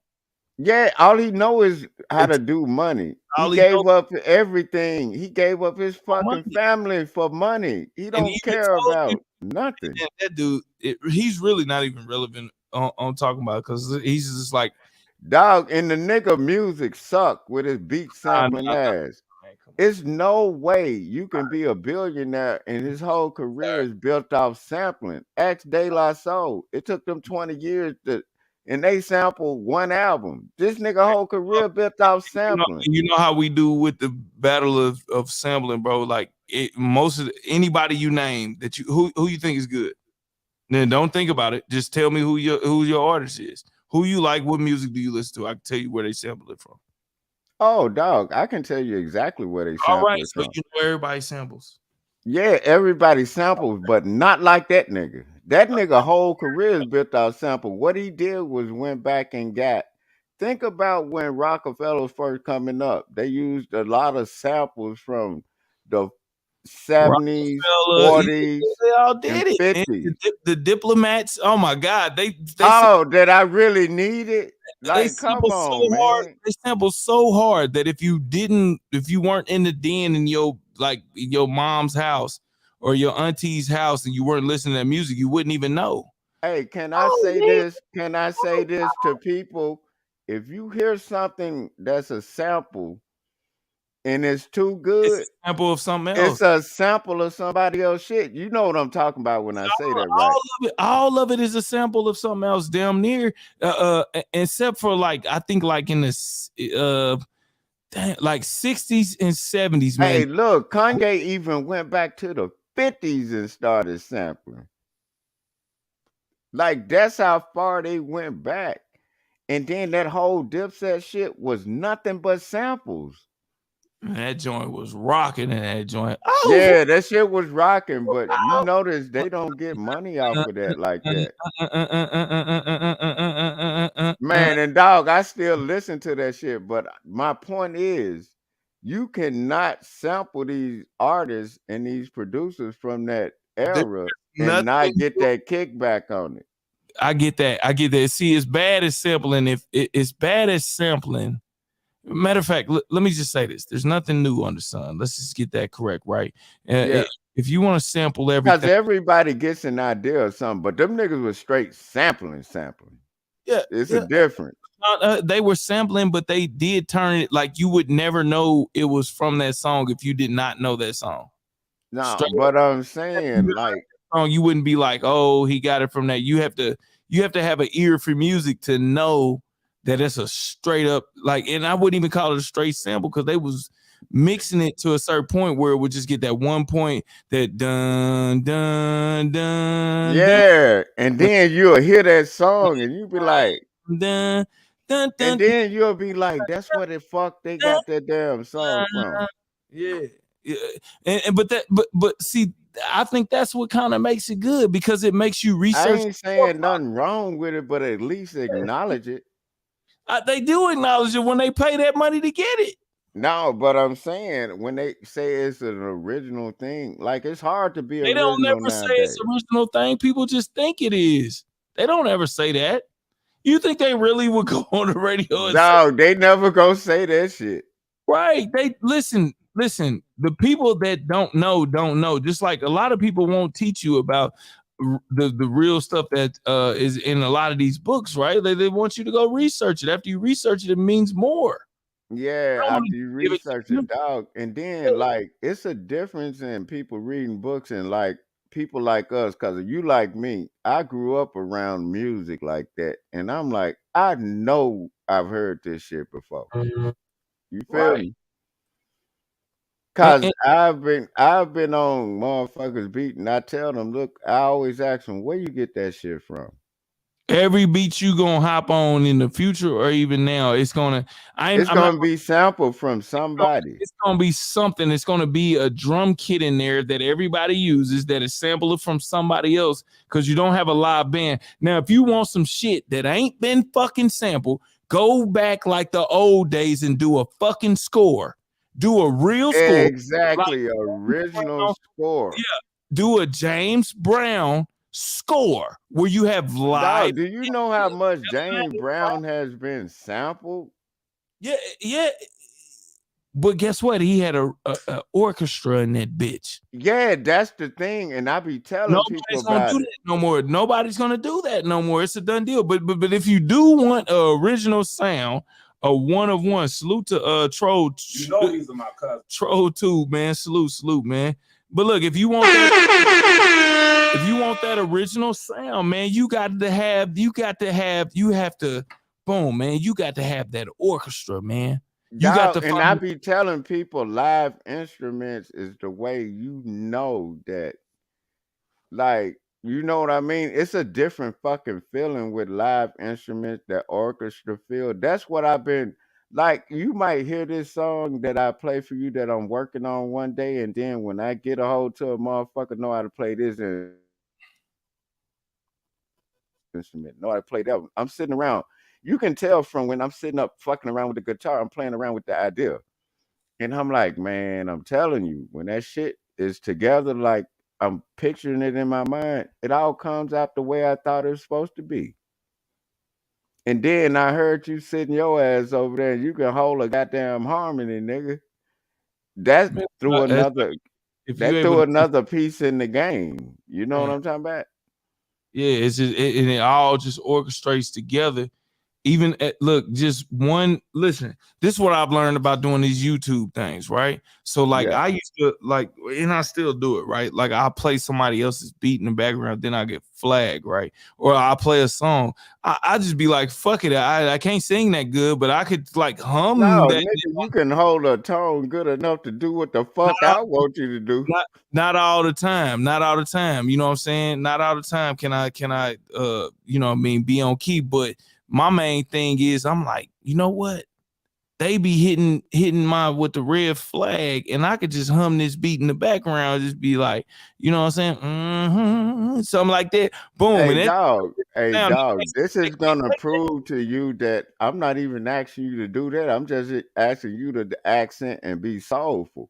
If you listen to the song, me and my homeboy did the song My Lane. He played the chords on this motherfucker, and we never did a video for it, but we are. But the thing was, I threw the fucking video and the song up there just so it wouldn't be sitting in the back. Nobody heard it until we get ready to do something with it, if that makes sense.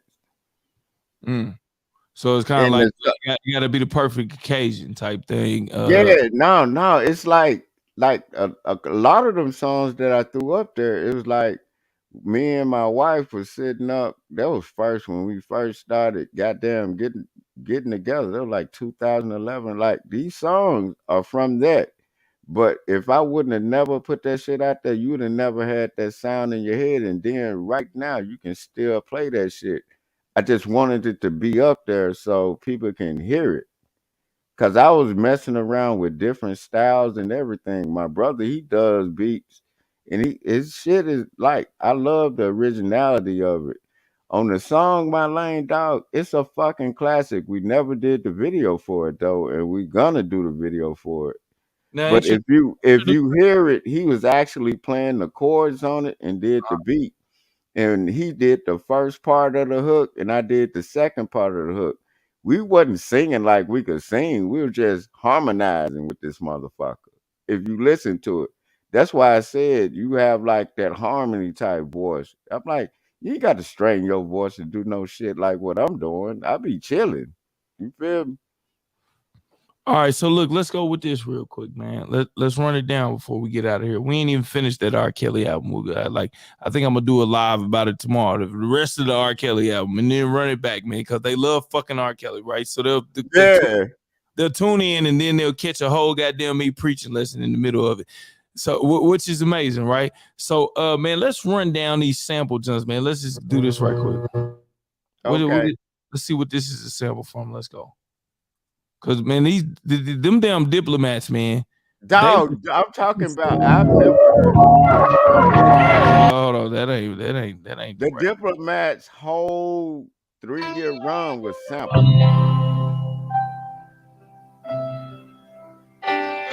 They took this one. They took this one. I know it. Took it.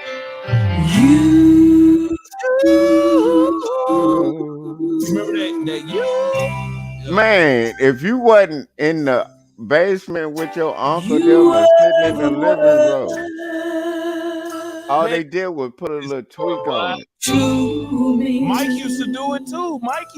Man, they all did it, bro. Dog, I'm telling you. And really, man, if I was to get a hold of it and make this joint, man, I'd freak that joint too. I'm just saying. Let's go to Yeah, but dog, you got to understand. The trillness in us won't sit back. If I knew some of these people, I would straight out reach out to them instead of just doing it like that, because you end up. I guarantee you, them people didn't make no money off that. No, listen, this is what I'm trying to tell you, man. This is what I've learned just on YouTube, right? You could reach out to the settlers, right? You could reach out to the ones that are the settlers that they made this, right? And you'll ask them, and they'll look back at you like, you ain't nothing. I don't want to share nothing with you. Just you give me my money, and that's all. They don't know how big you're gonna be. You understand what I'm saying? So they don't want to reach an agreement with you. But here's the other one.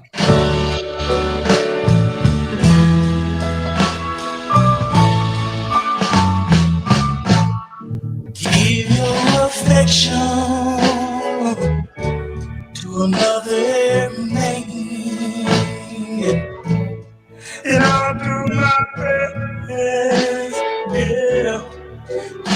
understand. I crave your love like a blind man craves the light. It's so wrong. It's so bad. I don't know. They get a lot of that from doo-wop era. I'm telling you. Like my uncles in Chicago and shit, they be sending me that shit. They say you need to do this, you need to do that. I say, Unc, I know what you're saying, but I try. Like when I'm sitting up here doing music, I try not to listen to shit except the beat. Which one was that from the Diplomats? Hold on. That was you. Dun-dun-dun-dun. That was that. You. Dun-dun-dun-dun.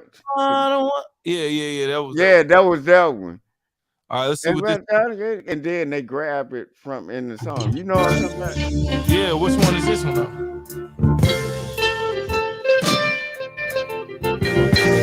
Oh yeah, this is all their albums right here. Man, yeah, like dog, right? Now you see it, right, dog? I've been seeing it, but the thing is, I agree with you. You do a whole album of samples. Like Kanye does an album of samples, but you can't, like, they're kind of hidden a little bit. You know what I'm saying? Yeah, but it's like, man, because my uncle them, like, man, my uncle them can sit here right now and tell you exactly. That's where I get my music history from. Growing up young, listening to all this shit. That's how I know, because you know how when you hear something, you be like, I've heard that somewhere before. You Right. feel me? Now, what about this one? Where do you think this one came from? Let's see. Which one is that? Oh, yeah. That's Casey in the Sunshine Band or somebody like that. Hold up. That's Gary Bird, but which one? Yeah, I know it's Gary Bird, but I'm saying they was all using that sound around about that time. Oh yeah, they use this one too. That dun dun dun dun dun dun. You know who else used that? Who? Gucci Man with that Lemonade song. Think about it. Lemon on that chain with the free. Yeah. Lemon on that chain. Yes, Beethoven used that. Yeah, that joint. Man, dog, we could be all night on this motherfucker calling it out. Cause everybody gets something from everybody, but straight that's what up I was trying to tell you. But when you just go a straight album, like track for track, where you that's what they did though, dog. Tell the truth. They was on some lazy smart shit. The Diplomat on some lazy smart shit, right? And then look how Jadakiss killed their ass on stage about this shit. Yeah. But everybody is different, right? So like some people believe in, you know what I mean? That boy said lazy smart. Man, that was lazy smart shit, man. It was like it was straight up like you act like nobody gonna catch on to that. Like when it's too like people gonna know like, come on now, where you get that from? Just like when Pimp C didn't like Jay-Z for that. By the time the youngsters figure out what it is, they done spent all their money buying the album. Exactly, but that's why we here to tell them, dog. Yeah, but tell them for what? You know what I'm saying? Tell them for what? Like so here they can get up on their music game too. Yeah, but you still have to see. This is my main thing. You gotta. How can you sample from a sample that's been sampled from sample? But because you don't know the root. It's about the you know the root, right? Boom. Like you could tell them the root, but here's the thing. It's about the craftiness that you put into that, man. Like, man, it was very crafty of them to know that you're gonna know it came from somewhere, so then it's gonna make you listen. It's very crafty. But it made the older people listening to it, and then it made the younger. I get that, but I get that part, but they still need to know where it came from. Yeah, they need to know where it came from, but okay, so me, myself, and I, right? Like, I could never say Michael Jordan was better than, Kobe was better than Michael, right? Like we talked earlier, because he did a Diplomats album, man. He followed that nigga track for track on that motherfucker, right? Like straight up, not. No, I ain't gonna even deny that. That's just straight up. He did everything like Jordan. But I respect Kobe's craft on how he did it, right? Yeah. It had a little twang in it. Yeah, he put his own little thing to it, but he did everything from the walk to the chewing gum, all that shit. Chewing gum to the fadeaway to the all that. Dog, everybody know that about Kobe. Right. So if you know that, then you should understand, even with this track, like I might like this is just like Kobe was just the person where he was the first person I saw him. And then Kobe was good enough to pull it off. Yeah, well, he really I give him that. I give him that. He was just like he was what the NBA needed at that point in time. You know, Jordan was fading out, you know what I'm saying? And he started doing a fadeaway. Yeah, you know, but I give Kobe that. He did pull off a new age Jordan on him. And Diplomats was what the rap game needed when they came in. And I give them that too, but I'm not taking nothing away from them, but I just like people knowing where they got it from. Look, everybody out there listening to this right now, man, the Diplomats got this shit from a whole lot of people from the 60s and 70s. Remember this? That love don't live here no more. You know, that came from that too. It was just a slowed down version. Anything, love don't live here. Yeah, you remember that? That was just a faster version of it. Love don't live here anymore. This is where this one, which is not even the Diplomats, they got that and it wasn't. This ain't even the love don't live here no more. No, but I was just going there. You know, we know music, dog. Because I know you know music. Yeah, when you first heard that, it was like that. Yeah, like, when they found that, when you remember when them motherfuckers started finding the sound. Yeah, but like they was all sampling from each other too. Yeah, exactly. At the time, they were using each other's sound. That shit sound like some rave music, now. Yeah, it do, dog. That shit sound crazy. I don't even want to play that shit no more. That shit sound crazy. All I know is, goddamn it, we put it down on that goddamn song in my lane. Me and my nigga was singing that hook. Goddamn, we not no R&B geniuses, but goddamn it, we did that shit. Let's pull this up, man. Let me put you in here, man. Oh, type in Tennessee 808 Street Music. Oh, I gotta put the 808. Yeah, Tennessee 808 Street Music, and then you'll see the song My Lane. Dog, he was singing the first part of it, and I sung the second part of it. Dog, I never was that type of nigga. I could never do a whole song talking about a bitch like I love her like that. It just ain't in me, dog. I don't know, dog. Oh, you did it. Goddamn it. So let's go with it. No, not that one. Not not that one. It's the song called My Lane. It's being old boy up there. You see the Texas sign, Tennessee 808 Street Music, My Lane. We in here. We in here. Look at the screen. Dog, cause I have the reason why my song is on different platforms is because those are people I fuck with, and I was just letting them share the song. Like which one? Look at the screen. Which one is it? Where we at? Hold on. Let me look at the screen. I'm over here. Go down. Scroll down. No, scroll down. You'll see the Texas sign. No, Tennessee 808 Street. You'll see My Lane on that motherfucker. I don't know why it's not popping up. Tennessee 808 Street. Put a Z in that motherfucker instead of S. One. Where the Z go? MUZIK. Okay. Tennessee 808 Street Music. MUZIK. My Lane. It should pop up.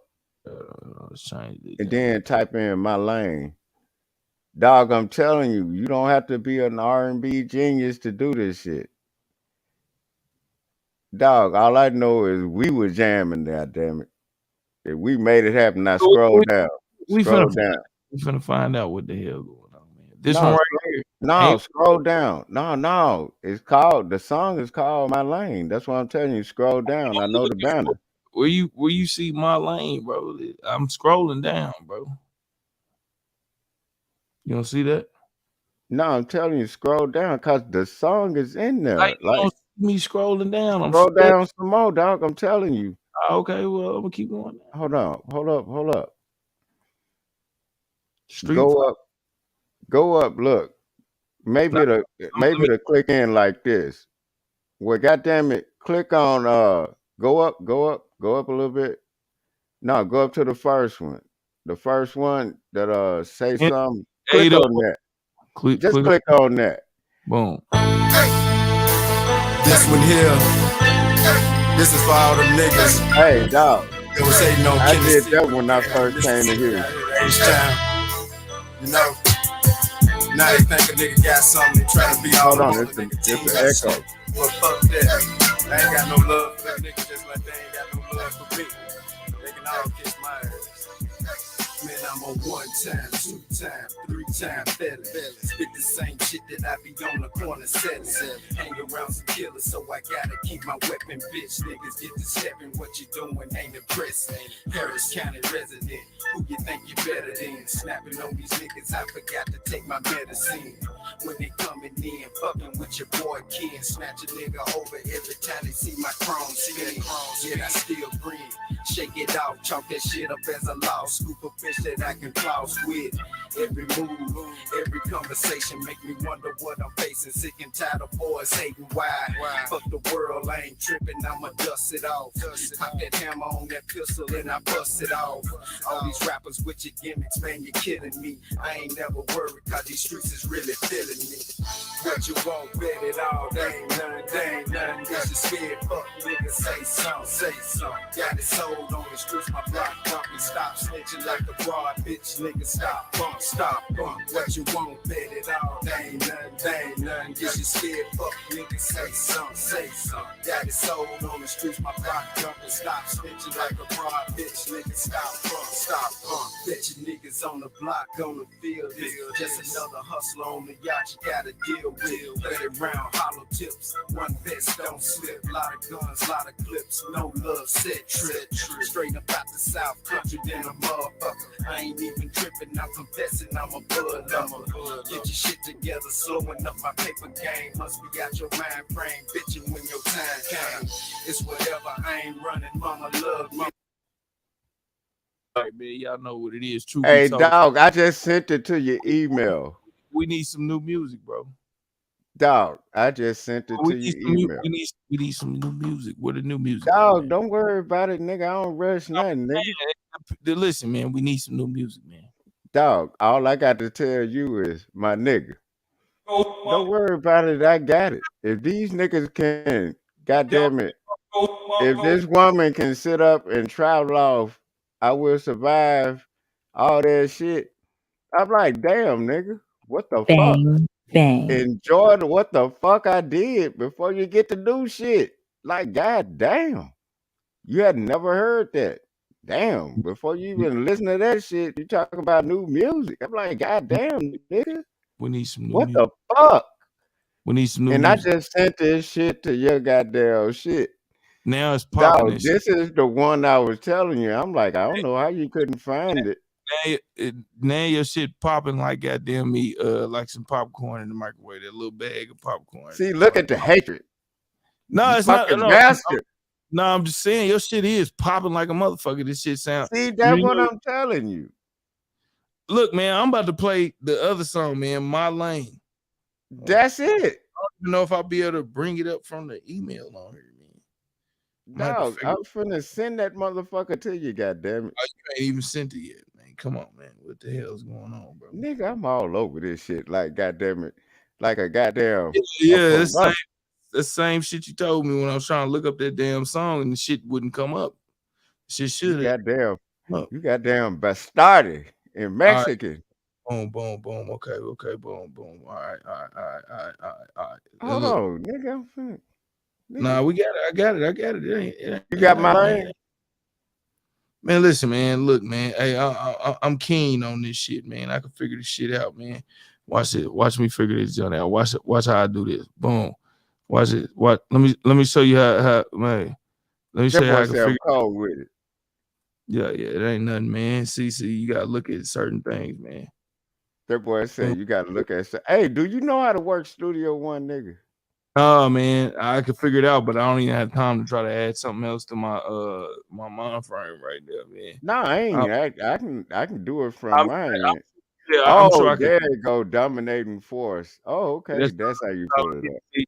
That's the key word right there. See, I can do little stuff like that, and Look I at be this running. educated nigga. I be running into some stuff, and I'll be like, man, shit. Steering wheel in my field. What it is, my nigga? You got that boy young off of these beats, up dog. Know what I'm saying? And my nigga Kenneth.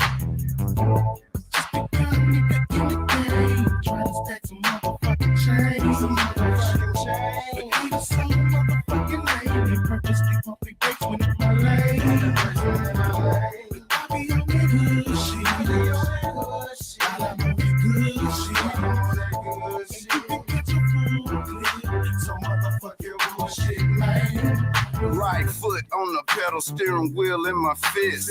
Know these boys hating, can't believe it's like this. Can't break a brick down, can't holler at a bitch. Can't proceed to wanna ball, now these niggas wanna snitch. Ain't that a bitch, man, this shit to be illegal. Wanna hang around a nigga, but you're talking to them people. Wanna smile in my face, but you're really undercover. You don't wanna see me shine, pump your brakes, motherfucker. Releasing game, stay away from lane. Beat that pussy out the frame and smoke a lot of Mary Jane.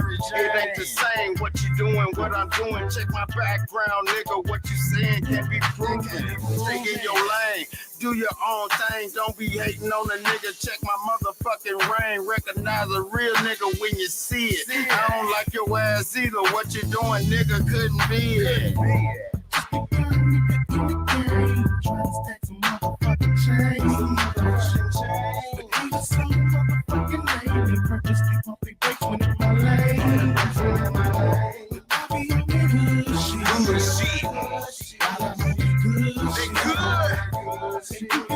Ken, what up, my nigga? I'm sipped up, baby. Yo, bitch, I'm back and it's going down. Tell the niggas I don't need them cause I'm running mine. You don't like a little bitch, you find a line. Now the bad ass niggas better turn around. Fuck showing little nigga cause it's out of mine. Used to be the type of nigga reason I ain't gotta die. Now I'm back for the crime. And if I gotta take a nigga head off with his head, I'ma shine. Take it for a threat, anything with a rhyme. I bring a bitch neck, respect my grind. Now you can be found in the prison to crime, and I will commit that what I'm implying. Dropping that rhyme. I wanna be niggas who really fake but trying to climb. Take that jeans on, you boys ain't shit to me. So nigga, I don't wanna waste that time. I raise your spine and get to my chat for that other fella, and I'm not lying. Purpose be dollar signs, fuck a 9 to 5. A nigga like me trying to grip pine. Coming up like a young player should. Coming from the southeast neck of the woods. Don't tell me that I can't, but I knew that I could. Hey man, niggas are looking at them like, ugh, get off the rule. A nigga get trampled on. Head back like an unanswered phone. A young nigga with an attitude back and chrome. Trying to come up on the stack, better leave me alone. If you ain't talking about that, better get up and go. Cause I ain't talking about shit, I'ma get it you done. Ain't dumb shit, I never do condone. It's too sweet to the street, up early in this song. Killing this song.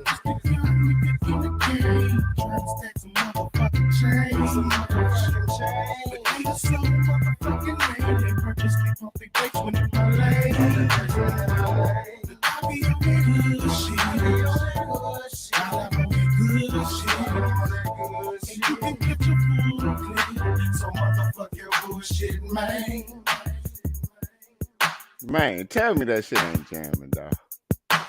It did. Look at the beat. I had trunk rattle, dog. Hey, we need some new shit. I can't find a man. That shit ain't gonna make it today, man. That shit still jamming. The beat going. Need some new shit. Dog, hey, everybody that say it ain't gonna do it, it always do it. I ain't say it ain't gonna do it. I said it ain't doing it right now. I ain't say it ain't gonna do it. We need some new shit. Nigga, don't worry about the new shit. Nah, you need to worry about it, goddammit. You need Nigga, I already got the new shit pop up. You motherfuckers not listening. Send it to me. I said I need somebody that know how to work Studio One. See? Hey man, like I This said, how y'all do me. Y'all ain't mad at Leonard Skinner. I don't listen, man. I ain't mad at Leonard Skinner, and I don't know Leonard Skinner, and I ain't never talked to Leonard Skinner to tell them. And I ain't mad either. I'm just saying, we need some new shit, man. Dog, I don't care what you need. Understand what I've done. Okay, well, fuck it then. Just go with not getting the Studio 8 or whatever it is going. I don't Nigga, know. I already got that shit recorded. I'm trying to do other shit with it. Tell me, man, let's play that shit. Play me some pimping, man. Hey, the song Explicit is the one that old girl tripped out about. The song Explicit is the one that Heather tripped out about, talking about, I ain't trying to be a part of that no more. I'm like, bitch, I just told you to listen to the song. Where's she at now? Who, Heather? How you doing, boy? I'm doing good. Listen, you know what? Before we let anybody tell us to start talking to us. Hey, this what made this motherfucker so great at playing this role. He was there with Ray Charles. Shit. Wait now. Man, what? Let's face some No, Jamie did that role though. Man, he did No, that I'll shit. follow you because I'm Man, gonna let that you shit start made off. him a legend. Just been playing by that tempo. Go ahead. Yeah. This shit crazy. You know what I be thinking though when he be doing this shit, man? I be thinking like this nigga think this shit is a joke the whole time. Look at him. You always think he in joke characters. Shit. No, but that nigga actually be soaking up game though. Yeah, he does. He soaks up a lot of, man. He knows a whole lot of shit. So why couldn't Jackson State do that from DEION? Man, look, that's the part. That's the part that I hate how they doing DEION, dog. Like Jamie Foxx looking at Ray Charles, that's how Jackson State should have been looking at motherfucking DEION, dog. That's my point. They should have been thinking every one of these players that are on this NFL, I mean on this team, a lot of their goals is to make it to the NFL where he has been at.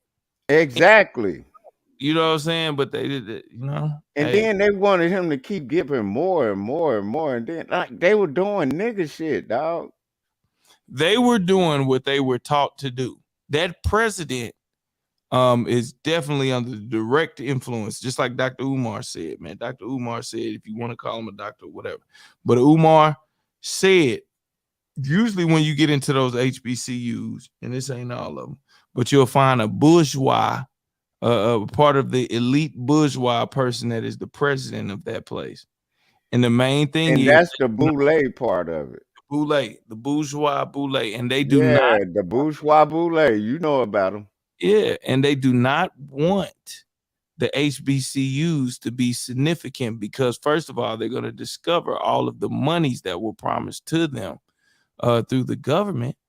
And then they're going to have to pay, the government going to have to pay them monies back because TSU already started and did that and found out that they were owed $120-something million. That's where I went back to how the black colleges were started. Like this shit is deeper than what and see that was even more from what you had said. Like these HBCUs were never supposed to be bigger than the PWIs. Exactly. And that was my whole point of saying that. So you have to look at that. I mean, hell, will they ever? You know what I'm saying? And it's not even about being who's bigger. This system and these different steps of this system are set up in a certain way where it's very rare that it is able to overlaps and accomplish something new where they have to reset up the system, and that's what people don't understand. And it's still that 3/5 of nigga shit in their mind. Like people don't understand that too. They definitely know that. They definitely know that. But no matter how much money these niggas get, they still got that in their mind. That's what I be telling people. Like they, for some reason, they're not getting that out their mind. When imagine how we trying to teach each other. Imagine how they trying to teach them. You get me? If that makes sense. They're never gonna let. It is sad to say. You could pull all the reins and the horses and all them things together. Not in this place. They're not until there is the rain that comes down that they cannot deny, and they gonna end up being in the backward situation that they were thinking they were forward in. They gonna be the slaves. Hey, but you know what? That's the shit that we sitting up here talking about, dog. Hey, I sent you an email, but dog, when you said we need some more from you, you know how much that made my night. Man, that's what you needed to hear, man. You got to You got to bring some. You might need to get some sampling going on, man. No, cause I told my brother, if you're gonna sample somebody, sample me, nigga. I put enough, like it's a whole lot of shit people had heard. But I got this shit in the chamber. It's just I need to present that shit right. And I'm like, just this little bit or that little bit right there, grab that and do this to it. You know what I'm saying? Little shit like that. I mean, but if you fired and it don't hit the target the first time, that don't mean you got. No, I'm saying it don't matter if it hit the target the first time. It's just I know I put like my creative on it to make it seem what it is. It don't matter if it fire and miss and hit or whatever. The point is, for you saying we need some more from you, that made my fucking night, my year, my decade, my nigga. It's morning time, man. You feel me? I mean, just as long as you turn that goddamn pencil sharpener off. Man, leave my pencil sharpener alone. It didn't do nothing to nobody. I'm taking a test right now, nigga. Yeah, look, man, you need to erase that goddamn me sound. Hey, dog. Every time you hear the pencil sharpener, nigga, you better say something, dog. I'm gonna tell you. I'm gonna send this is the type of code I'm gonna send to let you know when that motherfucker. So I don't even have to say it over the live. Now, hold on, let me get it together. I'm gonna hold show on, you got it. Your sound. This your sound for the damn. That shit is. Hold on. Hold on. This gonna be that bullshit. Round 2. Nah, it ain't that one either. Hold on, man. We got this. Let me get yours right. That boy said, "Let me get it." That's how you gonna know that I hear that pencil. Oh, we already. So we gonna be on code with it. It's straight code. You know how the game go. Yeah. Okay. That's how we gonna be on code. That way. Look, I ain't got to say, man. That goddamn pencil sharpener. I hit this motherfucker 3 times like this. Hold on, nah. I think this one better. That's how your ass gonna know. That's it right there. Forget. Yeah, that's how I'm gonna know. That's it right there. Then when you hear the other one, I'm gonna hear the other sound. Yeah, cut that fucking pencil sharpener down when you hear this. Yeah, but that's what I'm saying, and I think that's cool to the motherfucker. People gonna be like, "Damn, he clowning." No, that's not clowning. That's somebody telling them, "Look, the sound bad on my end." That shit that sound bad. Yeah, it did. That's that shit. Fix that shit. Yeah, dog. What's wrong with somebody telling you that the shit ain't good on your end? I'm like, that's what you want to hear. You don't really want to say it on air until fuck it. You just like fuck it. You know what? Dog, I don't give a damn. I'm like, tell me. I Maybe I might be too lit. You don't, but man, it's just, you know what I'm saying? It's just like. But but the thing is, I'm never that lit. And I be asking, they be like, well, it's okay. I'm like, I'm not talking about okay. I'm like, how does it sound? You want that shit to sound perfect. And see, even with that, right? Like when you're trying to hit the, hold on. When you're trying to hit the perfect, like, the thing about it is you still got to have, I got like etiquette, man. Like I'm not just finna blast a nigga on here until the shit just gets out of control. And I know what you're saying. But dog, I'm just letting you know, like, damn, if the sound ain't right, say something or do something. Like, I get it. Now you know what I'm saying? Because we want it to sound perfect. You know what I'm saying? Already.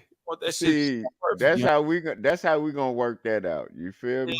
And so when you hear that damn bing, bing, bing, goddamn me, and if I hit it 2 times real quick, then you know that shit got to change, man. Yeah, when you hear the bing, bing, bing, and then when you hear bing, perfect bing, bing like that, yeah.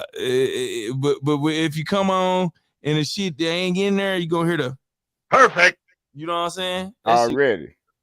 No, I get you, dog. And you know what? That's what's up. That's how you do it. That's some game tight shit right there. Let's see. What, that's game tight like a motherfucker. Let's see what Jamie got to say to Ray Charles. Then I'm finna get the hell out of here because I got to get me some. Already, hey, I'm finna just be up here listening to it. But man, I like to thank you for having me on your platform. Man, don't start doing that shit. See, now you've got to go into hold on. No, because I want to sit back and enjoy this like you enjoy. Don't be sitting up here thanking me for nothing, man. That is this shit is like you don't have to thank me. No, dog. I like doing that to I get that. people. I get that. I get that, man. But It's just professional. It's Don't do that. professional courtesy. Don't do that to everybody, man. It's just like, man, it ain't even no thank you, man. It's just like, man, you know what I'm saying? You understand? Y'all understand each other, man. You don't even have to do the thank you. Yeah, shit. but I still have to do professional courtesy at some time. That's not professional courtesy, man, because I didn't do nothing for you. You did this yourself, bro. What are you talking about? Nah, nigga, I'm trying to get in the mood of not saying bitch, motherfucker, and that nigga. That's okay. why I do that. You got a long way, man. You got a That long boy said I got a long way. You got a long way, man. All right, let's see what Jamie Foxx talking about, man. With Brad. Playing the blues of Ray Charles. I mean, you know, come on. I mean, for a musician, you know.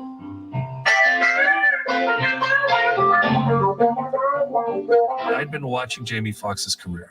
My first meeting with Jamie, I said, you know, this is a big undertaking. I've seen your acting, I think. Hey, Kennedy, I ain't gonna lie. This is when he first got introduced to them white folks, boy, because them white folks. Yeah, cause he wasn't around them white folks like that this before. Is when they brought him in because the white saw that astronomical talent in Ray Charles, right? They blindly saw that astronomical talent and sound from Ray Charles, where they even took his stuff, put it with their stuff. You remember they even did it to James Brown. Boom. Yeah. Oh man. Yeah. They started doing all that, right? And once they realized that is a non-ending sound, which they put a paper amount on it at first, as far as like what it's worth, but there's nothing like hearing some good music when you're just sitting in the car relaxing or wherever you at, man. You got the surround sound going, shit, hell, you got your system in the back, you got your JVC radio, whatever it may be, but it'll always remind you of a memory of where you were at or the first time. Yeah, exactly. So if you were able to bottle that and put it into something, that's when they put the price value on it. And then that's when you have the Ray Charles, and Ray Charles is able to bring all these different instruments, like you see the piano in the back. These are live things. They don't really do this anymore. It's more so like a drum board or a tap that button. It's not a live thing, right? So anyway, with all that being said, this was the introduction. Once you get in the door with Ray Charles, boom, the white folks are already. But dog, that's what I've been working on. Like, even when I've done the song already, I'm still trying to grab that live sound. That's what I've been working on. That's why I know I know the other shit. I'm like, okay, I've done that. I understand that. But what I'm working on right now is what you're talking about. I want that live sound. Even when you see me on my lives, I'm fucking with the guitar and shit, just playing around with it. But it's other people that know how to play other instruments live, and we just trying to hook it all up together. You get me? Yeah, Like a straight up jam session type shit. It's gonna be totally different from what I actually put down. That's automatically songs I've done and saved up in Presonus. It's like I want that because I got the keyboards and all that shit. And when they come over here, it's like a whole fucking different world of them. It's jam session. We'll be in one room, goddamn it, just jamming out. If that makes sense. Y'all on some Wayman Tisdale. Yeah. Dog, that's what I'm saying. And then just to hear you say, man, we want to hear some more shit from you. And I'm like, I got you. Yeah, But you gonna have to bring that. Hey, but when you hit me up behind the scenes, you'll hear what I'm working on. You feel me? So you'll get exactly. But I'm exactly on what this is. I'm gonna be in the chat listening to this because my wife calling because she took a Uber and then she coming back. But I'm be in the background listening to this. But you have my number in the background. You know what I'm talking about? But I'm be listening to this. Because man, you know it was real fucked up when Georgia only gave Ray Charles clearance to come back just like James Brown or some shit after he died. When he did Georgia on My Mind, man, that shit was cold, dog. Why why do you think you looking at a white man up here on this right now? Because they were very heavily involved in the money and everything. Yeah, and then but they can't. They tried to buy the feeling, but they could never do it. And then that's why I always look at that. This is one video I always look at before Prince died with Tom Petty.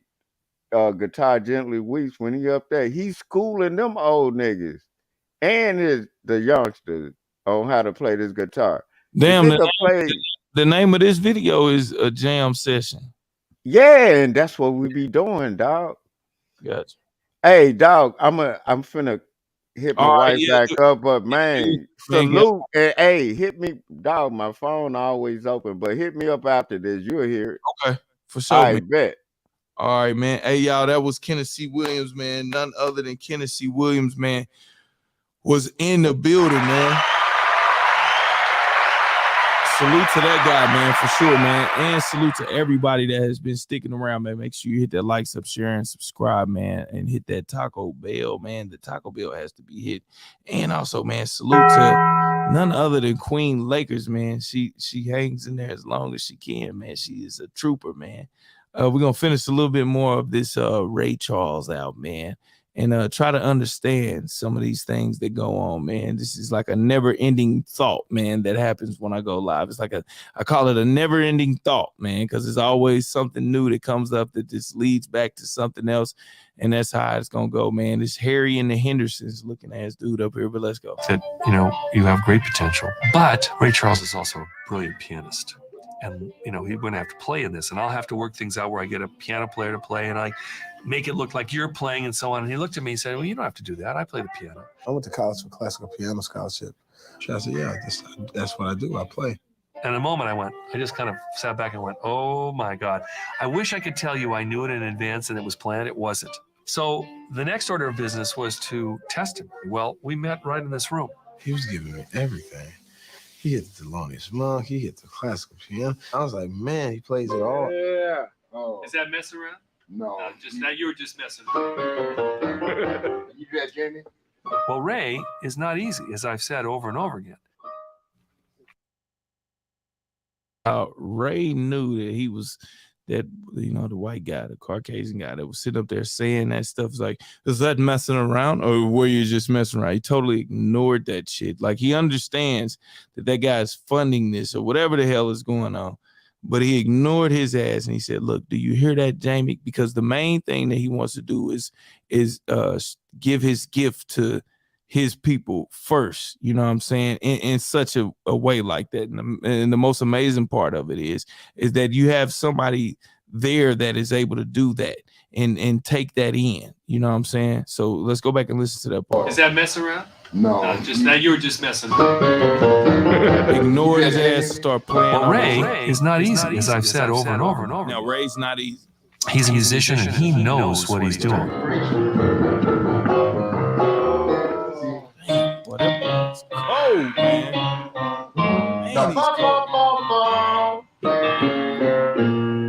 And then Ray gets tougher. Come on, man. It's right under your fingers. Come on, man. Just eight bars, you know. And I'm thinking, oh, this could really blow up in my face, you know. But Jamie, instead of wilting, saying, I had enough of this, I'm not going to be here walking, he just kept working it, and he got it. Yeah, I think the boy got it. That's crazy, man. He got it. Yo, yeah, I think the boy got it. Wow. Look at the boy got it. Look at Ray, man. And you can see Jamie just kind of glow. He won. I think the boy got it. Yeah, he got it. And you can see Jamie just kind of glow. Oh, yeah, he won the role that's an right there amazing from Ray clip Charles. right there. I'm definitely using it.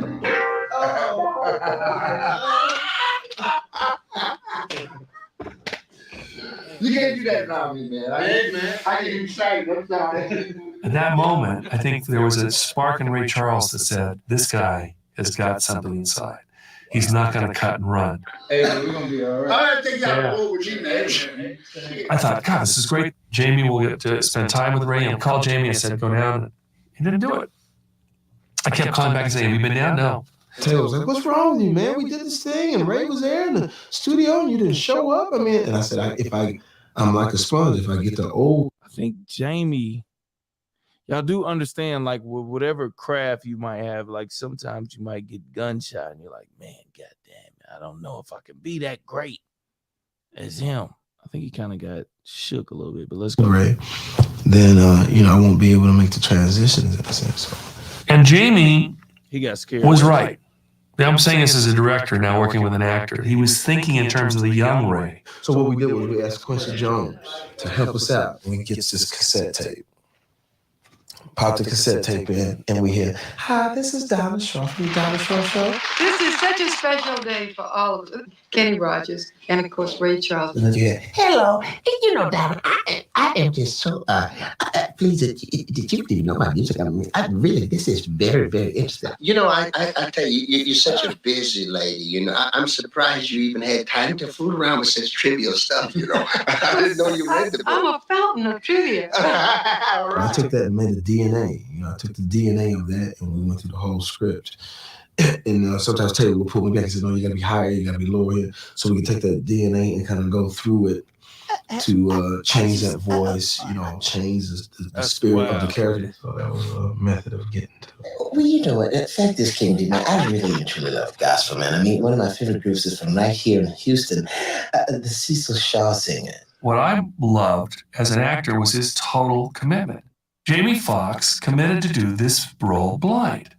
A lot of actors would say, well, I got dark glasses on, to hell with it. I can just, close my eyes. When you're with Ray Charles, occasionally he takes his glasses off and you're like, wow, first of all, there's a vulnerability that happens. And we use that in the movie. And so we had to create a look for his eyes that really does replicate Ray's real eyes. We tried so many different ways of making the eyes really look authentic and real, but we went through just glue the eyelids shut, which didn't work out. We went through synthetic prosthesis, like the rubber kind, which didn't work out. It's one of the most amazing, iconic movies, y'all. Like, let's just be real, man. Let's shout out to that movie, man. That movie is you get angry. It's amazing. You had to keep them on. I had to keep them on even during lunch, so I couldn't see for 12, 14 hours a day. Which really, they said he could see through them joints. I remember him saying it was a fascinating moment when we were first working together, and he had his prosthetics on, and I was talking to him, and there was a room full of people. Taylor goes, "You all right? Yeah, I'm good. Just tell that guy to quit tapping the pencil." What guy tapping the pencil? You look over on the side of the room. It's a guy tapping the pencil. Your hearing became acute. It was very, you could hear everything, which also too could be, it could be nerve-wracking. Boy, are you blind? Yes, sir, since I was 7. Well, let me help you out then.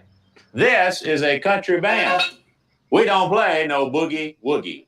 Billy, don't get your feathers all ruffled now. I met this old boy over at the OC Clark Field, and, well, he plays a mean jazz piano. I got the rights to this film 15 years ago. I'm lucky that I didn't make it for 15 years because I wouldn't have had Jamie Foxx in the lead role. And Jamie... That's what I said, man. When I was telling you about how, when they get their hands on things, man, he's had the rights to this film for 15 years. I guess he couldn't find a leading, I guess he had to sell it to a production company that had to find Jamie. Ah, man, it's crazy sometimes how deep this stuff be as far as when it's concerned to that. But wow, that's crazy. 15 years, you've had the rights for it. Finally, I guess you parachute yourself off to where you're trying to look for somebody to fit that role. Then you get Jamie, man. Jamie lands at the right point of time when they want to do some stuff like that. And once again, it's all entertainment stuff, right? So, or whatever, but it's still some type of cohesiveness that goes on. You know what I'm saying? That it reaches this part, man, which kind of makes it amazing. I take the good out of a lot of things as well. Gave me this incredible gift. I can go from his hands to his mouth so that you just feel this is Ray Charles. It brings a tear into my eyes when I begin to realize gonna have to go back and watch this movie, y'all. But on that note, man, we out of here tonight, man. Y'all know what it is, man. Truth be told, allegedly, man, it's been a good time spending with y'all. Hopefully, I'll go back and rewatch this live, or I might replay it. Probably be cut off, man, because I just got so much copyrighted stuff in here. But I appreciate everybody for coming through, man. Make sure you hit that like, sub, share, and subscribe, man. Subscribe, man, and pay attention to a lot of my videos, man, that I drop. Not even just the live ones, because what I'll do is I'll see if you pay attention to the last video, and I'll do a Cash App prize giveaway in that video. If you could tell me something that was in the last video, or if you can answer the quiz question, man. It's been an honor to be with y'all tonight, man. Y'all know what it is. Truth be told, allegedly, man, we talked about Brittney Griner. We talked about R. Kelly. Just switched the title to that. R. Kelly, we listen to that music. We'll finish that album up possibly tomorrow, man. Do a listening party once again to finish it off. And also, who else did we talk about? Yeah, DWADE, and I think it was somebody else. Hold on, let me bring it up. Give me a second. Boom. Yeah. Okay, yeah, we had DWADE, and also we talked about Deion Sanders, man. Let's not forget that. At the end of the day, man, with these HBCUs, man, it's definitely goodness gracious. I really can't tell you exactly what it is, but I do know that they do not want these schools to succeed, man. History has shown that, man. History has shown it, that they tried to make it a secondhand school for the blacks to have some place to go other than where they were at. For some reason, they were trying to keep us out of their schools, and we created our own under them, and the story just still goes on. Y'all know what it is, man. Truth be told, allegedly, man, and I'm out, man, because I got to get my rest, man. Let's holler at Dick Gregory real quick, man. With Dick Gregory, what you got going on, man, over there, man? Let's holler at Dick Gregory, man. I think he got some words of wisdom, man, from none other than one of the greatest comedians ever to do it, man. Dick Gregory, man, let's holler at you. Drink water. The number one cause of death in America. It's not homicide or drugs or suicide. The number one death in America is sleep deprivation. Lack of sleep. Sleep deprivation. So how much sleep does the body require? The universal order requires that you must be in bed 90 minutes after the sun go down to get the brain recharged after 12 midnight. You know the story of Cinderella? She's not back in the house by midnight. She turns into a pumpkin. After midnight. Now when does the sun go down? It changes. It goes down different every day. What's the average time it goes down? It varies. In the summertime, it goes down. What about the wintertime now? Well, in the wintertime, it's your shortest. In the wintertime, if the sun, let's say if the sun was down at 5:30, you got 90 minutes before you go to bed. So they should be in bed at 90 minutes. By 7 o'clock. When do bears hibernate? In the wintertime, right? Now this is news. I've not heard this. You're telling me that we should be in bed 90